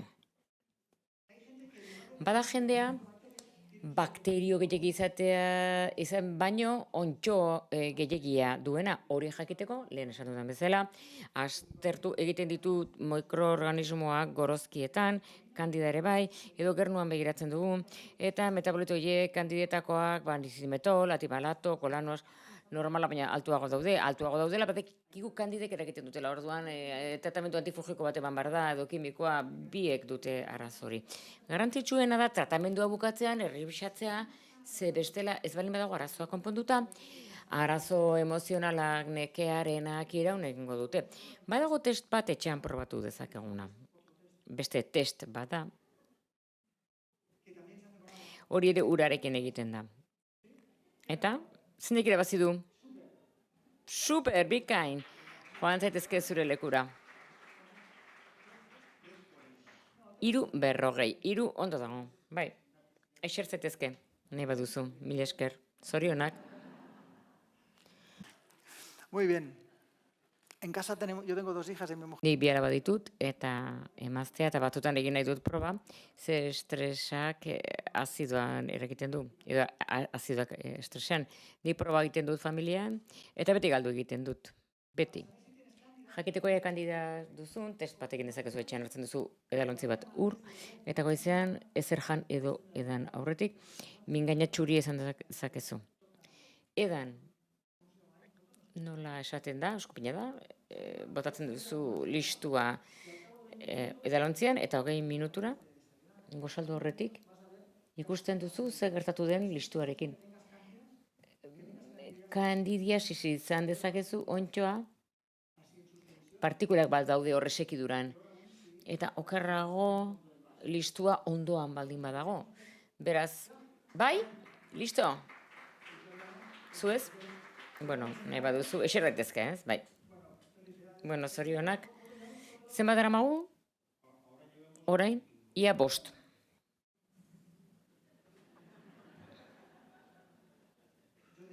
Nik esango nuke, agian ardo hartu dugu, gutxi loin dugu, gaur berroda ez da egunik onena izan. Errepikatu hau etxean. Ikusten baduzue errepikatuz test hau gauza bera gertatzen dela, 5 minutuan nik esango nuke begiratu zure gorozkiak, berbada ez dira egongo 3 elau bezala, eta horrela baldin bada nik esango nizuke urdailean azidoa falta baldin bada normalean estienbaken birusagatik da, aktibatuta dagoelako, lipotektibori izendeko bakterio baten ondorioz da, motibo ohikoak dira, eta gomendatuko nuke begiratzea. Ez zein dieta egin ordez. Beraz, hau egin ondoren 20 minutura joten zera edalontzira ikusteko isua listuan ondagoen, normalean goian egoten da, edo beran baldin badago, horrek esan nahi du kandidiasisa dagoela, hola jakingo duzun edo ez. Eta ez baduzu listua inun ikusten, hain lo zeunden kanpoan txu egin duzula, beraz, testa errepikatu behar duzu ikusteko. Bada jendea parasitoak dituena, parasito garbiketa egiten ditu, gustatzen zaila argazkiak ateratzea, eta erakusten dute zer hortzen dute. Ez bakarrik estean, gero eta gutxiago puzten baita.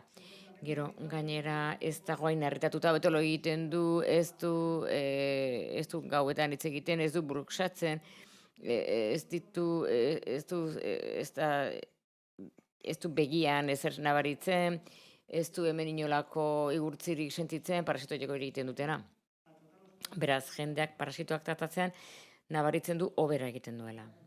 Bidaltzen dizkiaten argazkiak, hau da, aur bat, esan zioten, oso urduritzegoela, oso gaizki jokatzen omen zuen eskolan, oso gaizki portatzen zen. Eta tutorekin hitz egin behar zen, kasu horretan, hezitzaileekin, esaten zuten arreta arazoa zuela, eta parasitoz beterik zegoen. Eta tratatu behar izan genituen patogenoak izan daitezke, eta elikagaiak ere izan daitezke, disbiosia eraketen dutenak batzuk, nikl arazoak eraketen ditu, beste batzutan gluten arazoak. Aztertu dira hainbat dieta, hobetu ahal izateko mukien geruza, estea ez dadin izan toksikoen irakazki bat, eta aniztasuna ere hobetzen du bakterio osasuntsu honetan. Dieta mediterranean, western diet, laketo, veganoak, belar jaleak, barazke jaleak barkatu, eta baita ere dieta mediterranearra eta dieta barazke jaleak dira honenak. Barazketan oinarritzen da, eta proteina eta animaliako ipe gutxi dituztenak. Keto dietak hain modan daudenak, pasatuko da moda pasatzen da bezala, hor bakarrik evidentzia fisikoa dauka epilepsia dutenak entzat eta bigarraina motanen bat. Ez du beste inolako arrazoirik dieta mantentzeko epe luze batean. Full mass zen gutxi dagoen dieta, laktosa intolerantzia dutenentzat da. Baina behin STMA konpondu duzunean, ez duzu zertan jarretu dieta hau. Western diet, proteina eta animaliako ipe asko dutenak eta gatz asko dutenak dira okerrenak. Dira arazo gehiena sortzen dutenak mukiekin, mukosarekin, permeagarritasun handiena ezean eta aktibatu egiten du sistema immunologikoa, inflamazioak, anturak ekarriz. Gero, intolerantzia glutenera, alergia glutenera edo intolerantzia. Ezaguna da ere zeliakia gisa. Eta jendea konturatzen da zeliakia, errepikapen enemiak izaten ditu, neke kronikoa, depresioa, min kronikoak, oinaze kronikoak. Hori, egun batean, aztertu ezkero odoleko zeliakia eta ikusten du digestologoaren laguntzaz, zeliakoa dela. Eta horrek bizitza aldatzen dio. Beste pertsona batzuk, ez disbiotikoa, este disbiotikoa dute. Hau da, bakterio onik ez dute eta gariak kalte egiten die eta baita ere beste osage batzuk, gariaren beste osage batzuk. Eta esaten diete, utzi egin behar dutela garia jateari.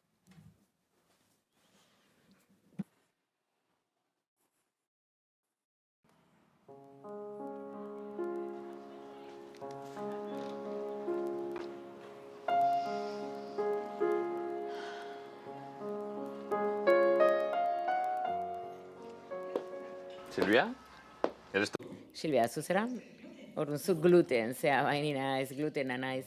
Kaixo, zer modu du, zerren beste urte pasatu ondoren? Nahi du zerbait hartu, croissant bat, txurro batzuk, sorbete bat txurro batzuekin. Ez, eskerrik asko. Esan, izun hitz egin behar genuela. Zer gertatzen da? Esan behar dizudana asko kostatzen zait. Baina, buelta asko eman dizkie nire estei egun hauetan, eta uste duzu, eta nik utzi egin behar dugula. Markatu? Baina, nola, horren beste urteren ondoren. Bueno, ez jarri zailago, kosta egiten zait, eta, bueno, ezin dazu utzi. Agintzen dizut, ez zaitu dela potolduko. Ez horregatik, dira nire estrogenoak, ara, kontxo, beti bezala estrogenoak. Hitz egin duzu tipo horrekin? Ai, bai, beti jartzen agona gaizki hitz egiten duena nitaz. Ez dut berarekin hitz egin. Gusten, kolona narretatzen diazu. Uste dut utzi egin behar dugula, nik oraindik toleratu egiten zaitu delako. Segura harremana bukatu daiteke azkenean, kolomin bizi batean bukatu egiteke. Gura harremana, ezin dauzu utzi. Gainera, badakit oraindik gustatzen zatzaizkizula. Baina nire analitikak ez dira hasierakoak. Beste dieta batzuk ikusten egontzara. Ez da? Ez. Honek ez du nilako zer ikusirik beste proteina batzuekin. Hau da zutan nire arteko zerbait. Mesedez, ez utzi, ez jarri haintzaila. Denak zu ekartzen hau gogora elikaik guztietan zaude. Ez gluten, ez mesedez, txokolatezko brownie txokolatea, hor izozki bola batekin. Ez, geli. Mine ematen didazu. Ez. Ederki. Bale, utzi nauzu.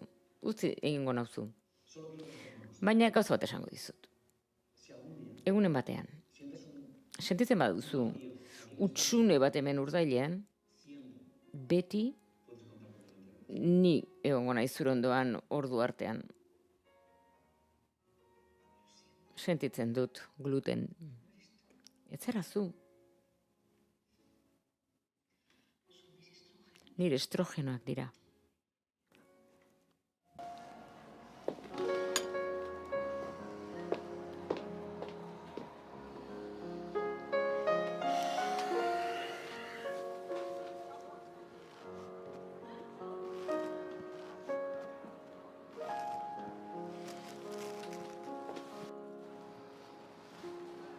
Hola.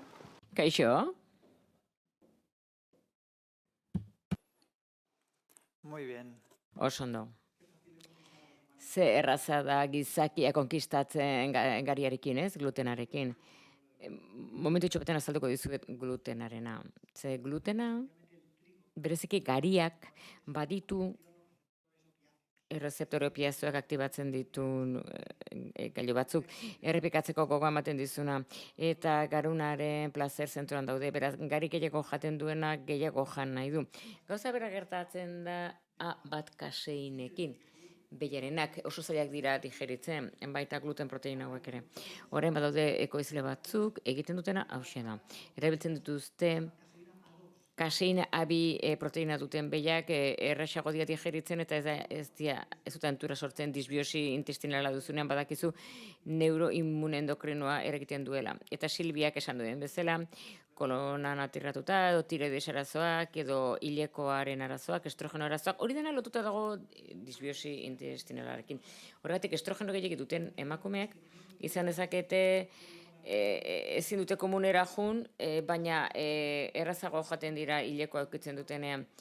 idorreria duten emakumeak, buruko mina, baita ere likido erretentzioa, gozoa jateko desira. Horregatik uste duzu, idorreria duzuela, baina estrogenoak apaldituzunean hilekoarekin, oso ondo joaten zera egunero, beraz, estea gauza bera da, baina hormonekin elkarrekintzan dago, eta alderantziz ere. Beraz, garia murrizten denean eta kaseina bat ere murrizten denean, esnea hain zuzen ere estrogeno mailak hobetu egiten dira. Eta baita ere digestiboak. Adibidez bat ari zara pentsatzen, barazkiak aberatsagoak diren dieta, beste batzuk proteinetan, eta aukeratzen dugunaren arabera horrek eragina du kolonaren hartziduran. Hemen, kolonan hartzitu egiten da, esemean digeritu ez den guztia. Azkeneko zatian gaude, barazki gehiago jaten dituenak, hartzidurak gehiago izango du babesleku txagokitu eskuinean, eta beste aldean ezkerrean izango ditu gehiago. Zuntzak, guk barazkia jaten ditugunean, batez ere, hartzidura bat egongo da almidoi resistentean eta gantz solugarrian. Hidrogenoa, metanoa egongo da, eta abere jatorriko proteina gehiago jaten ditugunean, gas batzuk usain gehiago egongo dira, eta amina gehiago, histamina gehiago. Eta ekzemak egon daitezke, kontrakturak, buruko minak, bakterio patogeno batzuk asoziatuta daude patologiekin, adibidez, urdaileko gorabeherak, espondilitisa, Crohnen gaixotasuna, bakteria protolitikoengatik, denak daude ezkerreko kolonean bilduta. Beraz, elikadurak, bakterio prototikoiek babesten baditu, ordan lotutan gehiago dago patologia inflamatiboekin. Baina bakterio onak oso ondo sarekatuta daude ADN-aren estudioen bitartez. Hemen efektu babesilea dute, kermansia adibidez flakatzeko, epixua galtzeko batez ere 2 motako diabetesean, edo ultzeretan, edo kakerian. Batek estetan osasun hona zuenean, baina hainbat gauzi direla medio, elikadura, esposizio toksikoetan, kutsadura, estresa, dena delako arrazoirengatik, galdu dezakezu este oreka hau. Eta, baina berdin du, beti ere itzul gaitezke oreka horretara. Askotan, eskatu egiten dira antibiotikoak, patogenoak hiltzeko, edo antiparasitarioak, edo antifungikoak, edo antiviralak, dena delakoa patogenoa. Eta gero, lehen goratzeko bakterio osasuntsuen aniztasuna probiotikoak erabiltzen dira eta prebiotikoak ere. Bai, zer esan nahi du probiotikoa? Probiotikoak dira bakterio osasuntsuak, ematen direnean beraineko kantitatean estea zaintzen dute eta hor bakterio osasuntsuen aniztasun gehiago dago. Baina zuntza, polifenol alako iodia fitokimikoak lanterkean ematen dituztenak jasotzen direnean beren heldutasuna gorenean eta ez jasotzen direnean munduaren beste puntan.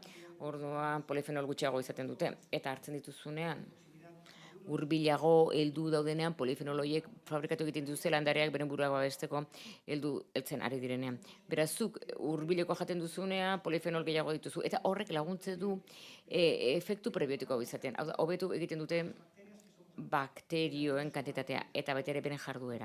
Eta beraz, bien kombinazioak, prebiotiko eta probiotikoak ezagutzen zaio simbiotika gisa. Guk ematen ditugu suplementu simbiotikoak bietatik dituztenak. Bakterioak eta polifenolak edo zuntzak polifenolak erabiltzen dira ahoaren osasunerako, flakatzeko, gaixotasun inflamatorientzat eta residibatentzat.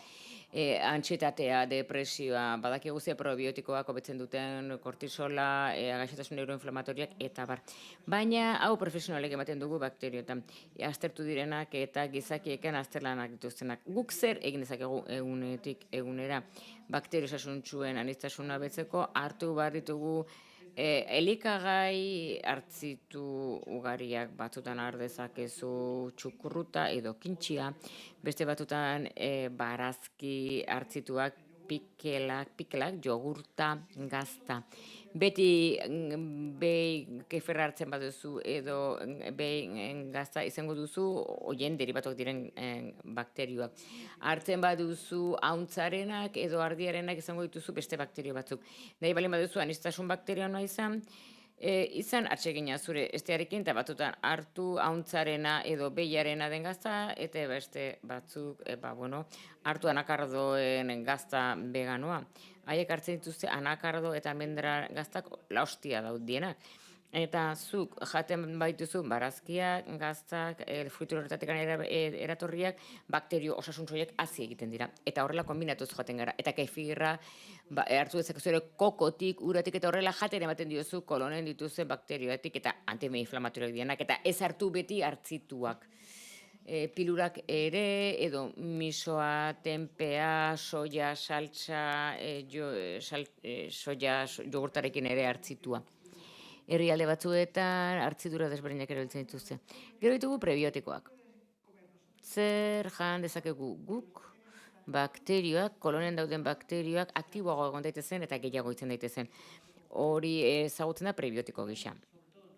Batez ere barazkietan daude, zuntza eta polifenolaian aberatsak direnak, eta hola labur biltzen ditugunak zutabe hauetan. Zientifikoki ezagutzen dira MAC izenez. Ez da Big Maca, McDonald'sekoa noski.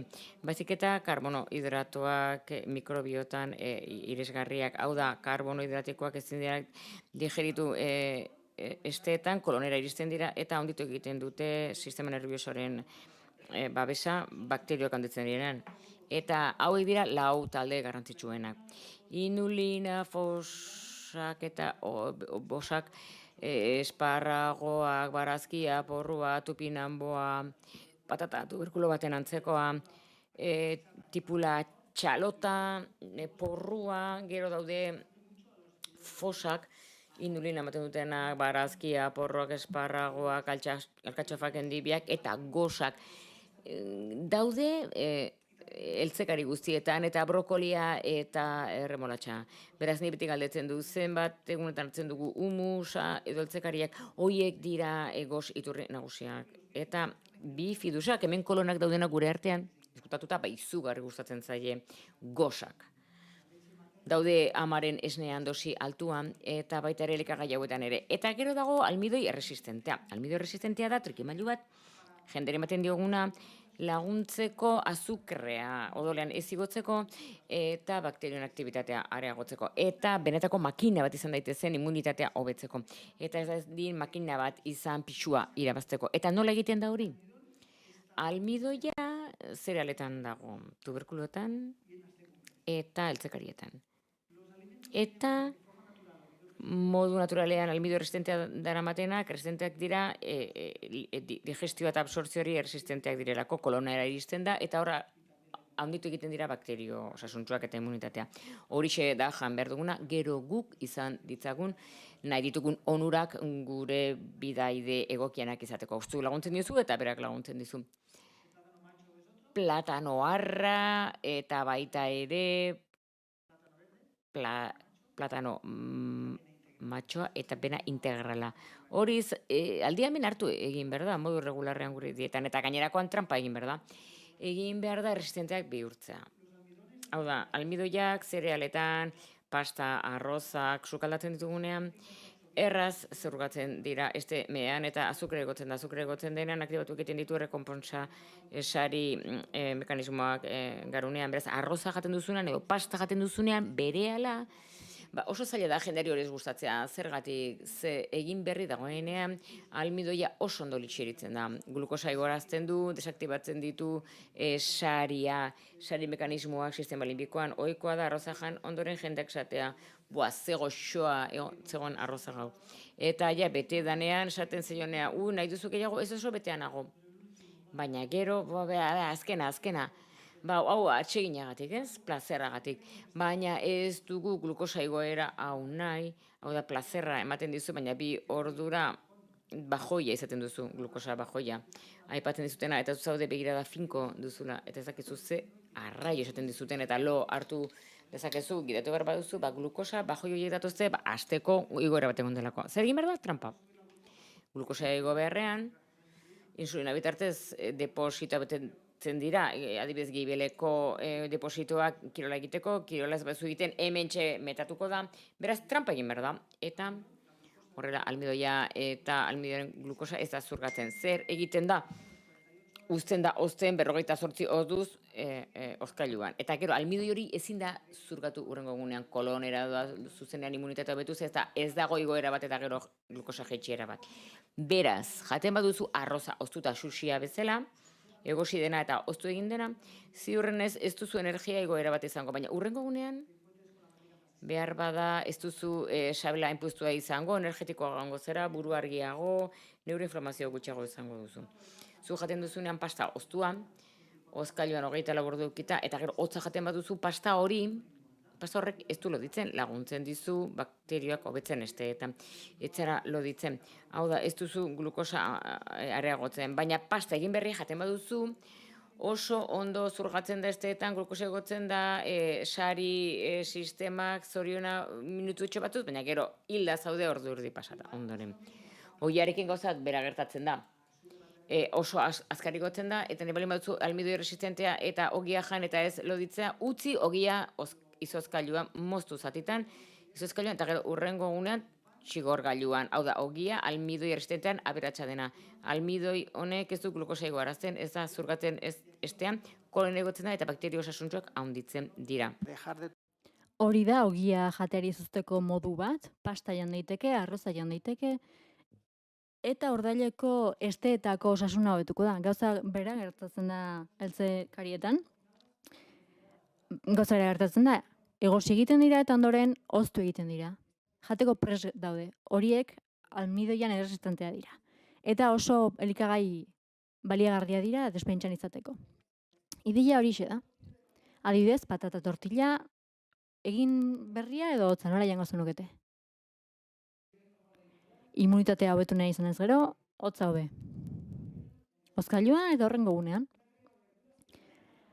Patata, boniatoa, kalabaza duen salda edo sopa bat, horrek ere azukre egoko du? Bai.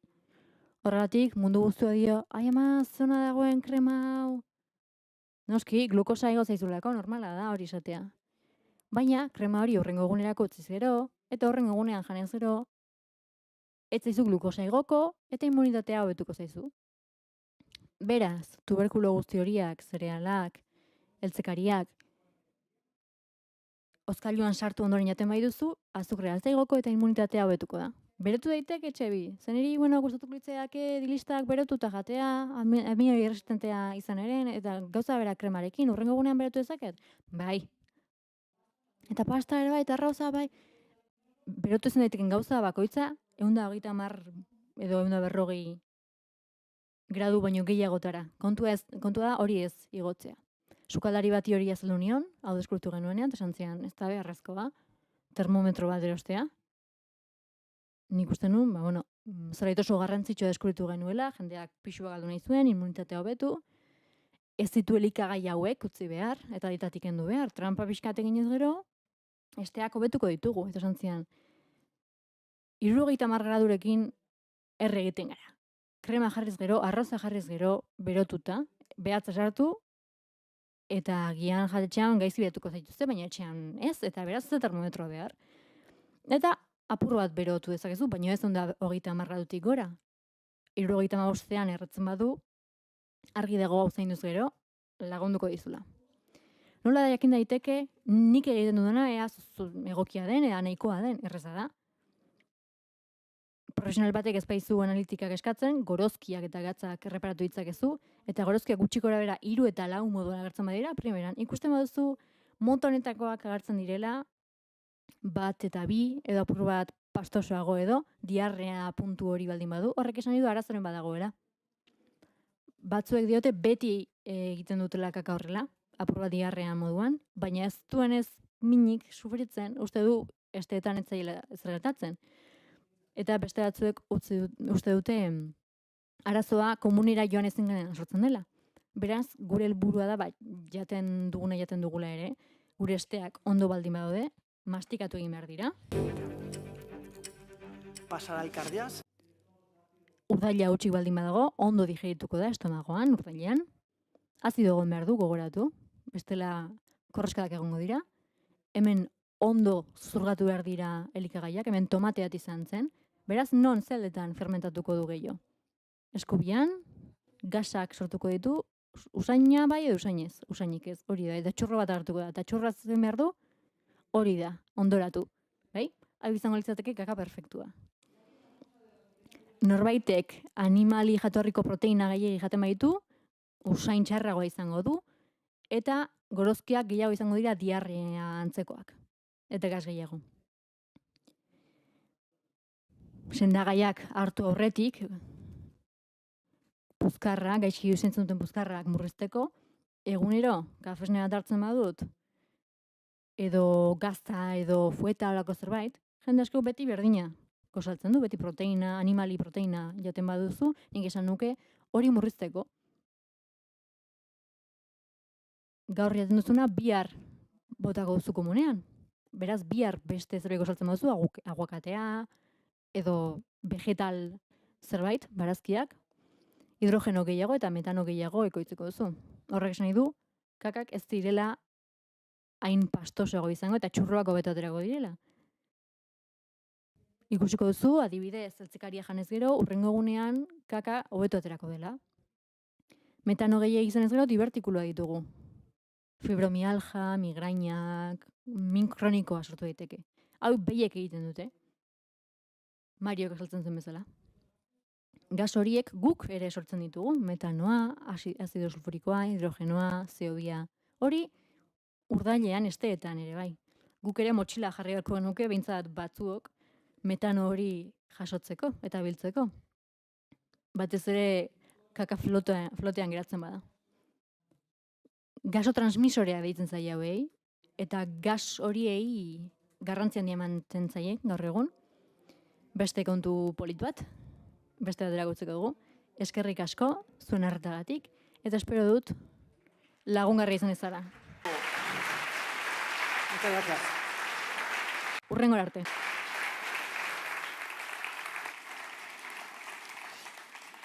Orain, elkarrizketa bat izango dugu eta ondoren solasaldirako dei egingo diot Txebiri parte hartu nahi baldin badu behintzat. Elikadura jasangarria Gipuzkoan 2030ean. Zertaz ari ote gara hau aipatzen dugularik.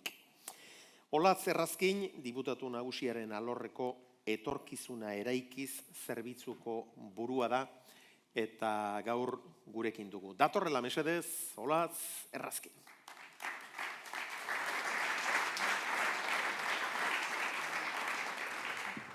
Arratsaldeon. Zer moduz, Olatz? Ondo, hemen bisa-bisarako prestatuta. Zuzenketak txiki bat inber dizute. Esan ba. 2030ez 2040. Bai, ongi da, 2040. Hasteko, zer da elikadura jasangarria? Elikadura jasangarria erronka handi bada eta gure lurraldeak duen gaur egun erronka nagusienetako bat.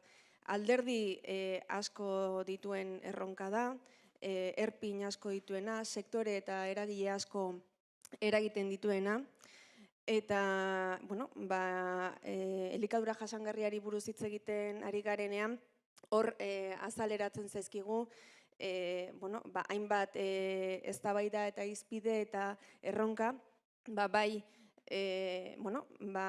lehen sektorearekin, elikagaien industriarekin, turismoarekin, gastronomiarekin, berarekin zerikusia dutenak, baita gure kultura eta identitateari oso lotua dagoen gaia da, noski klima aldaketarekin ere eragina duena, eta lurralde ikuspegi batetik ere garrantzia handia duena Gipuzkoan. Eta elikadura jasangarria zer den jakinik, zer da elikadura jasangarriaren misioa? Gipuzkoako Foru Aldundiak etorkizuna eraikiz ekimenaren pean, Gipuzkoak duen erronka honi erantzunak eman eta bilatu nahian misio bat definitu du.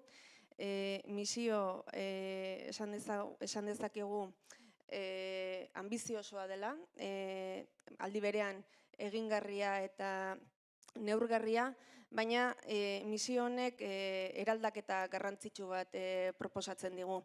2040 garren urtean Gipuzkoako elikadura sistema irudikatzen dugu sistema jasangarri, osasungarri, lehiakor gisa, baina batez ere misio honetan ardatza eta fokoa jartzen da bi gai nagusietan.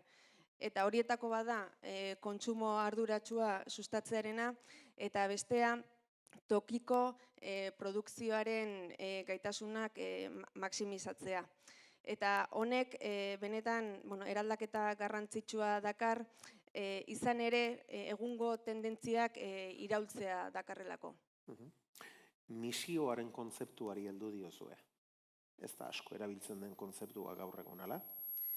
Nik esango nuke Europa mailan planteatzen den metodologia bat dela. Europar Komisioak ere bere esparruan 5 bat misio planteatu ditu, eta guk metodologia hori Gipuzkoara ekarri nahi izan dugu. Alde batetik, etorkizuna erekizek sustatzen duen gobernantza eredu horrekin bat egiten duelako, eta bestetik ere erronka konplexuei berrikuntza ikuspegitik erantzuna emateko baliabideak eta aukerak planteatzen dituelako. Misio bat azkenean da helburu handi bat, eta helburu hori erdietsi ahal izateko nahi duguna da lurraldeko eragileak eta errekurtsoak alineatzea misio hori erdiesteko. Eta horrek dakarrena da oinarrian lankidetzan aritzea, eta baita egun gauzatzen ari gean ekimen guzti horiek irla bezala funtzionatu beharrean konexioak bilatuz eta elkarlanean gauzatzea. Izan ere zeuk esan duzu, elikadurak sektore askori eragiten dio, beraz gai konplexua da. Bai, erabat.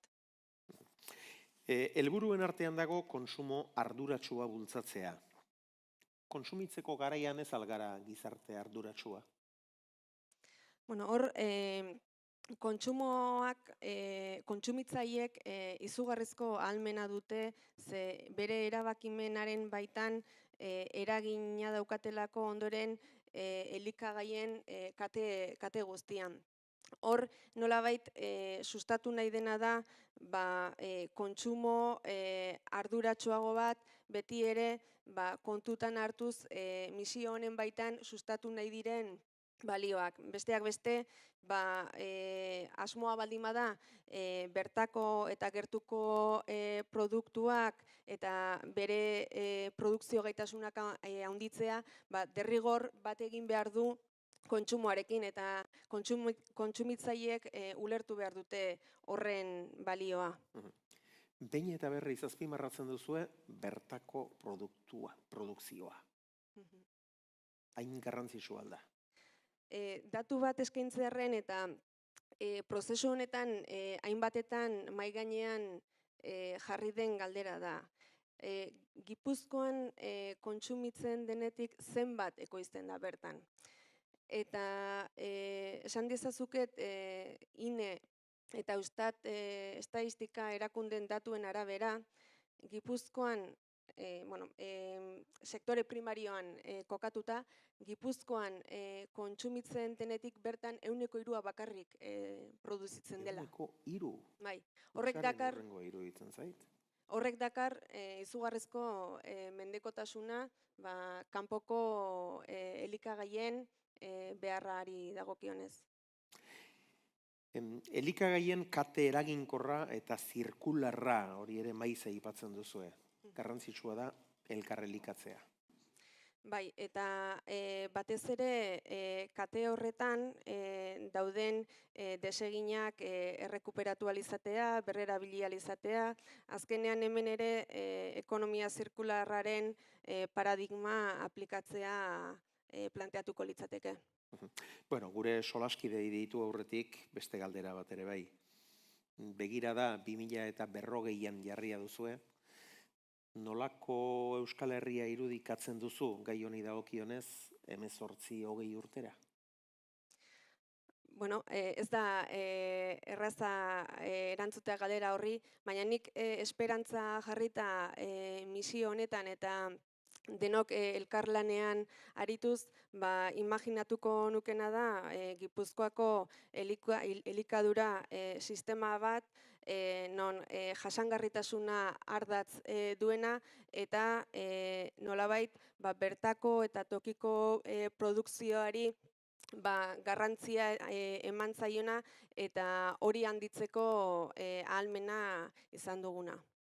Eskerrik asko, Olatz. Eta orain gure maingurura gonbidatu nahi ditut, Saioa Ramos, jo txaloa, galdurri.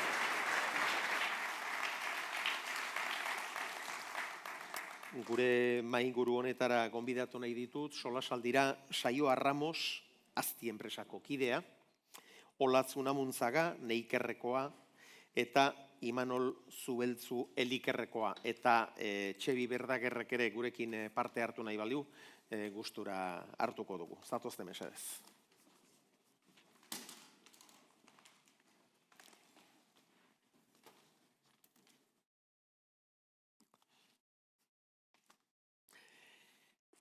Saioa, Azti arduratzen da hau guztia antolatzeaz. Hala da, bai. Bueno, emaguzu pixka bat honen berri.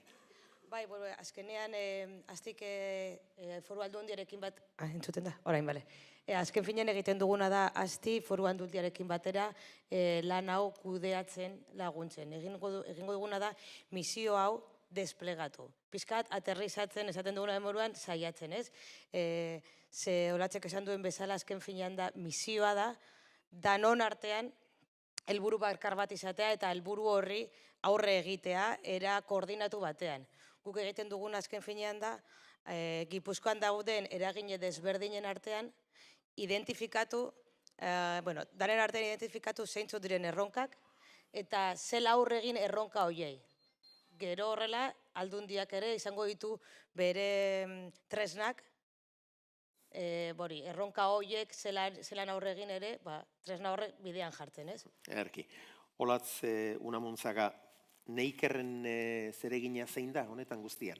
Bale, Neikerren zeregina da sektore primarioaren lehiakortasuna hobetzea ingurumena zaintzen dan bitartean, hori ikerkuntzaren ikuspuntutik, eta baina ikerkuntza aplikatuaren ikuspuntutik. Nekazarien ondoan egotea, eta beraien erronkei erantzutea edo laguntzea horretan. Imanol, Eliker ez dago misioan, baina zuen diagnosia oso interesgarria iruditu zaigu. Laburtuko aldiguzu, mesedez? Bai, arratsaldeon. Nik uste dut pixkat bereiek azaltze zutenan arira ez, gure proiektua nagusiki Tolosaldea eta eskualdean dago mugatuta. Bertan, lehenengo azterketa sektorial bat nintzen, ikusteko elikaduraren bueltan, eta bai, elikadurakateko eragile desberdinek zeuzkaten beharrak, eta nolabait ere gure helburua da, hoiei erantzun eman nahi ez, ekosistema ekintzei bat sustatzea bertan, ez? Ekosistema ekintzei bat, nagusiki etorkizuneko erronkei eta elikaduran bueltan plazaratu dian erronkei erantzun aktibo batzuk eramateko, ez? Eta batez ere erantzun horiek era kolaboratibo baten emateko, elikadura katean barne, gauden baserretar, industriagile, sukaldari, ostalarien artean, ez? Orduan pixka bat helburu horri, hola, plantatzea erantzun. Olatz Errazkin,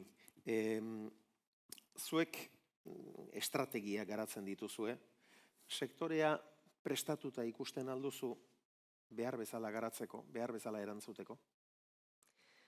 Errealitatean gertatzen dena da, egunekoak jaten gaitula, eta egunekoan oso murgilduta egoten garela, ez? Baina oso garrantzitsua da norabidea argi eukitzea. Noragoa zen, ibilbide hori argi eukitzea. Eta horrek dakar batzutan eguneroko horretatik ez, burua altxa eta pixka bat pentsatu eta hausnartzea eta ikustea ea benetan nire jardunak norabide hori daraman. Nik uste dut sektorea prest dagoela eta gainera administraziotik ere horretan laguntzeko gaude. Beraz, perspektiba onak ikusten ditut. Tira, pozgarria da. Gai zehatz bati helduko diogu. Imanol, zuen lan eremua Tolosaldea da, eta Tolosaldean gozogintzak indar handia du, ez da oraingo kontua, aspalditik datorrena baizik, baina datozen urteetarako aldaketa nabariak datoz. Nolakoak? Hemen beste sektore eta azpisektore batzutan bezala ez. Bai aurre ikusi da, gozogintza sektoreak aldaketa nabari batzuk biziko ditula, askotan sektore guztik naturalki bizi izan dituzten bezala ez, baina badaude tendentzia batzuk eta gizarten kontsumo aldaketa batzuk zeintzuk adierazten diguten, aldaketa nabari batzuk biziko diala ez. Hor badago azukra eraldatuen murrizketa, gantz batzuen eraldaketa, Orduan guk kasuistika konkretu honetan eta eskualdean daukagun gozogintza sektore nabari aurre ikusiz, ez, bai indeuna izan da, eta martxan gabiltza proiektu kolaboratibo bat garatzen, hemendik 10 urte barru eguneroko gozoak nola izango dian deskribitu nahien, eta prozesu hortan baserritarrak bertako barazkiak izango duten papera, ez? Konklusio nagusienetariko bat izan da bertako baserretako barazkiekin gozatu eta gozatzeko aukera izango dutela gozogileek euren gozoak, ez? Kalabazakin gertatuan bezala historikoki kultura askotan, eta holako konklusio desberdinak aidia plazaratzen, gure ustez, implantatzeko erronka daukaguna ondoren. Saioa, zuek besteak beste elikagaiak prozesatzeko eta konserbatzeko teknologia berriak garatzen ari zarete. Oso gai garrantzitsua zalantzarik gabe. Bai, azken finean, beti ere elikaduran pentsatzen dugunean, askotan bakarrik geratzen gara ekoizpen lehen gaien primarioan, ez? Baratza, abeltzantza, baina gero horre, azken finean gure egunerokotasunean, gure kontsumoan, nola edo nola, erabatean edo bestean egin behar dugu hori prozesatu, hori transformatu eta enbasatu eta hori dana. Azken finean ezin dugu gure kontsumaren 100% barazkietan edo horrelako produktuetan oinarritu. Orduan ere gu saiatzen garena da transformazio hori edo enbase horrek alik eta jasangarrien izaten saiatzea. Elektrizitate kontsumo gutxiagorekin, era ez oso agresiboan, hori enbasea ere gutxitzen saiatzen, eta alik eta bilatu balantza hori, ez? Oso ezin dugu dena gordinik jan edo dena gordinik etxean euki, orain dela 50 urte moduan, zeren gure egunerokotasuna ere aldatu eginda, baina ezin dugu ez da ere kriston prozesu agresiboan oinarritu dena. Orduan, balantza horretan alik eta jasangarriagoan izaten, horretan laguntzen diogu industriari. Txebi, seguro que los próximos... Txebi, ziur datorren urteetan iraultza egongo dela hemen, baina gaur egun sukaldaritza prozesatuak ez du oso ospe ona, ez da? Ez da hala. Gero eta gehiago dago gainea, sukaldariek gehiago pentsatzen dute egoera hauetan, ez prezioen arabera, baizik eta lasaitasuna eskaintzen bezeroei. Eta badirudi, norabide askoz osasuntsuagarri izango dela. Nire lagun honenaren egoera, ekarri dit burura, lehenago, gaztak egiten zituzten, inguruko jatetxentzat, momentu batean, prezioari dagokionez ezin zuen lehiakortasuna bilatu izan, eta familia oso aldatu da. Gaur egun adibidez, txerrietan zentratu dira, adibidez, txerriekin sendagaiak ikertzen dituzte, gizakien jarri horretik, ospitaletan, eta ikerketa zentroetan egiten dute lan, nolabait esateko negozio hibrido bat lortu dute. Lehenago, txerriak erabiltzen zituzten, txerrikiak sortzeko. Baina, ikusi zutenean, prezio aldetik ezin zutela lehiagorrak izan, eta beraz, azkenean, ikusi zen apur bat, negozio hori etzela bizimodua haientzat, familia osoarentzat. Eta oraintxe bertan, modu hibrido hori erabiltzen dute, apuro bat, animaliak ikerketara ekartzeko eta bi modu horiek kombinatzeko. Lehen sektorea oso teknifikatuta dago, baina ez daukagu irudipen hori. Ez berez, teknifikatuago dago uste duguna baino, ez? Lehen sektoreri buruz hitz egiten dugunean, burura datorkigu dala modu tradizional batean lantzen da lurzorua, eta bai, egia da modu tradizionala landu behar da, baina gero eta teknifikatuagoa dago, eta digitalizazioa eta guzti hau, gero eta arruntagoa da lehen sektorean. Orduan azkenean lortu behar duguna da lehen sektorea be erakargarria izatea, ze gaur goizean be bai hitz egin dugu daukagun errokarik altuena da, nekazari eta beltzainien adina, ezta? Eta hori bizimodu hori ere aldatu ahal izateko teknifikazioa guztiz beharrezkoa da. Eta egiten da deitzen den doitasun handiko nekazaritza, doitasun handiko abeltzantza, eta berez aurreratua dago, uste duguna, baino askoz ere aurreratua dago. Denok irudipen hori daukazue? Teknifikazio maila, podéis intervenir cuando Nahi duzunean parte hartu dezakezue. teknifikazio maila aipagarria daukagula iruditzen zaizue lehen sektorean? Bai, denok ados zaudete. A ti también te lo parece? Zuri ere bai, Txebi? No puedes... Bai, nik erori uste dut bestela ezin da inbeste ekoitzi. Eta ez da hain lehiakorra izango. Beraz, jardun nahi baduzu, evoluzionatzea besterik ez dago. Kontsumitzaileon rolak asko aldatu beharko luke. Egoki kontsumitzen aldugu. Nire ustez, guk egindako azken ikerkuntzetan, kontsumitzaileekin egindako ikerkuntzetan, ikusi duguna da, kontsumitzailea dagoela nahiko liatuta, nahiko konfusoa. Ez dakigu zer erosi behar dugun, edo zer nola erosi behar dugun, edo zer egin behar dugun etxean gero, elikagai horiekin, ez?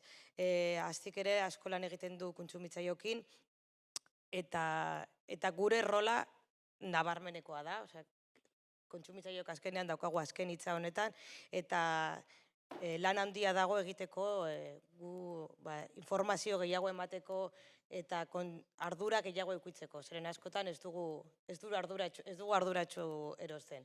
Lehen esan bezala egunerokotasunean murgiluta gaude, olatzek esan bezala ere, eta batzutan askotan gustatuko litzaiguke dana bertakoa erostea, dana enbase gutxiagorekin, baina azkar eta errez egitearren, azkenean amaitzen dugu prozesu handia dokan elikagaia erosten, edo oso erreza dena, eta hori ere ez da beti egin behar dugun, edo gure ohituran egunero egin behar dugun zeo zer, ez? Olatz Errazkinek barkatu esan digu, Txebi, nos ha dicho que... Aipatu digu, Gipuzkoan, kontsumitzen denetik, 3% bakarrik. Bai, nik entzun duanean, nik uste nuen nahastu egin direla, ezin daiteke izan, hain gutxi, lehen sektorean, Bai. Sentsazio edo sentimendu honarekin esaten dut, ama, ezinezkoa da zifra hau, ezta? Baina bai, kontuan izan dezagun eta hausnarketa egiteko. Datuak horiek dira. Oso bajua iruditu zait. Bueno, hemen aldemenean daukate saioa, eta Eustat eta INEko estatistiketan oinarritutako datua da. Azken finean kontutan hartu behar dugu, eguneroko gure dieta, ez da, elikagai asko daude, Gipuzkoan ezin direnak, ez da produzitu. Azken finean bai, administrazioaren aldera guzi bat da, jakitzea, zein da lurralde honetako eman alduena, zer eman aldu lurralde honek, eta horretan fokoa jarri eta hori gehiago lantzeko eta horri produkzioa maksimizatzeko horretan, ez? Ezin dugu denetarik hemen euki. Misioaren helburua hain zuzen ere hor fokalizatzen da batez ere. Gure gaitasunetan oinarrituta, gure gaitasunak maksimizatu alizatea. Yo quería añadir una cosa. Nik gauza bat gitu nahi nuke, entzuten ari nintzen. Nik ikusten dut, norbaitek negozio irekitzen duenean hirian, eta milaka hamburgueseria edo jatetxe dituenen inguruan, ez izteko, lehiakortasun handiko tokia denez, nola osatzen den jendea, lehiakortasun handiko toki batean irekitzea, produktu horrek lehiakortasun handia izango du. Eta marketingaren kontuan, garraioa adibidez, Globo. Lehiakortasun gutxiagoko tokietan adibidez, baserrietan, ez da apur bat online horiei buruz hitz egin, online erosketei buruz hitz egiten, horrek agian eragiten du zuk duzuna, online orain saldu, eta horretarako ez duzu toki finko bat izan behar, ezta? Agian toki horietan, alkilerra, gastu finko bat izan daiteke. Aipatzen dut, uste udalako agian gauza gehiago egon daitezkela egiteko, hiriaren erdigunean ez gaudenean. 3% hori gehiago zabal daiteke, agian marketinga eginez gero, hirian daudenak full joaten direlako, marketingaren ondorioz, baina herrian gaudenean adibidez, ez da hain ohikoa. Gazteak dira, agian gai hau gehien lantzen dutenak. Nahi duenak erantzun diezaion. Bertako produktua aipatzen dugu, guztiz bat nator, guztiz bat gatoz, nola ez, baina bertakoa beti alda osasungarria eta jasangarria. beti ez. Hori ben neurtu behar dugu, ez? Ez bertakoa izateagatik beti izango da onena eta jasangarriagoa. Azkenean, garrantzitsua da bai jakitea momentu edo garaian ze ekoiztu behar dugun. Hori gertatzen da negutegietan edo leku askotan tomateak temporadak, adibidez, kanpoko temporadan ekoizten baldin baditu eta ekoizte horrek suposatzen du kalefakzioa eta energi kontsumo handiak, orduan ez da izango jasangarriagoa. Hori bai kontuan hartu behar dugu. Ze temporadan ekoiztu behar ditugun gauzak, hori be funtsezkoa da, ezin dugu eskatu urte osoan da neukitea. Bai, niko guztiz ados nago latzekin. Akordatzen naiz aspaldi irten zen, plazaratu zen ikerkuntza bat, zelan Inglaterran, konparatzen zuten bertan produzitutako letxuga bat eta Murziatik eraman zuten letxuga bat. Letxuga bat oso famatu egin da. Zein? Letxuga bat oso famatu egin dela, azkeneko aste hauetan, egun hauetan. Hori, konparatzen zuten eta hango letxuga invernaderoan ekoizten zen eta Murtzian eramaten zutena ez. Tordun zen, invernaderoa transportearen aurka zela konparatu. Eta hobi irtetzen zen Murtziatik Inglaterrara eramatea, han bertan sasoitik kanpo invernaderoan ekoiztea. Justo horretan, han zen hobea kanportik eramatea. Orduan, egin behar duguna da saiatu hori da, lehen esan genuena, zein da hemengo gaitasuna, zer ekoiztu dugun era jasangarri batean, era osasuntsu batean, berak esaten zuen bezala, eta hori bultzatzea eta tresna jartzea, geroz eta jasangarriagoa eta geroz eta osasuntsuagoa izateko. Norbaitek besterik eransteko? Nik labur, nik uste diat aipatu bezala hori dela, ez? Bertako produktuan gogetak bat, barruan denetatik handaola, baina hor lanketa asko beharko litzatekela gizarte mailan zer dan benetan bertako eta gizarteak zer ematen dion hor garrantzia ekosistema baten barrun. Eta bakarrekan aipatzagatik horra aipatu alako bosgarren gama eta elikagai prozesatuen ingurun, nahi dut zait hemen, eta leheno batzuk ikusi dut baino, prozesatzen dituzten ekoizle esente daudela, ezin ukatu daitekela gizartea hortara doala neurri baten, eta helburua ez dela nola baitere kontzeptu hori txartzat zabaltza baizik eta hor barrun baduela prozesuak ondo betetzen dituztenak, eraldatua, erakalitate bertako organiko baten egiten dutenak, eta nik uste dut gure gizarteak badukala, ez? Behar horri ere erantzun emateko aukera, hori bakarrian gehitza. Mezu interesgarria. Hemendik argi honekin ez dut askorik ikusten, baina Javier Larrañaga, zatoz mesedez Javier. Javier Larrañaga, Gipuzkoako Foru Aldundiko ekonomia sustapen, turismo eta landa inguruneko diputatua da. Jartzaitez erdian, Javier. Norbaiti bizkarra eman beharra dago. Bueno, zer daukazu eranstekorik elikadura jasangarriaren misioaz? Nik atzalde hon danoi, plazer bat, misioena hitzein baino lehenu ezke oso zaile da, ez? Hor, eukidezuen eztabaida interesgarri hortan, eta nik gauzatxo bat aipatu nahiko nukela. Galdera indezu, nahiko teknifikatuta da sektoria, ez? Horkorrien erantzuna baietz izan da. Eta gero, txebik egin du aportazio bat, eta horri eutzita, nik nahiko nukena esan da, orokorrian, lurralde bezala eta gertatzen da lehenengo sektorien eta gertatzen da beste sektore danetan, gauza teknologikotan edo inbertsio teknologikotan nahiko onak, azkarrak eta epe luzeko ikuspegile daukenez, zentzu hortan nahiko ondo ibiligea. Beti esaten den bezala, edo makinaik hobena edo garestina erosten dugu. Baina badao arlo bat, eta lehen berrikuntza ez teknologiko bezala hitzaitezana, eta precisamente markak, posizionamentuek, hau da, merkaturatzeko lan horietan eta gaur hain importanti edan hortan, nik uste hor badaukeula. Ze ikasi, ez lehenengo sektorien bakarrik, baitare, baina beste sektore danetan bai.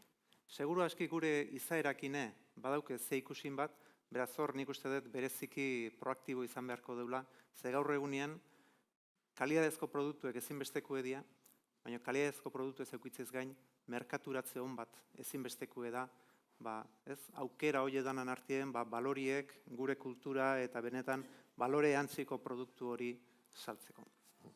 Beraz, hori esan da.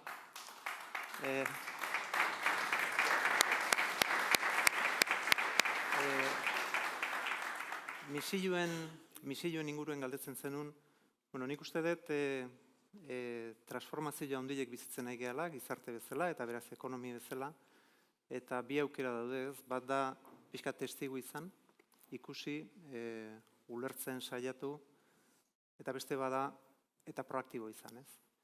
Gure bokazioe pixkat, misio honekin da baitare, aktore izatie, lurraldie protagonista izatie, gure aurrien gertatzen ari den transformazioetan.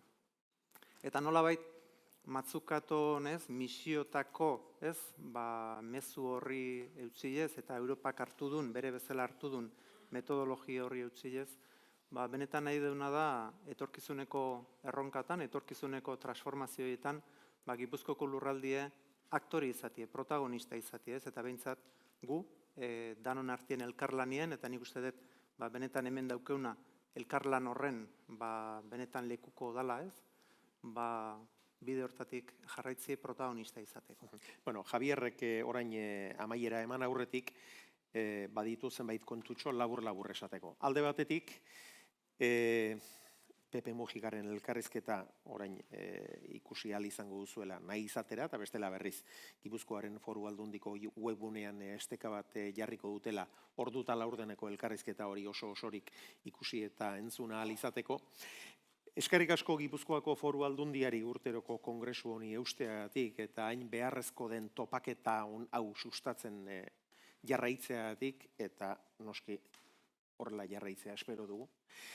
Eskerrik asko Eurogap enpresari hau guztia hain ongi antolatzeagatik, Aitziber Larunbe, Aitziber Arnao, Elena Alvarez, eskerrik asko zuekin lan egitea gozamen hutsa da. Eskerrik asko Pepe Mujikari, eskerrik asko Mario Picazzori, eskerrik asko Txebi Berdagerri, eskerrik asko solaskide guztioi zuen ekarpenengatik, eta datorren urtean berriz ere izango dugu elkarren berri baldin ba. Eta orain Xabierri hitza eman aurretik, azkenik esan nahi dizuet, Xabier nitzen ondoren, musikaz ezin hobeto biribilduko dugula, Lurra izeneko kantu zoragarri batekin aurtengo topaketa. Eta orain bai, Javier, zurea da azken hitza. Eskerrik asko. Ni pixkat Xabierren esker hitz hoiei eutzi eta pixkat jarraituko diot eta baitare eskertu gaur hemen izan zeaten guztioi, eskertu baitare, zuen bizipenak, zuen ideiak, zuen hausnarketak gurekin partekatu izana. Nik uste dut guk helburu bezala gure lurrako ekitaldi hau osatzeakoen atrebitzen naiz esatea bitan sintetizatzea. Bat da topaleku bat izatea. Bukaeran hitz egiten deunien datozen erronka hauek elkarlanien aurrein behar dileula, guretzako importantia da urtero leku bat izatie, denbora bat ateatzie egunerokotasun hortatik ateata, zeuen artien eoteko, ikusteko eta aukera izateko behintzat basare horiek lotzen. Eta gero bestalde, gure bokazio da baitare, aipatzen genuen transformazio horiei aurre egiteko, beharrezkoa da beste mezu batzuk, beste bizipen batzuk, beste ideia batzuk eta hausnarketa batzuk entzutia. Beste sektore batzutakoek, beste lurralde batzutakoek, ze bukaeran gauza beak entzuten baitugu, jende igualaken hitzeiten badeu, eta leku bertan baldin gaude, oso zaila da gauza diferentia egitea.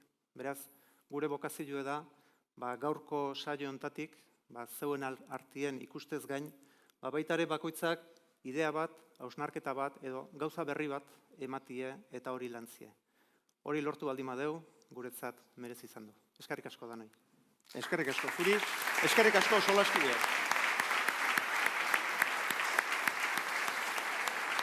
Beno, eta gure diputatua eta solaskideak beren lekuetara doazen bitartean, gure azken bikotea aurkeztuko dizuet. Michel Ducot eta Caroline Phillips, kantari bikote eta musikari bikote ezaguna eta kantari xarmantak biak, oso bide luzea egin dutenak kantagintzan, eta elkarren ahotsak bakarrik ez, baina ahotsak ere ezin hobeto uztartzen dituztenak. Gaur kantatuko duten kantu hau, denok ezagutzen duzue, benetan da zoragarria, Xabier Amuritzarenak dira hitzak, eta gaur bukatzeko Michel Dukok eta Caroline Phillipsek eskainiko digute. Eta eskertzan garrantzitsuenak ahaztu zaizkit. Lehen sektoreko eragileok. Eskerrik asko, behon daizuela. Zuekin guztiokin, Michel eta Caroline.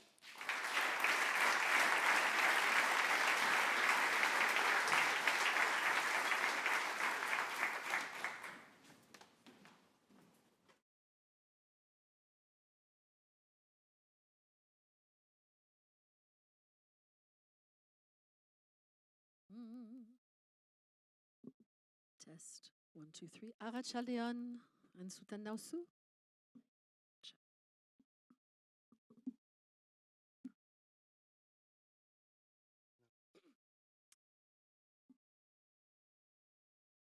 Kantu hori idatzita izan da duela, 35 urte. Bai, eta beti gaurkoa da zoritxarrez bereziki.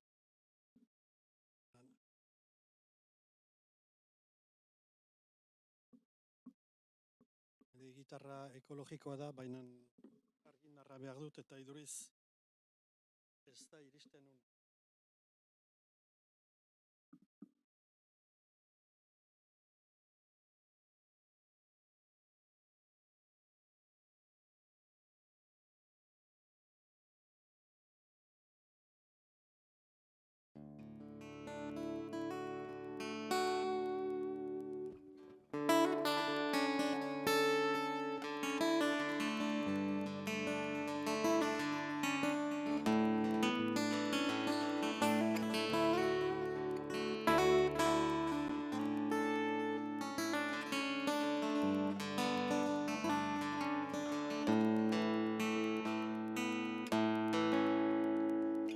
Lurra da gure alaba, lurra da gure ama, lurra izpa, lurra reba, lurra gu lurra gara, ez hortzi gure lurra, gu bai gara.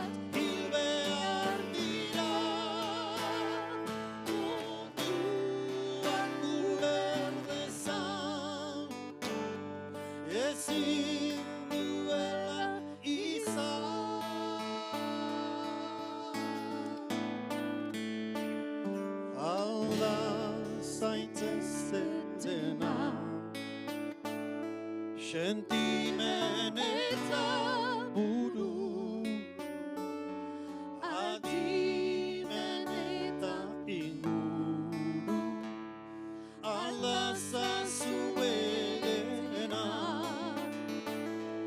ez hortzi gure lurra, gu bai gara lurra bera, adimen eta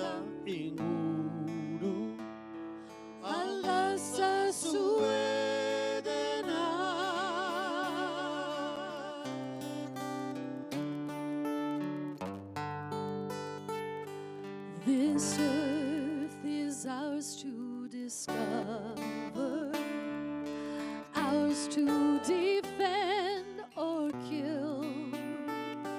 These trees who once were our playmates, we sent to the lumber mill.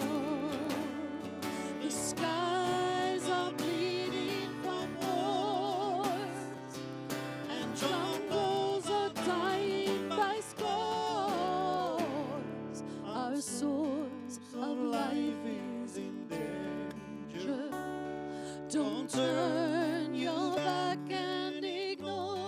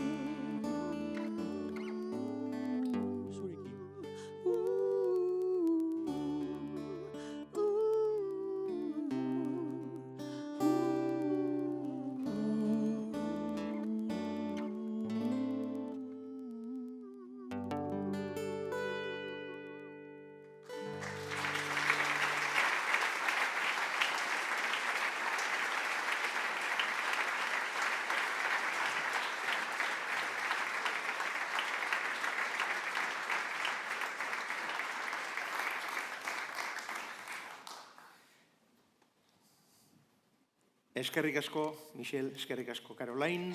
Orea izan da zinez miresten zaituztet. Biba zuek! Eta biba zuek, biba gure lurra, izan ongi!